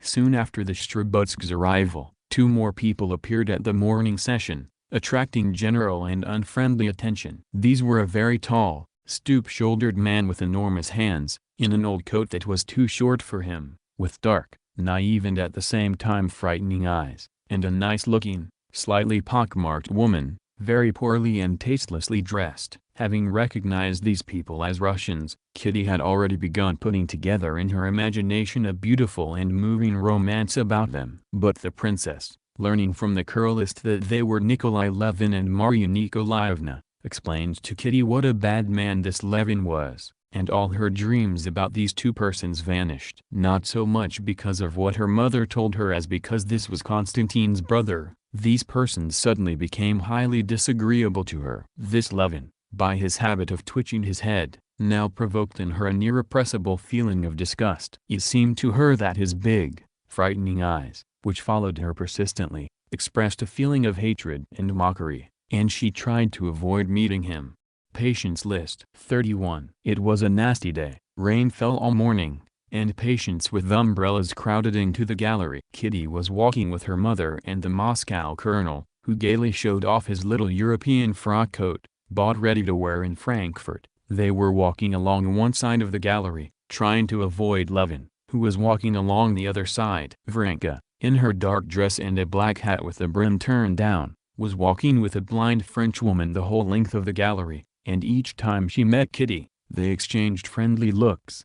"Mama, may I speak to her?" said Kitty, who was watching her unknown friend and noticed that she was approaching the springs and that they might come together there. "If you want to so much, I'll find out about her first and approach her myself," her mother replied. "What do you find so special about her?" "A lady's companion, she must be." "If you wish, I'll make the acquaintance of Madame Stahl." "I knew her Belsaire," the princess added, raising her head proudly. Kitty knew that the princess was offended that Madame Stahl seemed to avoid making her acquaintance. She did not insist. "A wonder, such a dear," she said, looking at Varenka, just as she was handing a glass to the Frenchwoman. "Look, it's all so simple and sweet." "I find these arguments of yours so funny," said the princess. "No, better let's go back," she added, noticing Levin coming their way with his lady and a German doctor, to whom he was saying something loudly and crossly. They were turning to go back when they suddenly heard not loud talking now, but shouting. Levin had stopped and was shouting, and the doctor, too, was excited. A crowd was gathering around them. The princess and Kitty hastily withdrew, and the colonel joined the crowd to find out what was the matter. A few minutes later, the colonel caught up with them. "What was it?" asked the princess. "Shame and disgrace," replied the colonel. "There is only one thing to infatuations. Fear, meeting Russians abroad." That tall gentleman quarreled with the doctor, said impertinent things to him for not treating him correctly, and even raised his stick. "It's simply a disgrace." "Ah, how unpleasant," said the princess. "Well, how did it end?" "Thank heavens, that girl intervened, the one in the mushroom hat." "A Russian, it seems," said the colonel. "Milvarenka?" Kitty asked joyfully. "Yes, yes." She found the way more quickly than anyone. She took the gentleman by the arm and led him away. "See, Mama," Kitty said to her mother, "and you're surprised that I admire her." The next day, observing her unknown friend, Kitty noticed that Milvarenka already had the same sort of relations with Levin and his woman as with her other protégés. She went up to them, talked, served as interpreter for the woman, who could not speak any foreign languages. Kitty started pleading still more with her mother to allow her to make Varenka's acquaintance. And, disagreeable though it was for the princess to take, as it were, the first step towards becoming acquainted with Madame Stahl, who permitted herself to be proud of something, she made inquiries about Varenka and, learning details about her, allowing her to conclude that there was nothing bad, though also little good, in this acquaintance, first approached Varenka herself and became acquainted with her. Choosing a moment when her daughter had gone to the springs and Varenka had stopped in front of the bakery, the princess approached her. "Allow me to make your acquaintance," she said with her dignified smile. "My daughter is in love with you," she said. "Perhaps you do not know me." "I am. It's more than reciprocated, princess," Varenka replied hastily. "What a good deed you did yesterday for our pathetic compatriot," said the princess. Varenka blushed. "I don't remember." "I don't think I did anything," she said. "Why, you saved this Levin from unpleasantness." "Yes, the company called me, and I did my best to calm him down. His companion. He's very ill and was displeased with the doctor. And I'm used to looking after these patients." "Yes, I've heard that you live in Minton with Madame Stahl, your aunt, I believe." "I knew her Belsaire." "No, she's not my aunt. I call her Maman, but I'm not related to her. I was brought up by her," Varenka replied, blushing again. This was said so simply, so sweet was the truthful and open expression of her face, that the princess understood why her Kitty loved Varenka. "Well, "What about this Levin?" asked the princess. "He's leaving," replied Varenka. At that moment, beaming with joy that her mother had made the acquaintance of her unknown friend, Kitty came from the springs. "So, Kitty, your great desire to make the acquaintance of Varenka," prompted Varenka, smiling. "That's what everyone calls me." Kitty blushed with joy and for a long time silently pressed her new friend's hand, which did not respond to this pressing but lay motionless in her hand. But though her hand did not respond, the face of Varenka lit up with a quiet, joyful, though also somewhat sad smile, revealing big but beautiful teeth. "I've long wanted this myself," she said. "But you're so busy." "Ah, on the contrary, I'm not busy at all," replied Varenka, but that same minute she had to leave her new acquaintances because two little Russian girls, daughters of one of the patients, came running to her. "Varenka, Mom is calling," they shouted, and Varenka went after them. 32. The details that the princess had learned about Varenka's past and her relations with Madame Stahl, and about Madame Stahl herself, were the following. Madame Stahl, of whom some said that she had tormented her husband, and others that he had tormented her with his immoral behavior, had always been a sickly and rapturous woman. She gave birth to her first child when she was already divorced from her husband. The child died at once, and Madame Stahl's family, knowing her susceptibility and fearing the news might kill her, replaced the baby, taking the daughter of a court cook born the same night and in the same house in Petersburg. This was Varenka. Madame Stahl learned later that Varenka was not her daughter, but continued to bring her up, the more so as Varenka soon afterwards had no family left. Madame Stahl had lived abroad in the south for a period of more than 10 years, never getting out of bed. Some said that she had made a social position for herself as a virtuous, highly religious woman, while others said that she was at heart that same highly moral being she made herself out to be, living only for the good of others. No one knew what religion she adhered to, Catholic, Orthodox or Protestant, but one thing was certain. She was in friendly relations with the highest persons of all churches and confessions. Varenka lived permanently abroad with her, and all who knew Madame Stahl, knew and loved Varenka, as everyone called her. Having learned all these details, the princess found nothing reprehensible in her daughter making friends with Varenka, especially since Varenka had the very best manners and upbringing. She spoke excellent French and English and, above all, conveyed regrets from Madame Stahl that, owing to her illness, she was deprived of the pleasure of making the princess's acquaintance.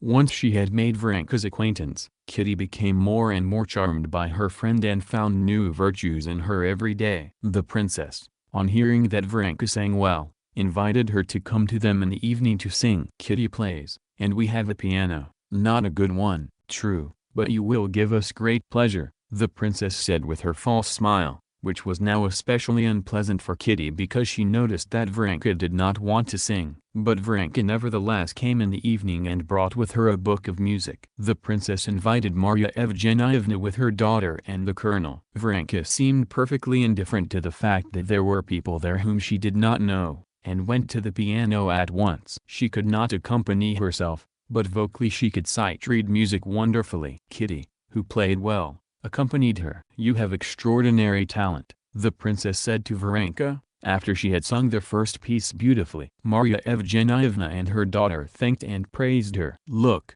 said the colonel, glancing out the window, "what an audience has gathered to listen to you." Indeed, a rather big crowd had gathered by the windows. "I'm very glad that it gives you pleasure," Varenka replied simply. Kitty looked at her friend with pride. She admired her art, and her voice, and her face. But most of all she admired her manner, the fact that Varenka evidently did not think much of her singing and was perfectly indifferent to praise. She seemed to ask only, "Must I sing more, or is that enough?"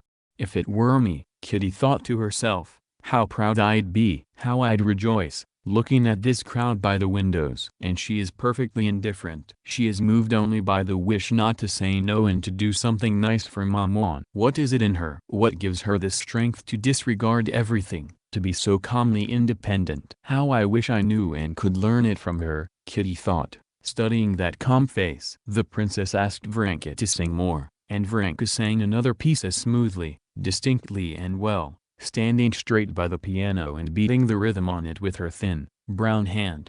The next piece in the book was an Italian song. Kitty played the prelude, which she liked very much, and turned to Varenka. "Let's skip this one," Varenka said, blushing. Kitty rested her timorous and questioning eyes on Varenka's face. "Well, another then," she said hastily, turning the pages, understanding immediately that something was associated with that piece. "No," replied Varenka, putting her hand on the score and smiling. "No, let's sing it." And she sang as calmly, coolly and well as before. When she had finished, everyone thanked her again and went to have tea. Kitty and Varenka went out to the little garden near the house. "Am I right that you have some memory associated with that song?" Kitty said. "Do tell me," she added hastily, "just say, am I right?" "No, why not?" "I'll tell you," Varenka said simply and, without waiting for a response, went on. "Yes, there is a memory, and it was painful once. I was in love with a man, and I used to sing that piece for him." Kitty, her big eyes wide open, gazed silently and tenderly at Varenka. "I loved him and he loved me, but his mother didn't want it, and he married someone else. He lives not far from us now, and I sometimes meet him." "You didn't think that I, too, could have a love story?" she said, and in her beautiful face there barely glimmered that fire which, Kitty felt, had once lit up her whole being. "Of course I did. If I were a man, I wouldn't be able to love anyone after knowing you. I just don't understand how he could forget you to please his mother and make you unhappy. He had no heart." "Oh, no, he's a very good man, and I'm not unhappy. On the contrary, I'm very happy." "Well, so we won't sing any more today," she added, heading for the house. How good you are!" Kitty cried and, stopping her, she kissed her. "If only I could be a little bit like you." "Why do you need to be like anyone? You're good as you are," said Varenka, smiling her meek and weary smile. "No, I'm not good at all." "Well, tell me." "Wait, let's sit down," said Kitty, seating her on the bench again next to herself. "Tell me, isn't it insulting to think that a man scorned your love, that he didn't want?" "But he didn't scorn it. I believe he loved me, but he was an obedient son." "Yes, but if it wasn't by his mother's will, but he himself simply," Kitty said, feeling that she had given away her secret and that her face, burning with a blush of shame, had already betrayed her. "Then he would have acted badly, and I would not feel sorry about him," Varenka replied, obviously understanding that it was now a matter not of her but of Kitty. "But the insult," said Kitty. "It's impossible to forget an insult." "Impossible," she said, remembering how she had looked at him at the last ball when the music stopped. "Where is the insult? Did you do anything bad?" "Worse than bad, shameful." Varenka shook her head and placed her hand on Kitty's hand. "But why shameful?" she said. "You couldn't have told a man who is indifferent to you that you loved him?" "Of course not. I never said a single word, but he knew." "No, there are looks, there are ways. If I live to be 100, I won't forget it." "So what then?" "I don't understand." "The point is whether you love him now or not," said Varenka, calling everything by its name. "I hate him, I can't forgive myself." "So what then?" "The shame, the insult." "Ah, if everybody was as sensitive as you are," said Varenka. "There's no girl who hasn't gone through that. And it's all so unimportant." "Then what is important?" asked Kitty, peering into her face with curious amazement. "Ah, many things are important," Varenka said, smiling. "But what?" "Ah, many things are more important," Varenka replied, not knowing what to say. But at that moment the princess's voice came from the window. "Kitty, it's chilly. Either take your shawl or come inside." "True, it's time," said Varenka, getting up. "I still have to stop and see Madame Bertha. She asked me to." Kitty held her by the hand and with passionate curiosity and entreaty her eyes asked, "What is it? What is this most important thing that gives such tranquility?" "You know, tell me." But Varenka did not even understand what Kitty's eyes were asking her. All she remembered was that she still had to stop and see Madame Bertha and be in time for tea with Maman at 12. She went in, collected her music and, having said goodbye to everyone, was about to leave. "Allow me to accompany you," said the colonel. "Yes. How can you go alone now that it's night?" The princess agreed. "I'll send Parasha at least." Kitty saw that Varenka could hardly keep back a smile at the suggestion that she needed to be accompanied. "No, I always go alone and nothing ever happens to me," she said, taking her hat and, kissing Kitty once more and never saying what was important, at a brisk pace, with the music under her arm, she vanished into the semi-darkness of the summer night, taking with her the secret of what was important and what gave her that enviable tranquility and dignity. 33. Kitty made the acquaintance of Madame Stahl as well, and this acquaintance, together with her friendship for Varenka, not only had great influence on her, but comforted her in her grief. The comfort lay in the fact that, thanks to this acquaintance, a completely new world was opened to her which had nothing in common with her past, a lofty, beautiful world, from the height of which she could calmly look over that past. It was revealed to her that, besides the instinctive life to which Kitty had given herself till then, there was a spiritual life. This life was revealed by a religion, but a religion that had nothing in common with the one Kitty had known from childhood and which found expression in the liturgy and vigils at the widow's home. 31. Where one could meet acquaintances, and in learning Slavonic. 32. Texts by heart with a priest. It was a lofty, mysterious religion, bound up with a series of beautiful thoughts and feelings which one could not only believe in because one was told to, but could also love. Kitty did not learn all this from words. Madame Stahl spoke with Kitty as with a dear child, whom one looks upon fondly as a memory of one's youth, and she only once mentioned that in all human griefs consolation is given by faith and love alone, and that no griefs are too negligible for Christ's compassion for us, and at once turned the conversation to something else. Yet in her every movement, in every word, in every heavenly glance, as Kitty put it, especially in the whole story of her life, which she knew from Varenka, in everything, Kitty learned what was important, which till then she had not known. But however lofty Madame Stahl's character was, however touching her whole story, however lofty and tender her speech, Kitty inadvertently noticed features in her that she found troubling. She noticed that, when asking about her family, Madame Stahl smiled contemptuously, which was contrary to Christian kindness. She also noticed that when she found a Catholic priest with her, Madame Stahl carefully kept her face in the shadow of a lampshade and smiled peculiarly. However negligible these two observations were, they troubled her, and she doubted Madame Stahl. But Varenka, lonely, without family, without friends, with her sad disappointment, desiring nothing, regretting nothing, was that very perfection of which Kitty only allowed herself to dream. From Varenka she understood that you had only to forget yourself and love others and you would be calm, happy and beautiful. And that was how Kitty wanted to be. Now that she had clearly understood what was most important, Kitty did not content herself with admiring it, but at once, with all her soul, gave herself to this new life that had opened to her. From Varenka's stories about what Madame Stahl and the others she mentioned did, Kitty made herself a plan for her future life. Just like Madame Stahl's niece, Aline, of whom Varenka had told her so much, wherever she lived she would seek out the unfortunate people, help them as much as possible, distribute the gospel, read the gospel to the sick, the criminal, the dying. The thought of reading the gospel to criminals, as Aline did, especially attracted Kitty. But these were all secret thoughts which Kitty did not speak about either to her mother or to Varenka. Even now, however, in anticipation of the time for fulfilling her plans on a large scale, Kitty easily found occasion, in imitation of Varenka, for applying her new rules at the spa, where there were so many sick and unfortunate people. At first the princess noticed only that Kitty was under the strong influence of her engagement, as she called it, for Madame Stahl and especially for Varenka. She saw that Kitty not only imitated Varenka in her activity, but involuntarily imitated her way of walking, speaking and blinking her eyes. But then the princess noticed that, independently of this fascination, a serious inner turnabout was taking place in her daughter. The princess saw that in the evenings Kitty read the French gospel that Madame Stahl had given her, something she had not done before, that she avoided society acquaintances and made friends with the sick people who were under Varenka's patronage, especially with the poor family of the sick painter Petrov. Kitty was obviously proud that she was fulfilling the duties of a sister of mercy in this family. That was all good, and the princess had nothing against it, the more so as Petrov's wife was a perfectly decent woman, and the Fürsten, noticing Kitty's activity, praised her, calling her a ministering angel. All this would have been very good, had it not been for its excessiveness. But the princess saw that her daughter was running to extremes,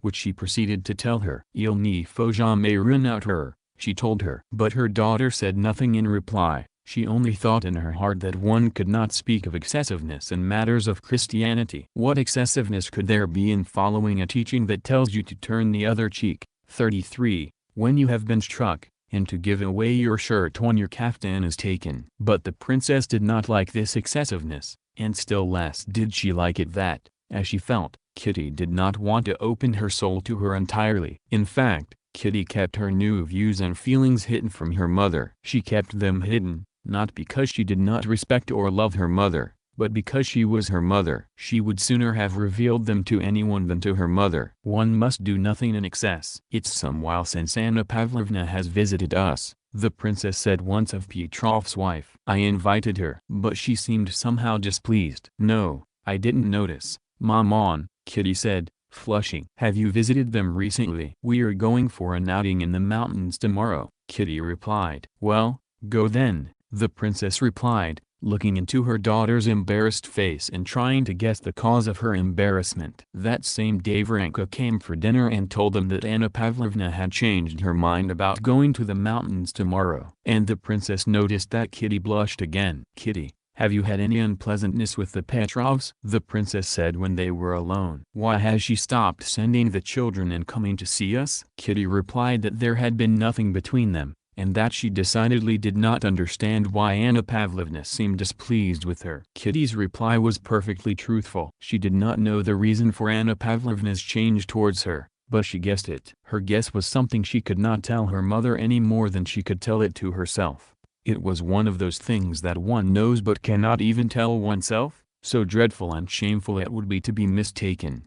Again and again she went over her whole relationship with this family in her memory. She remembered the naive joy that had shone on Anna Pavlovna's round, good-natured face when they met, remembered their secret discussions about the sick man, conspiracies for distracting him from his work, which was forbidden him, and taking him for a walk, the attachment of the younger boy, who called her my Kitty and refused to go to bed without her. How good it had all been. Then she remembered the thin figure of Petrov, with his long neck, in his brown frock coat, his scant, wavy hair, his inquisitive blue eyes, which Kitty had found so frightening at first, and his painful attempts to look cheerful and animated in her presence. She remembered her own efforts at first to overcome the revulsion she felt for him, as for all the consumptives, and her attempts to think of something to say to him. She remembered the timid, tender gaze with which he had looked at her, and the strange feeling of compassion and awkwardness, and then the consciousness of her own virtue which she had experienced at that. How good it had all been. But all that was in the beginning. And now, a few days ago, everything had suddenly gone bad. Anna Pavlovna met Kitty with a false amiability and constantly watched her and her husband. Could it be that his touching joy at her coming was the cause of Anna Pavlovna's chilliness? Yes, she remembered, there had been something unnatural in Anna Pavlovna, and quite unlike her kindness, when she had said crossly 2 days ago, "Here, he's been waiting for you, didn't want to have coffee without you, though he got terribly weak." Yes. Maybe it was unpleasant for her when I gave him the rug. It's all so simple, but he took it so awkwardly, thanked me so profusely, that I, too, felt awkward. And then the portrait of me that he painted so well. And above all, that embarrassed and tender look. Yes, yes, it's so. Kitty repeated to herself in horror. No, it cannot, it must not be. He's so pathetic, she said to herself after that. This doubt poisoned the charm of her new life. 34. Before the end of the course of waters, Prince Strubytsky, who had gone on from Carlsbad to Baden and Kissingen to visit Russian acquaintances and pick up some Russian spirit, as he said, returned to his family. The prince and the princess held completely opposite views on life abroad. The princess found everything wonderful and, despite her firm position in Russian society, made efforts abroad to resemble a European lady, which she was not, being a typical Russian lady, and therefore had to pretend, which was somewhat awkward for her. The prince, on the contrary, found everything abroad violent European life a burden, kept to his Russian habits and deliberately tried to show himself as less of a European than he really was. The prince came back thinner, with bags of skin hanging under his eyes, but in the most cheerful state of mind. His cheerful disposition was strengthened when he saw Kitty completely recovered. The news of Kitty's friendship with Madame Stahl and Varenka, and the observations conveyed to him by the princess about some change that had taken place in Kitty, troubled the prince and provoked in him the usual feeling of jealousy towards everything that interested his daughter to the exclusion of himself, and a fear lest his daughter escape from his influence into some spheres inaccessible to him. But this unpleasant news was drowned in the sea of good-natured cheerfulness that was always in him and that had been especially strengthened by the waters of Carlsbad. The day after his arrival the prince, in his long coat, with his Russian wrinkles and bloated cheeks propped up by a starched collar, in the most cheerful state of mind, went to the springs with his daughter. It was a wonderful morning, the tidy, cheerful houses with their little gardens, the sight of the red-faced, red-armed, beer-filled, cheerfully working German maids and the bright sun gladdened the heart, but the closer they came to the springs, the more often they met sick people, and their appearance seemed all the more doleful amidst the ordinary conditions of comfortable German life. Kitty was no longer struck by this contrast. The bright sun, the cheerful glittering of the greenery, the sounds of music, were for her the natural frame for all these familiar faces, and the changes for worse or better that she followed, but for the prince the light and glitter of the June morning, the sounds of the orchestra playing a popular, cheerful waltz, and especially the sight of the stalwart serving women, seemed something indecent and monstrous in combination with these glumly moving dead people gathered from every corner of Europe. Despite the feeling of pride and the return of youth that he experienced when his beloved daughter walked arm in arm with him, he now felt awkward and ashamed, as it were, for his strong stride, for his big, fat enveloped limbs. He almost had the feeling of a man undressed in public. Introduce me to your new friends," he said to his daughter, pressing her arm with his elbow. "I've even come to like this vile Soden of yours for having straightened you out so well. Only it's a sad place." "Who's this?" Kitty named for him the acquaintances and non-acquaintances they met. Just at the entrance to the garden they met the blind Madame Bertha with her guide, and the prince rejoiced at the old Frenchwoman's tender expression when she heard Kitty's voice. She at once began talking to him with a French excess of amiability, praising him for having such a wonderful daughter, and praising Kitty to the skies, calling her a treasure, a pearl and a ministering angel. "Well, then she's the second angel," the prince said, smiling. "She calls Milvarenka angel number 1. "Oh, Milvarenka, there is a real angel, allez," Madame Bertha agreed. In the gallery they met Varenka herself. She walked hurriedly towards them, carrying an elegant red handbag. "See, Papa has arrived," Kitty said to her. As simply and naturally as she did everything, Varenka made a movement between a bow and a curtsy, and at once began talking with the prince as she talked with everyone, simply and without constraint.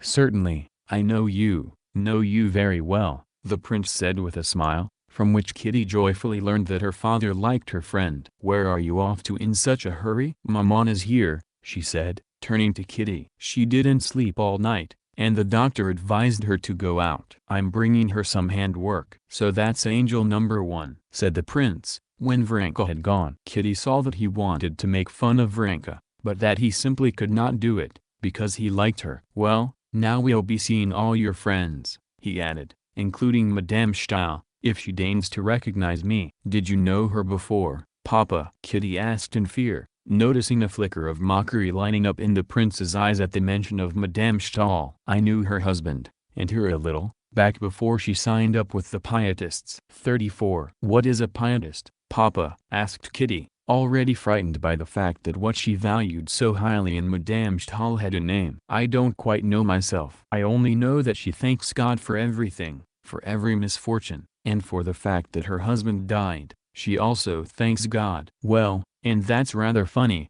because they had a bad life together." "Who is that?" "What a pitiful face," he said, noticing a sick man, not very tall, sitting on a bench in a brown coat and white trousers that fell into strange folds on the fleshless bones of his legs.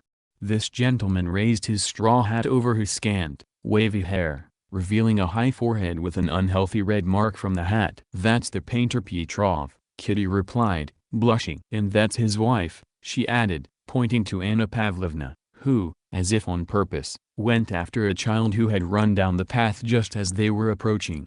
"Come now." "How pitiful, and what a nice face he has," said the prince. "Why didn't you go over?" "He wanted to say something to you." "Well, let's go then," Kitty said, turning resolutely. "How are you today?" she asked Petrov. Petrov stood up, leaning on his stick, and looked timidly at the prince. "This is my daughter," said the prince. "Allow me to introduce myself." The painter bowed and smiled, revealing his strangely gleaming white teeth. "We were expecting you yesterday, princess," he said to Kitty. He staggered as he said it, then repeated the movement, trying to make it appear that he had done it on purpose. "I wanted to come, but Varenka told me Anna Pavlovna sent word that you weren't going." "How's that?" "Not going?" said Petrov, blushing and seeking his wife with his eyes. "Annetta, Annetta," he said loudly, and on his thin, white neck the thick tendons strained like ropes. Anna Pavlovna came over. "How is it you sent word to the princess that we weren't going?" he whispered to her vexedly,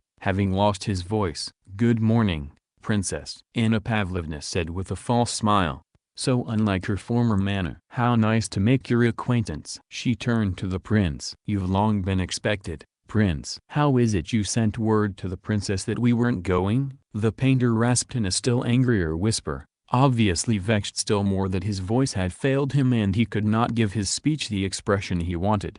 "Ah, my God! I thought we weren't going," his wife answered irritably. "How so?" "When," he started coughing and waved his hand. The prince tipped his hat and walked on with his daughter. "Ah," he sighed deeply, "how unfortunate." "Yes, Papa," Kitty replied. "You should know that they have 3 children, no servants, and almost no means." "He gets something from the academy," she told him animatedly, trying to stifle the agitation that arose in her owing to the odd change in Anna Pavlovna's manner towards her.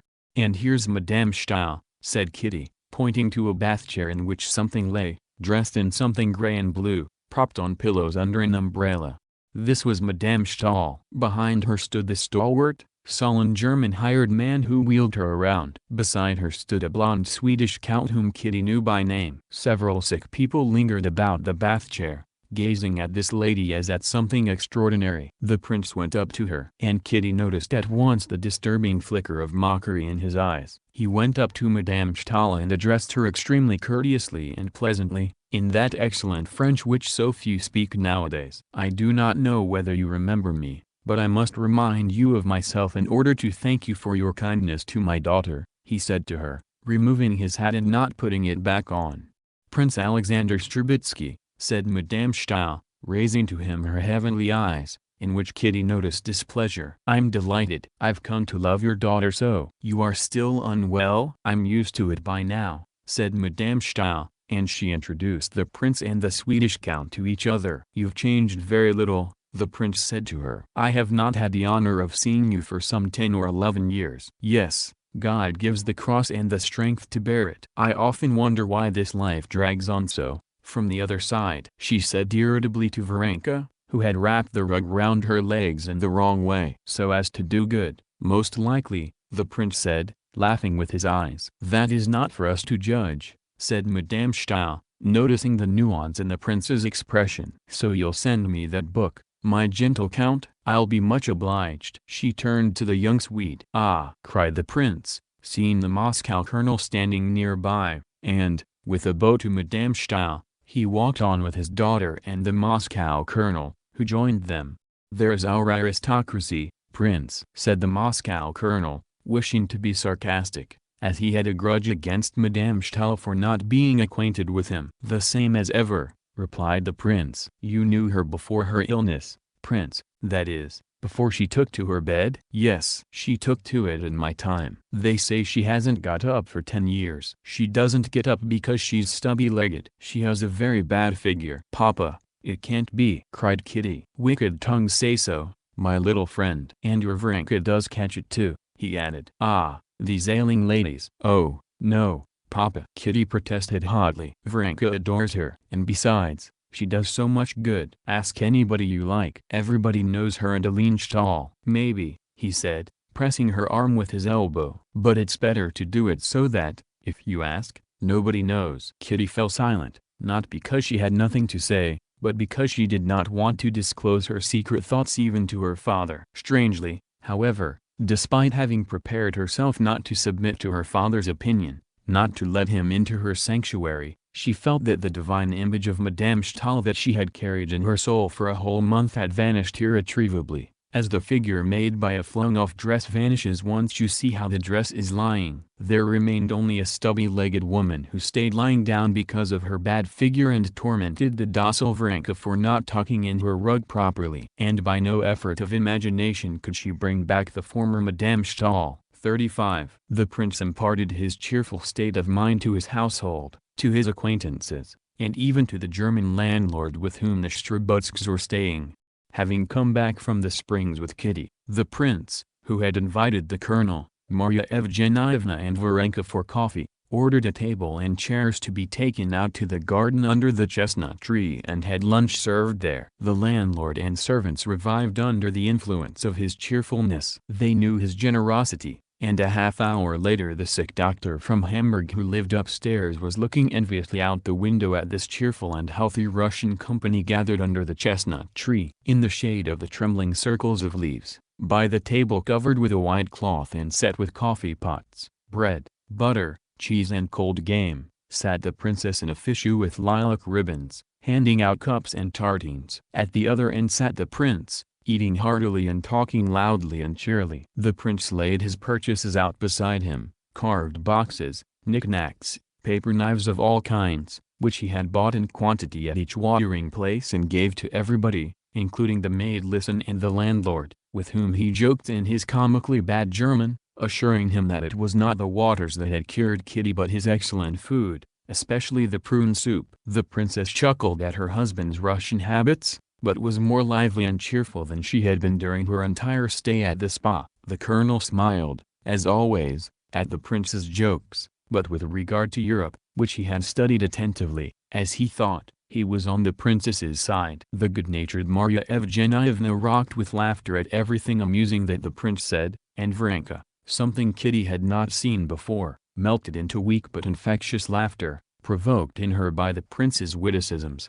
All this cheered Kitty up. Yet she could not help being preoccupied. She could not solve the problem her father had unwittingly posed for her by his merry view of her friends and the life she had come to like so much. To this problem was added the change in her relations with the Petrovs, which had shown itself so obviously and unpleasantly today. Everyone was merry, but Kitty was unable to be merry, and this pained her still more. She had the same feeling as in childhood, when she was punished by being locked in her room and heard her sister's merry laughter. "Well, what did you buy such a mountain of things for?" said the princess, smiling and handing her husband a cup of coffee. "You go for a walk, and you come to a shop, and they beg you to buy something, erlaucht, excellence, derlaucht. Well, by the time they get to derlaucht I can't hold out, there go $10. It's only out of boredom," said the princess. "Certainly it's out of boredom." "Such boredom, my dear, that you don't know what to do with yourself." "How can you be bored, prince?" "There's so much that's interesting in Germany now," said Marya Evgenievna. "But I know all the interesting things. I know prune soup, I know pea sausages. I know it all." "No, like it or not, prince, their institutions are interesting," said the colonel. "What's so interesting?" "They're all pleased as punch. They've beaten everybody." 35. Well, but what's there for me to be pleased about? I didn't beat anybody. I just have to take my boots off myself and put them outside the door myself. In the morning I get up, dress myself at once, Your Grace, Your Excellency, Your Highness. Go downstairs and drink vile tea. Home is quite another thing. You wake up without hurrying, get angry at something, grumble a little, come properly to your senses, think things over. Don't have to hurry. "But time is money, you're forgetting that," said the colonel. "Which time?" "There are times when you'd give a whole month away for 50 kopecks, and others when you wouldn't give up half an hour for any price." "Right, Katenka? Why are you so dull?" "I'm all right." "Where are you going?" "Stay longer," he said to Varenka. "I must go home," said Varenka, getting up and again dissolving in laughter. Having recovered, she said goodbye and went into the house to get her hat. Kitty followed her. Even Varenka looked different to her now. She was not worse, but she was different from what she had formerly imagined her to be. "Ah, I haven't laughed like that for a long time," said Varenka, collecting her parasol and bag. "He's so nice, your father." Kitty was silent. "When shall we see each other?" asked Varenka. Madden wanted to call on the Petrovs. "You won't be there?" Kitty said, testing Varenka. "I will," replied Varenka. "They're leaving, so I promised to come and help them pack. Well, I'll come, too. No, why should you? Why not? Why not? Why not? Kitty said, opening her eyes wide and taking hold of Varenka's parasol to keep her from leaving. No, wait, why not? It's just that your father has come, and, then, they're embarrassed with you. No, tell me, why don't you want me to visit the Petrovs often? You don't want it, do you? Why? I didn't say that, Varenka said calmly. No, please tell me. Tell you everything? Asked Varenka. Everything, everything, Kitty repeated. There's nothing special, only that Mikhail Alexeyevich that was the painter's name wanted to leave sooner, and now he doesn't want to leave at all, Varenka said, smiling. Well, Kitty urged, giving Varenka a dark look. Well, and for some reason Anna Pavlovna said he didn't want to leave because you are here. Of course, it was inappropriate, but because of it, because of you, there was a quarrel. And you know how irritable these sick people are. Kitty, frowning still more, kept silent, and Varenka alone talked, trying to soothe and calm her, and seeing the explosion coming, whether of tears or of words, she did not know. So it's better if you don't go, and you understand, you won't be offended. It serves me right, it serves me right. Kitty began quickly, snatching the parasol out of Varenka's hands and looking past her friend's eyes. Varenka wanted to smile, seeing her friend's childish anger, but she was afraid of insulting her. How does it serve you right? I don't understand, she said. It serves me right because it was all pretense, because it was all contrived and not from the heart. What did I have to do with some stranger?